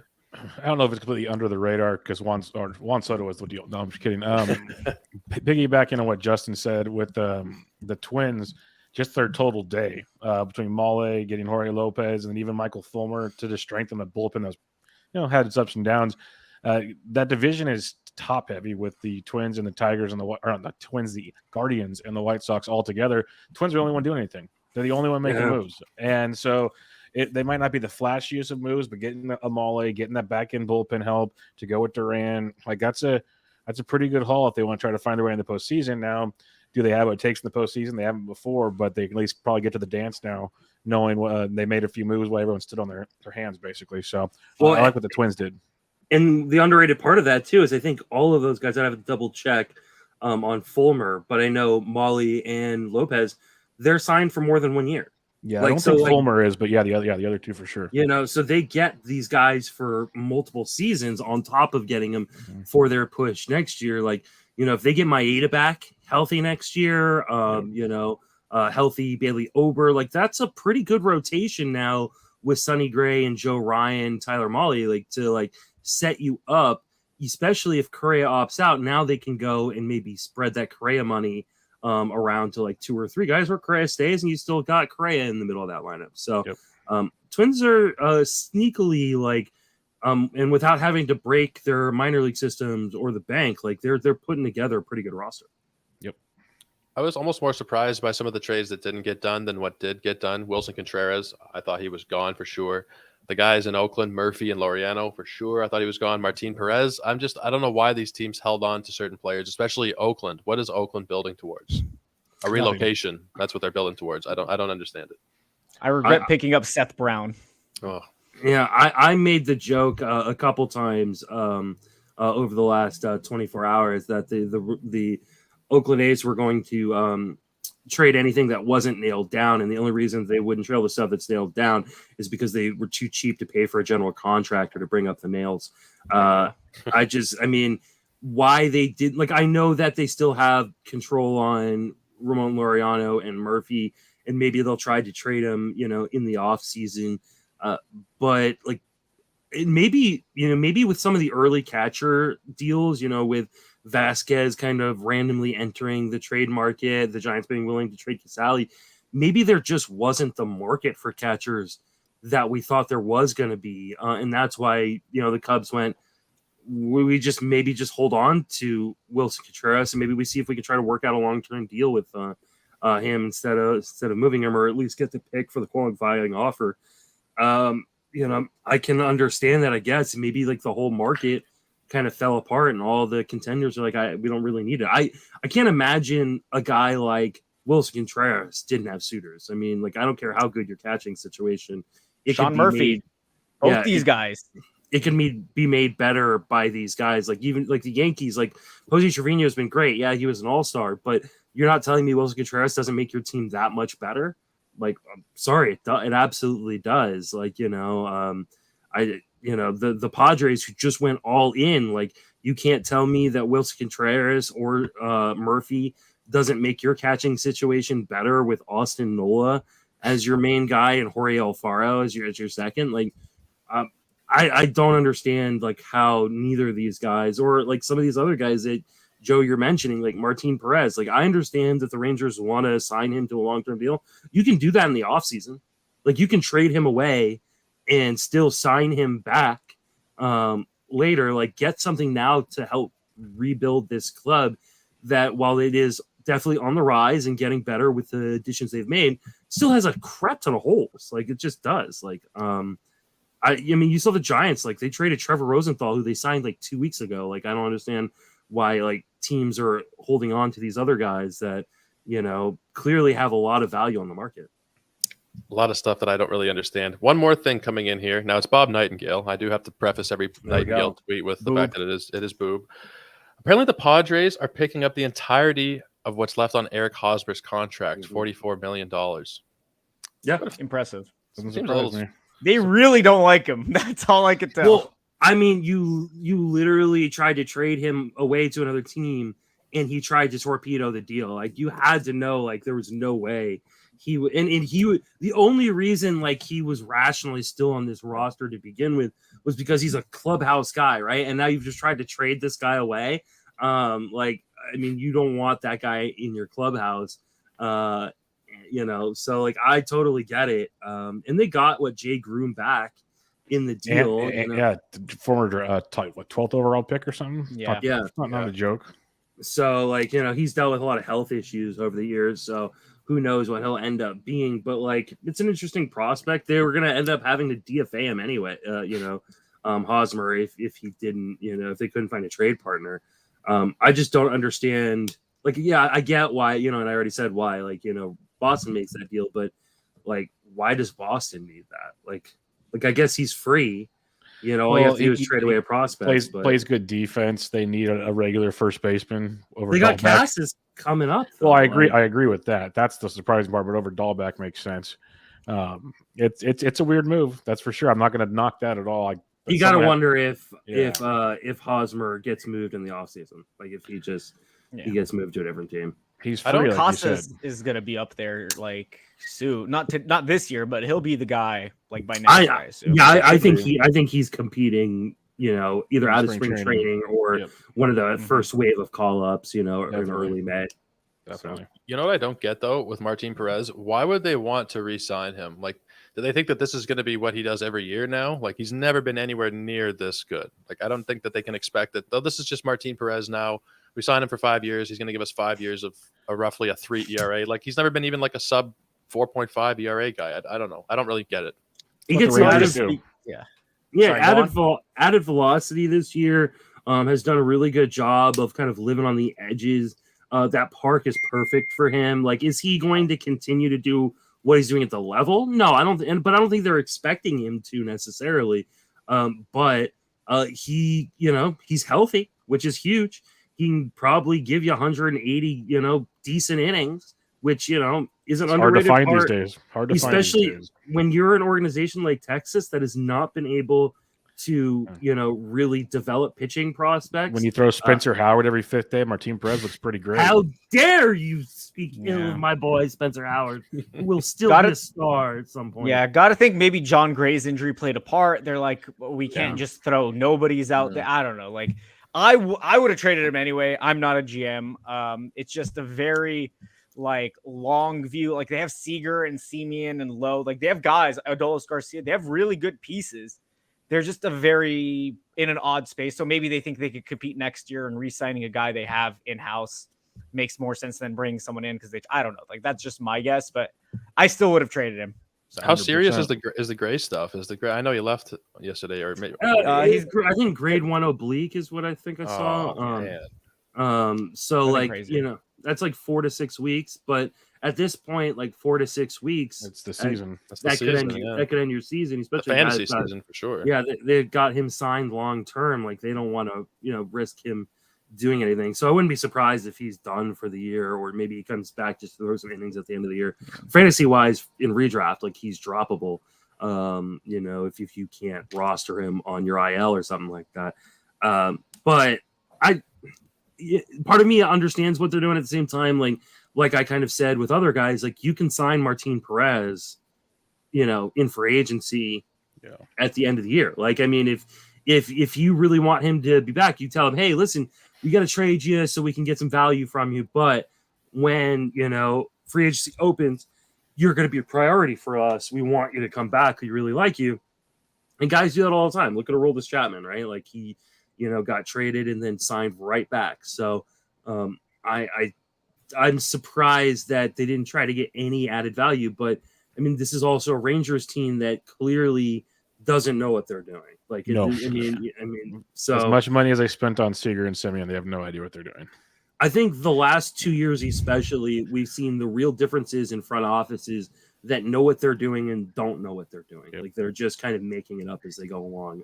And the Rangers fall into that just kind of making it up group. They are weird because they're like 8 games out of a wild card, but they have a plus run differential. And not to say that's the be all end all, but it's like a bad team, but I don't think they're as bad as the record makes them out to be, for sure. And I mean, they could still compete with this roster to a certain degree, even with losing, what's it called? I mean, they lost their rotation. I'm not a rotation. No, they're getting Barlow back. I don't know. It's a weird team. Like, they have okay pieces. Like, their relievers are okay. Their starters are bad, but the hitters are good. It's like, they can't completely tank either. That's the thing. Like, you can't shut all these guys down who are completely healthy. Trying to see if there's anything else trickling in. Not really. I think we'll probably see 1 or 2 more deals, but for the most part, I think the major stuff is done. Yeah. Maybe we'll take a pause here and think about Jacob deGrom for 1 second. He'll be back tonight facing what is at best a AAA quality lineup against the Nationals. I asked the previous group who was on from the previous hour if they thought that you should trade Jacob deGrom right now or maybe tomorrow morning after what will likely be a strong start against the Nationals. Are you guys holding out hope that he can pitch 10 times and have some fantasy relevance, or would you be trying to get as much as you can for him right now? I'd trade him. Yeah. But then again, if you held him this long, it's hard to trade him. That's the problem. Yeah. Yeah, I think you have to just roll with it, right? Like, I mean, I don't know that he could go out and throw a perfect game tonight, and people are still gonna be like, well, the Nationals without Soto and Bell, right? Like, yeah. And everybody, like, no one's going to give you the value. Like, that's the kicker. You've already lost your, sunk cost, right? Like, you've already lost that value from where you drafted him. It was a mistake you could have avoided, you should have avoided, and a mistake, right? But at this point, like, he has the potential, if we were starting from scratch, right? Everybody's got a clean state. He has the potential to be the best overall player in fantasy rest of the way. I want that on my team. Like, is he going to stay healthy for 10 starts? I don't know. I don't know if he will. I hope he does, because I love Jacob deGrom and I want to see him be successful. But, like, I think you just have to ride with it, because I don't want to sell him for, 75 or 50% of the value he's worth rest of the way, because then I'm only cashing in potentially on, 1/6 of the value that I drafted him for. So, like, I think you have to roll with him.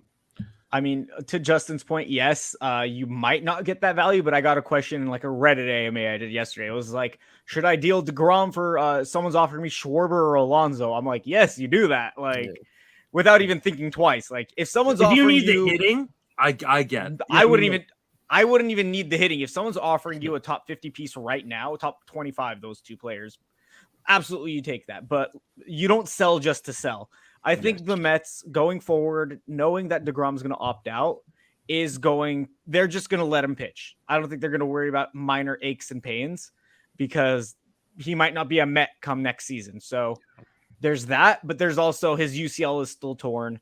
He's coming off a serious shoulder injury, and he's had issues throwing with velocity. So if he's throwing 95, he's not going to be the same DeGrom that was sub 2 ERA. And there's still an issue that he might just be out. So there's a lot of things to weigh. If someone's offering you like a top 50 player, you take that without second thought. If he has a good start, you're still not getting the offers, you just hold. So it really depends on what you're getting here. Yep. Steven, what are you thinking in a vacuum? Are you in on DeGrom or are you out for the last 6 weeks or so here?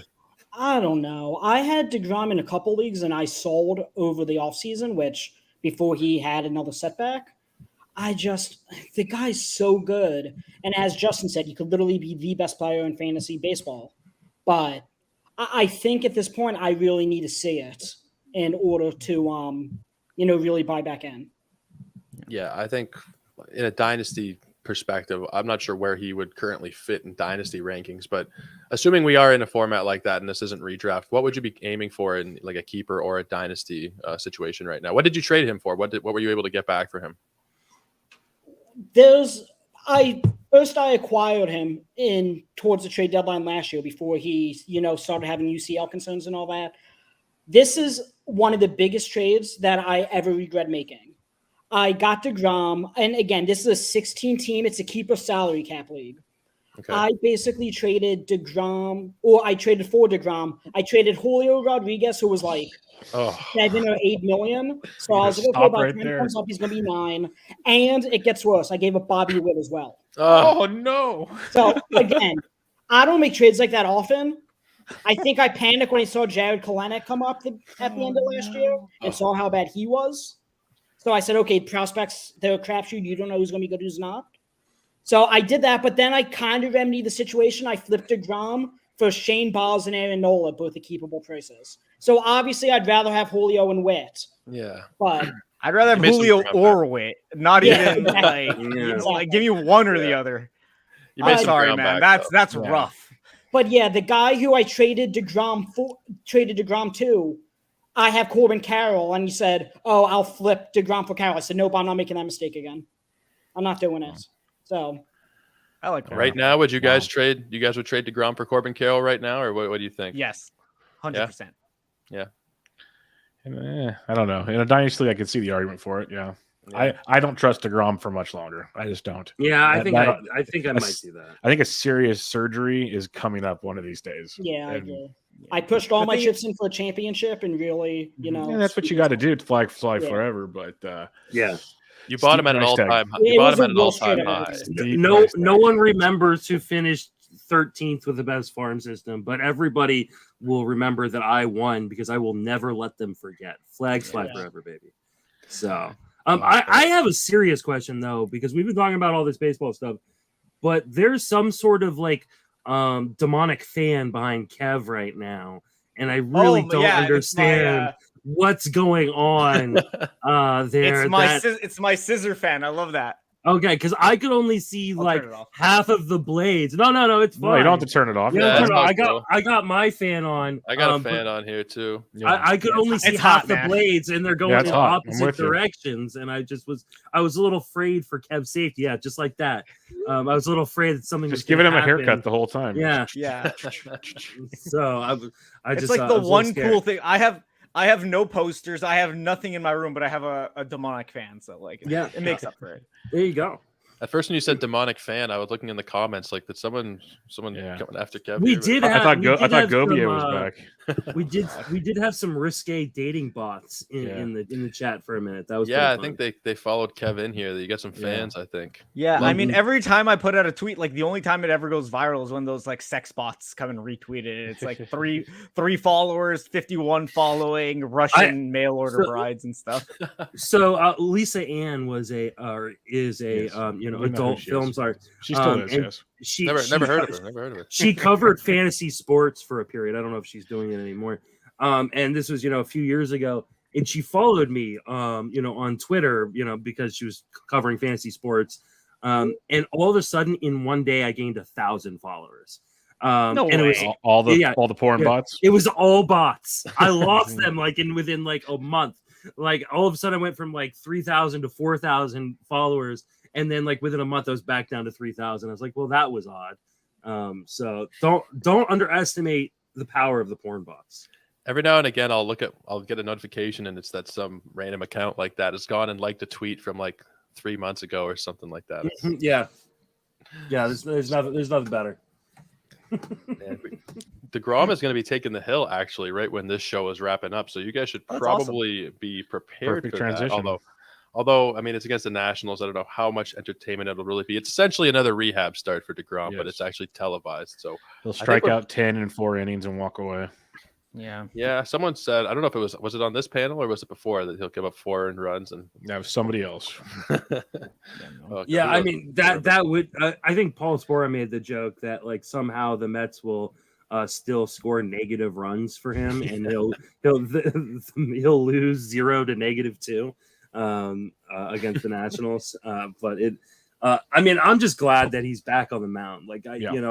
There's definitely some apprehension for I mean, and I drafted him in a couple fantasy leagues. I'm Battle of Podcast League. I've been waiting on him all year. Hopefully he can help, push me up to take over the lead of that league. But it's just, I think baseball's a better sport when he's pitching. And so I'm excited to watch it.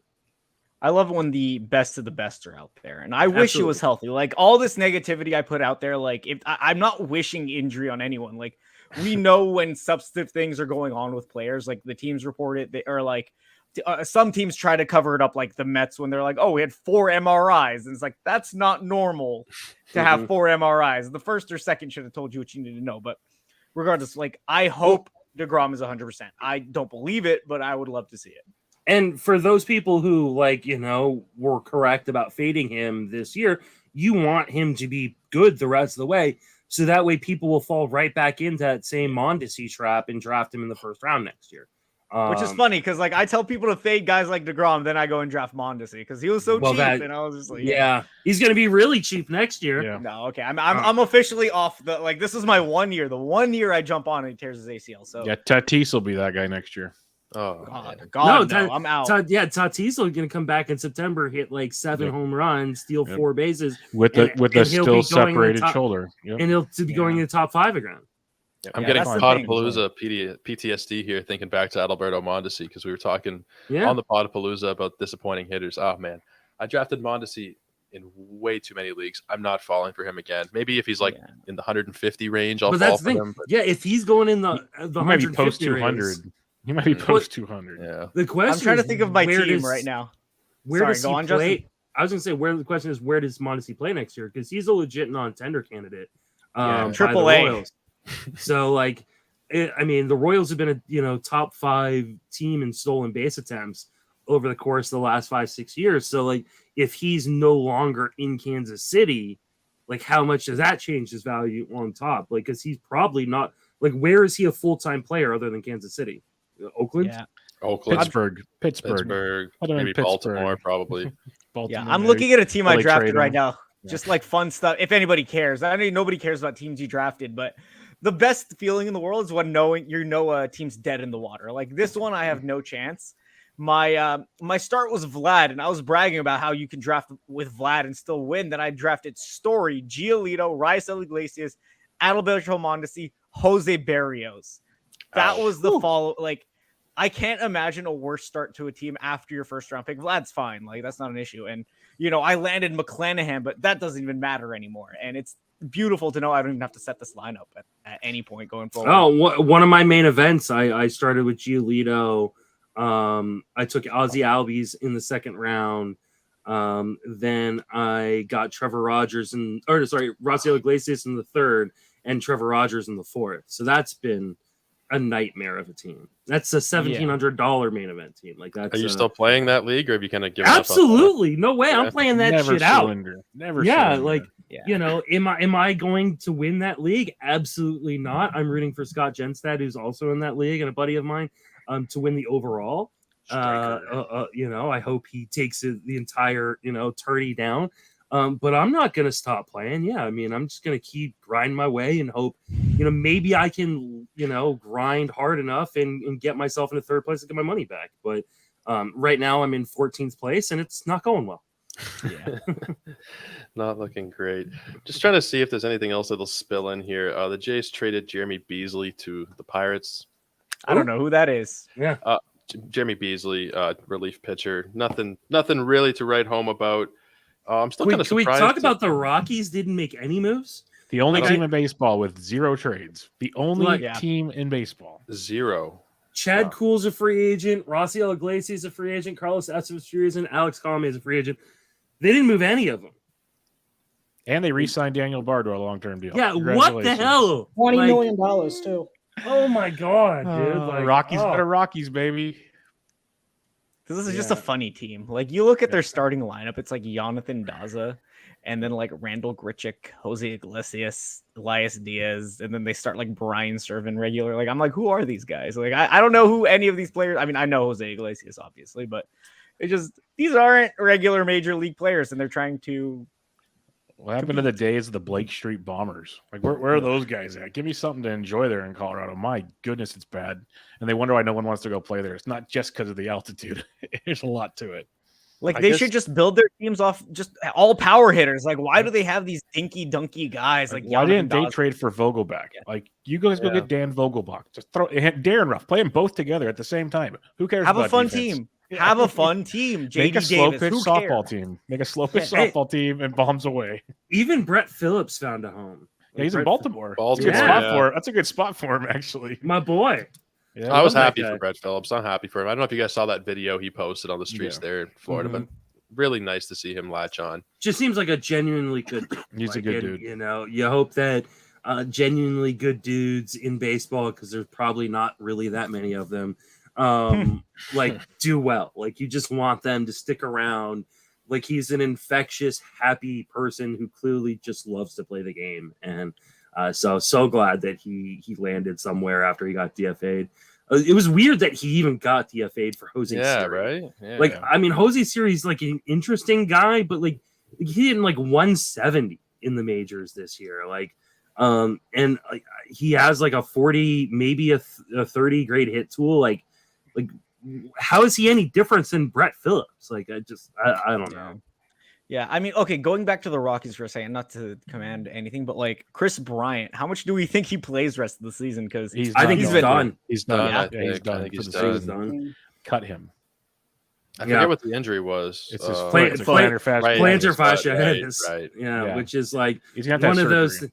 Yeah, one of those things that just doesn't get better until you get off. Time the is foot. the only remedy for that, and he's not giving it time. So Yeah. they just had a little baby. Go enjoy your kid. You stay off your foot. See ya. Is he like up among the guys who are the most disappointing? Because his ADP rise was after he signed in Colorado was insane. And I mean, I don't want to toot my own horn or anything, but I was fading him from the word go. 0 shares. 0 shares. And like I understood like why his ADP rose going to Colorado, but like it didn't make him any healthier as a player. And Colorado, like in general, like has a bad track record of keeping their guys healthy. I don't know if it's because of the thin air or whatever, but guys get hurt in Colorado at just an alarming rate. So like, I don't know why like everybody got like so like I saw him going like the second, third round of drafts. It was insane. Well, we saw what he did last year at the beginning of the year, like the first couple months of last season. He was like a first round kind of player. I traded him in my home league in the first month of last season for Vlad Guerrero, 1-for-1. Nice. Before Vlad really had that How? breakout. Before he had that breakout, there was a time where you actually had Bryant ranked a little bit ahead. I have in my home league, everybody looks at the rankings, and I don't know how much you guys do that. Good old home leagues. But you see, like, oh, he's the 743rd player for the year, or whatever. That's not what these guys were, but you'll see something like that. Like, who's a good example? Jose Barrios. His ranking right now is probably still ridiculously low, and there'll be people who will just look at that, right? Not everybody's going to go through your fan tracks and your Savant and pitcher list and wherever else and figure out, trends and things like that. So Jose Barrios right now in Yahoo standard 10 category leagues, the 789th ranked player this season. Someone just looks at that, they think this guy sucks, but last month, sub 3 ERA, there's different levels of fantasy players. Some people are just, check their lineups once or twice a week. There's some people who are nuts, like myself, and probably like you guys who are on the waiver wire every night, 12 o'clock or 3 o'clock, depending on your time zone. I don't know, man. There's just some people who don't pay enough attention, I don't think. And it's not a crazy high league fee, but some people will make a bit of money just because they pay a bit more attention. Yeah. I mean, then I think that honestly is more reflective. I know that in the industry as a whole, we're starting to pay more and more attention and talk more and more about like high stakes leagues. But the average player plays in one of those 10 team points leagues. Like, yeah, I mean, that's the most, and I want to say like 70% of leagues are made up of 10 teams point league. And so I mean, if you're even just giving minimal looks at what's going on in Major League Baseball, you can often have a, competitive advantage over your competition. And if, there's nothing wrong with saying like, that's the kind of games I want to play, right? Like, if you don't have $1,700 to spend on a league, like don't spend $1,700 on a league. Like just go and clean up, year after year in your home league. I mean, that's what I did until my home league kicked me out. Like, I just cleaned up with them and then, had to move on. But nothing wrong with that. Like take advantage of, all the, watch things like this, 4-hour live stream during the trade deadline. You got that on in the background. You're going to soak up more knowledge than probably the majority of your leagues and your team combined. Yep. Yeah. Well, if you're not listening to me and you guys listening to the other panelists we got on, you'll probably learn a thing or two here. Are there any final thoughts? We're approaching the time when we're all going to turn back into pumpkins. Any final thoughts here? We'll start with you, Bubba. Not really. Just kind of, it was awesome seeing a guy like Juan Soto get traded. He's 23 years old, club control, knowing that they'll have Tatis and Machado and him for a while, plus that pitching staff is pretty awesome to see. I'm looking forward to the Padres-Dodgers matchups now for the rest of the season. I mean, must-see TV like it was last year. So that'd be great. We already mentioned the Rockies, the Cubs not doing what they should have done. Some teams just continue to be bad, and there's proof right there. Like there's the reasons why teams are bad. So we'll see what happens. It was fun, though. It was fun. The last couple of years, trade deadlines have actually been active for once. There was a time when baseball trade deadlines were nothing. So it was fun to have a little excitement back out there. Cav, what about you, man? Any final thoughts here? Pleasure having me on, Joe, Casey, Bubba, Justin, Stephen Bagel, just all you guys. Thanks for talking. Just been a pleasure. I mean, like I've been talking much baseball recently because obviously football is coming up, but trade deadline is always something I pay attention to. NBA, NFL, MLB doesn't matter. I'm very, this is the best time of the year, and unfortunately has just passed.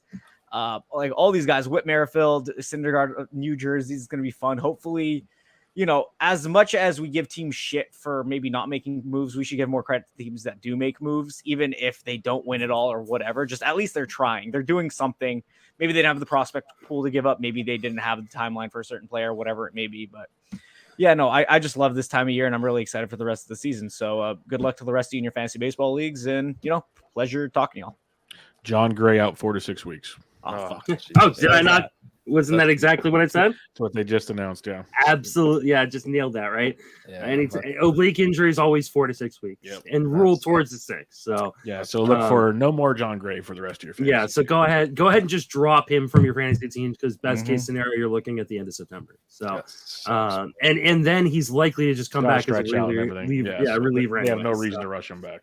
No, he's been so much better recently. I know Bloom was really big on him heading into the second half. But he's going to be the most trendy, quote unquote, sleeper there is next year. Like he's going to be you're all like, for those of you playing those 10 team point leagues and stuff like that, he's going to be the guy you're going to see in articles like this is the next, like, sleeper pitcher is John Gray. Like, everybody. He was really good. He is really Yeah. good. I feel like Yeah. he did break out. So shout out to him. But he's going to be one of those guys that I think, like, to Joe's credit, like, is buried in some of those Yahoo or ESPN ranks because he's not going to have a full season under his belt. That you're going to be able to get at a discounted price. In more competitive leagues, people are going to know that John Gray is a guy to go target. But in your casual 10-team point leagues, like, he's going to be that guy. He's ranked 205th right now in standard 10 cat for Yahoo. Yeah, and he's going to be a top 130 pick in like NFBC probably. So maybe even higher than that. Absolutely. So, Steven, any final thoughts from you, man? Yeah, I actually have a funny story. I was texting my buddy who I'm partners with in most of my fantasy leagues, and as I said, him and I were Phillies fans. So he texted me after passing tweets, so Phillies got no Syndergaard. I haven't seen what they give up yet. He goes, oh yeah, they gave up Mick. So in my head, I'm like, Mick Abel. They gave up Mick Abel for a rental Noah Syndergaard. And then I was like, are you serious? And he's like, oh, my bad, Moniac. I was like, okay, I can breathe a slight relief now. That's good. That's good. And underrated, that they got Brandon Marsh too. Like, I know Marsh has struggled offensively, but he's a fantastic defender. And like, I mean, he has power and speed. Yeah, he definitely has to cut down on the strikeouts and make more contact. But I love Brandon Marsh. Like, I honestly like that part of the moves they made better than the Syndergaard one. Especially because he's under team control until 2027. That's five more seasons after this one. A potential guy who could end up being a very, very good center fielder for that Phillies team, and a team that really needed a center fielder to come play. Like, I think that was the Phillies, like, their moves aren't going to wow anybody at the end of the day, but like I really like what they did, especially because with March, they addressed the long term too. Yeah. I do want to give all you guys a chance here to tell us where we can find all your stuff, your tweets, your podcasts, all of that good stuff. Let's start with you, Steven. What do you got going on right now, man?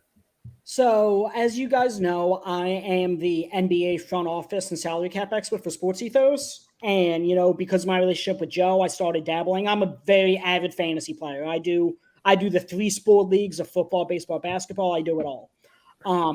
But I started dabbling with writing fantasy baseball, so that's why I came out with my 22-page monster. As you said, it's more of a manifesto than an article, Joe. But a trade deadline primer where, the front office it's different NBA to MLB because of the aspect of there's no salary cap in baseball. Yeah. But, there's a luxury tax. It's similar type things. So, so be on the lookout. Maybe I'll do some more fantasy baseball writing as I work with Joe. Be on the lookout for Bird Rights Pod, where I post my NBA contents, and follow me on Twitter at Bird Rights Pod. That sounds great, man. Justin, what do you got going on over there at Fangraphs, man? I'm gonna have to go follow Steven because I play in a 3-sport league and I know absolutely nothing about basketball. I'm the defending champ. I got you. Yeah, so I'm in a dynasty and a redraft one, and basketball kills me every year. I actually traded away DeGrom and Jose Ramirez to get Devin Booker and some other basketball guy that I'm forgetting his name right now. So, I need the basketball love. So I'll go come give you a follow, Steven. You can reach me on Twitter at Justin Mason FWFB. I write daily at Fangraphs. I'm the Sleeper in the Bus podcast, and I believe we're gonna jump on and do a live stream recording right now as soon as I get off of this. So if you follow me on Twitch or YouTube or Twitter, usually we keep those in our Patreon Discord for live, but just because of the deadline, I'll tweet it out for everybody. And then you can hear me on Sleeper on the Bus, TGFBI podcast, and Friends of Fantasy Benefits podcast.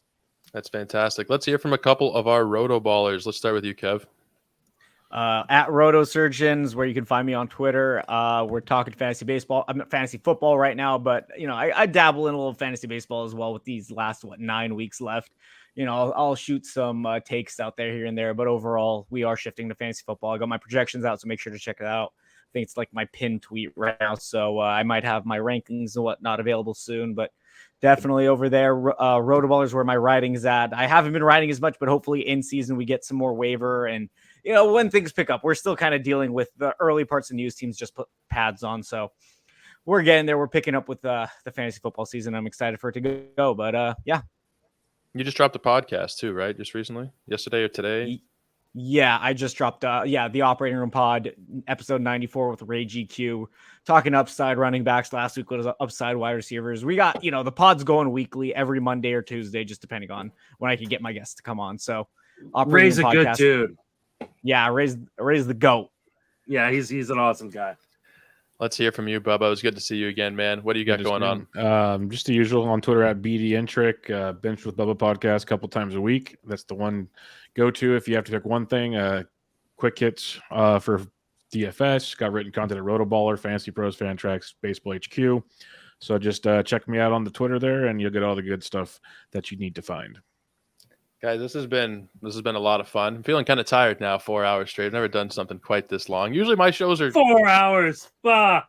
Yeah, Mason's thinking, get out of here, man. 4-hour live stream. Honestly, my shows every day are not done live. I do them on my own time, and if I screw up, I go back and redo it. But here it's just, you're thrown into the fire.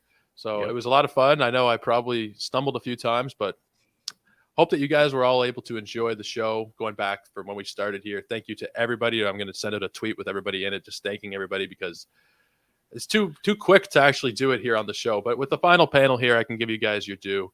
Thank you for taking the time out of your busy schedules to appear on the show. Everybody here really appreciates it. So thank you guys. No problem at all. Thanks for having us. I wasn't doing shit anyways. He had to spend time with his wife. So you're fine.